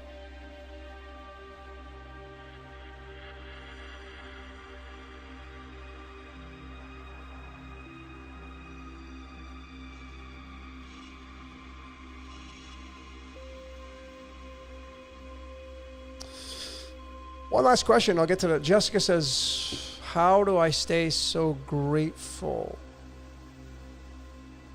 How do I stay so grateful? Well, because that's what life's about. Gratitude. Right? I'm grateful I'm here. If I wasn't here, I wouldn't be sharing all this information from you. I'm just channeling. This information is not from me. But I'm grateful I get to channel it, talk to all of you. I'm grateful there's an audience listening. I'm grateful I have a voice. I'm grateful I can experience all these great things in life. And I'm grateful for my kind of love. So just great gratitude, great gratitude is where it's at. All right, let's get some tarot cards, and we're gonna wrap this one up. So if you've never been here for a tarot reading, we try to keep it simple. Pull usually 3 cards. I've shuffled them a million times already, but the question is, what's the most important thing to focus on in life right now? This is a general. So if your card pops up, if your playing card pops up, then this will probably be more in tune for you. Some of you, this will be spot on for you. Like, oh my God, Logan, you're talking to me. But it's a general, and it's the collective, and what's the most important thing to focus on in life right now? And I'm talking about a collective perspective, not an individualistic perspective. Think collective. What does the collective have to do? And then it can branch off into individualism. So the first card, I just tap my fingers over and I reach it with my nail so I can't peek. And we pull up a card. What is that card? What is that? Card 51. Ace of Swords. Ace of Spades. Card 40, card 51. This is tied to Area 51, by the way. Why is it Area 51? Why'd they name it Area 51? You ever wonder why? I did a whole alien series over on the Patreon. X and Y chromosomes, underground aliens decoded. And you know what the information says, the forensic says? There's a possibility that we were created underground by a race of extraterrestrials. I know that's far-fetched, and I know that goes against what theology says. I'm telling you that because this is card 51 and Area 51. But from a tarot card perspective, this is a new idea, a new spiritual idea. It means victory, but the Ace of Spades, the Ace of Swords, aces are new. So a new idea, because the spade suit represent the I am, your spirituality. So it could represent a new spiritual idea for the collective, for you individually. Let's get a second card. Second card.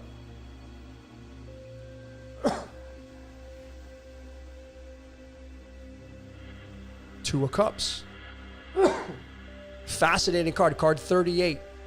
This one is also tied to the Christ, Jesus. Forming partnerships. Card 38. This comes from card number 2, the Two of Hearts. So we have a new idea, we have victory, something new, a new partnership. this may be for some of you, collectively, new partnerships.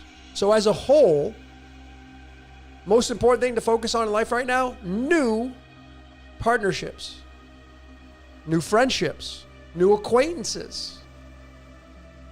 Let's get the third card. Third card.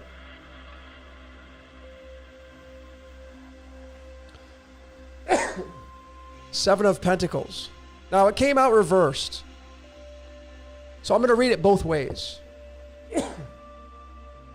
So the Seven of Pentacles upright, this is card number 71, tied to the Seven of Diamonds, card 33.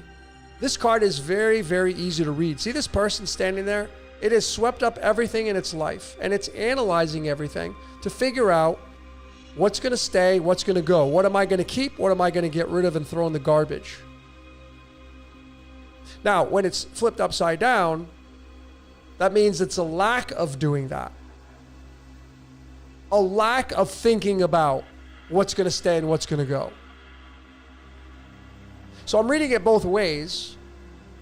So it's either you need to think about what's going to stay and what's going to go,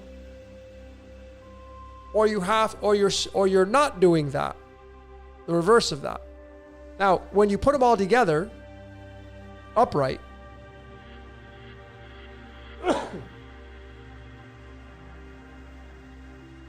see if I can't get all these in a row here. When you pull them all up, like this, the Ace of Swords on the right, new. The Two of Cups, partnerships. And then the Seven of Pentacles, studying. So what's the most important thing to focus on in life right now? New partnerships, but the twist is at the end. That new partnership that you get, that new partnership that comes into your life, you better make sure that you evaluate what it is. This card. You better make sure you know what you're getting into bed with.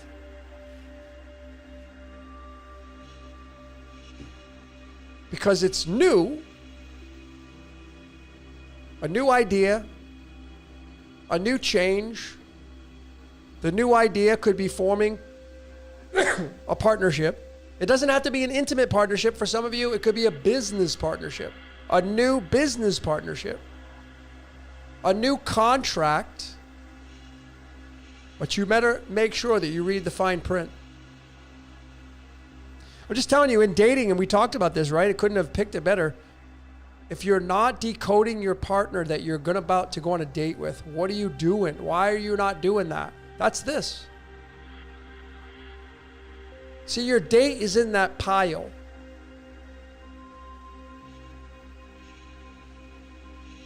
Even those of you that are in partnerships now, the victory, the core, this is the core. The Ace of Swords is the first, the core. The core of your identity and spirituality is based in a partnership, or your partner that you have a relationship with. And maybe the most important thing for you to do is to study your partner. This is you and your partner's, all those coins. And if you want to have the victory in your relationship, you got to study your partner. So that's what the message is here. I'm going to pull one card from this.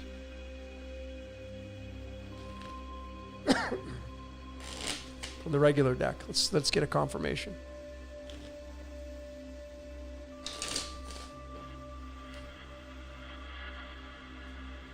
Here we go. One card. Confirmation. Queen of Clubs. Card number 25. This is Santos Barachi's birth card. This is tied to Fallen. Highly intellectual. This is the feminine mastermind. So what is this message here for you, folks? For some of you? For some of you, You're about to get a new relationship. It will seem victorious. It will seem unlike no other. You will get emotionally involved with this relationship, but you better make sure that you cross your T's and dot your I's. Because I had it reversed too. That means you're not doing that. So if it's something new for some of you, if this is if you're dating, make sure this is the Queen of Clubs, study. Make sure you study that person. Make sure you know what you're getting into bed with. Don't just do a background check. Do a forensic background check in their astrological and numerology and human design. Do that background check. If you're already in a partnership already, for some of you, the message is the same. When is the last time you actually studied your partner's spirituality? When have you evaluated your relationship, which is your partnership, based on your spirituality, the origins of it? This card means origins, beginnings. When is the last time you did that?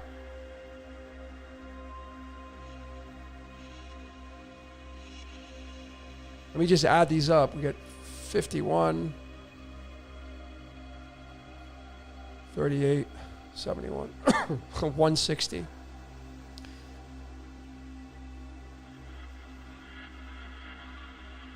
It ties to the Emperor, man. So it's tied to your heart.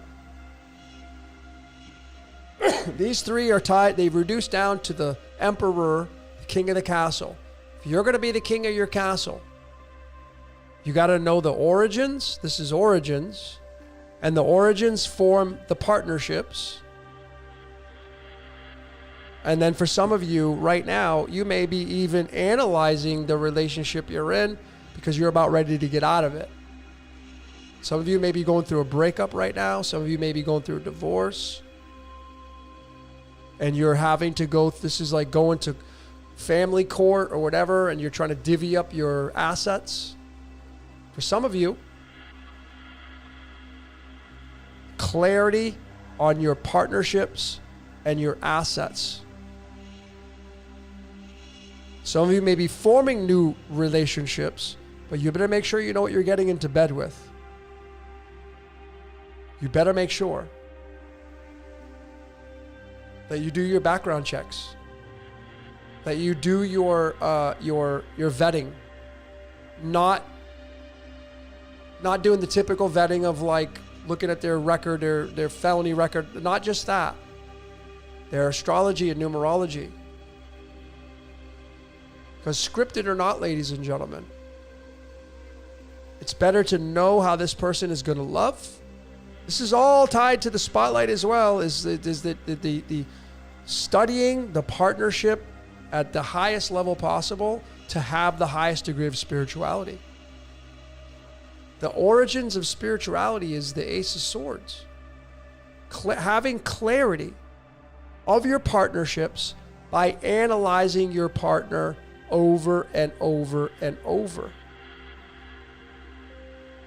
So this is the message I have for those of you that are in a partnership, studying your partner. Do you know your partner? You think you know your partner?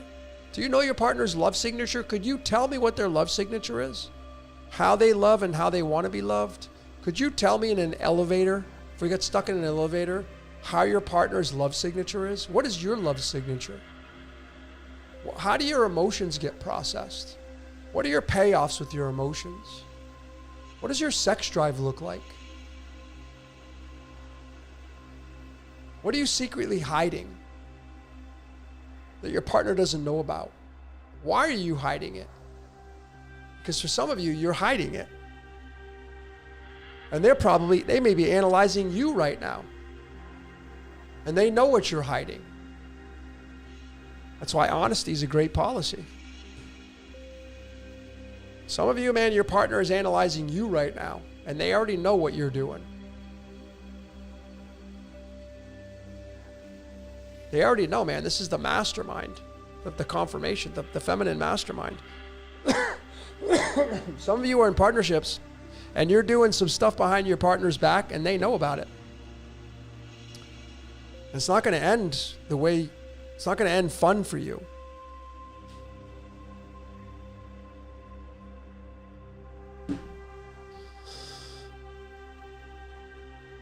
If you're not in a partnership, again, maybe you're somebody new, make sure you do your due diligence. Your code breaking of these people that you're getting involved with. Don't just be swiping right and chasing ass based upon the way they look. What's their love signature? What are their emotions like? What is their drive, determination? What is their expansion with Zeus? What's their karmic values with Kronos? This is where you will find compatibility. Compatibility is always going to happen in the beginning of any relationship. Always will happen. 9 out of 10 times you will be compatible with anybody you meet as long as you have chemistry with them. If there's sex chemistry and lust, you'll be compatible in the beginning. But once that wears off, and it always does, you're left just with the code, man.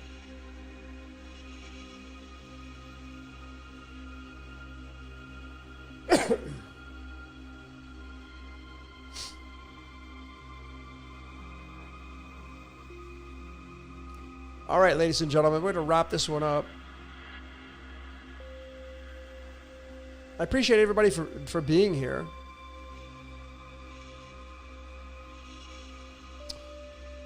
Yeah, good eye, somebody. The Jedi cat on the Queen of Wands. All right, so let's get a song here. Let's do one of my favorites. This is called Still Corners.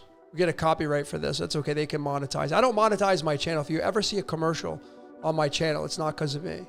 It's because I play copyrighted music. Because I'd rather have you experience the best. You know? So I use other people's music. I let them capitalize on my videos. It's all good, man. It's all about the experience. So ladies and gentlemen, it's been an honor and a pleasure to serve you tonight. Thank you for joining in. Thanks for all your participation, your comments. I hope you get to do the Spotlight course. If you are interested in a personal reading, yeah, I'm still doing those. Yep, I love doing them. So if you just don't want to do the Spotlight course and you want to have a personal reading, yeah, I still do those. Tarot readings, yep, still do those as well. So anyway, ladies and gentlemen, it's been an honor and pleasure. Until next time, big shout out to Pamela. Until next time, ladies and gentlemen, we will see you later.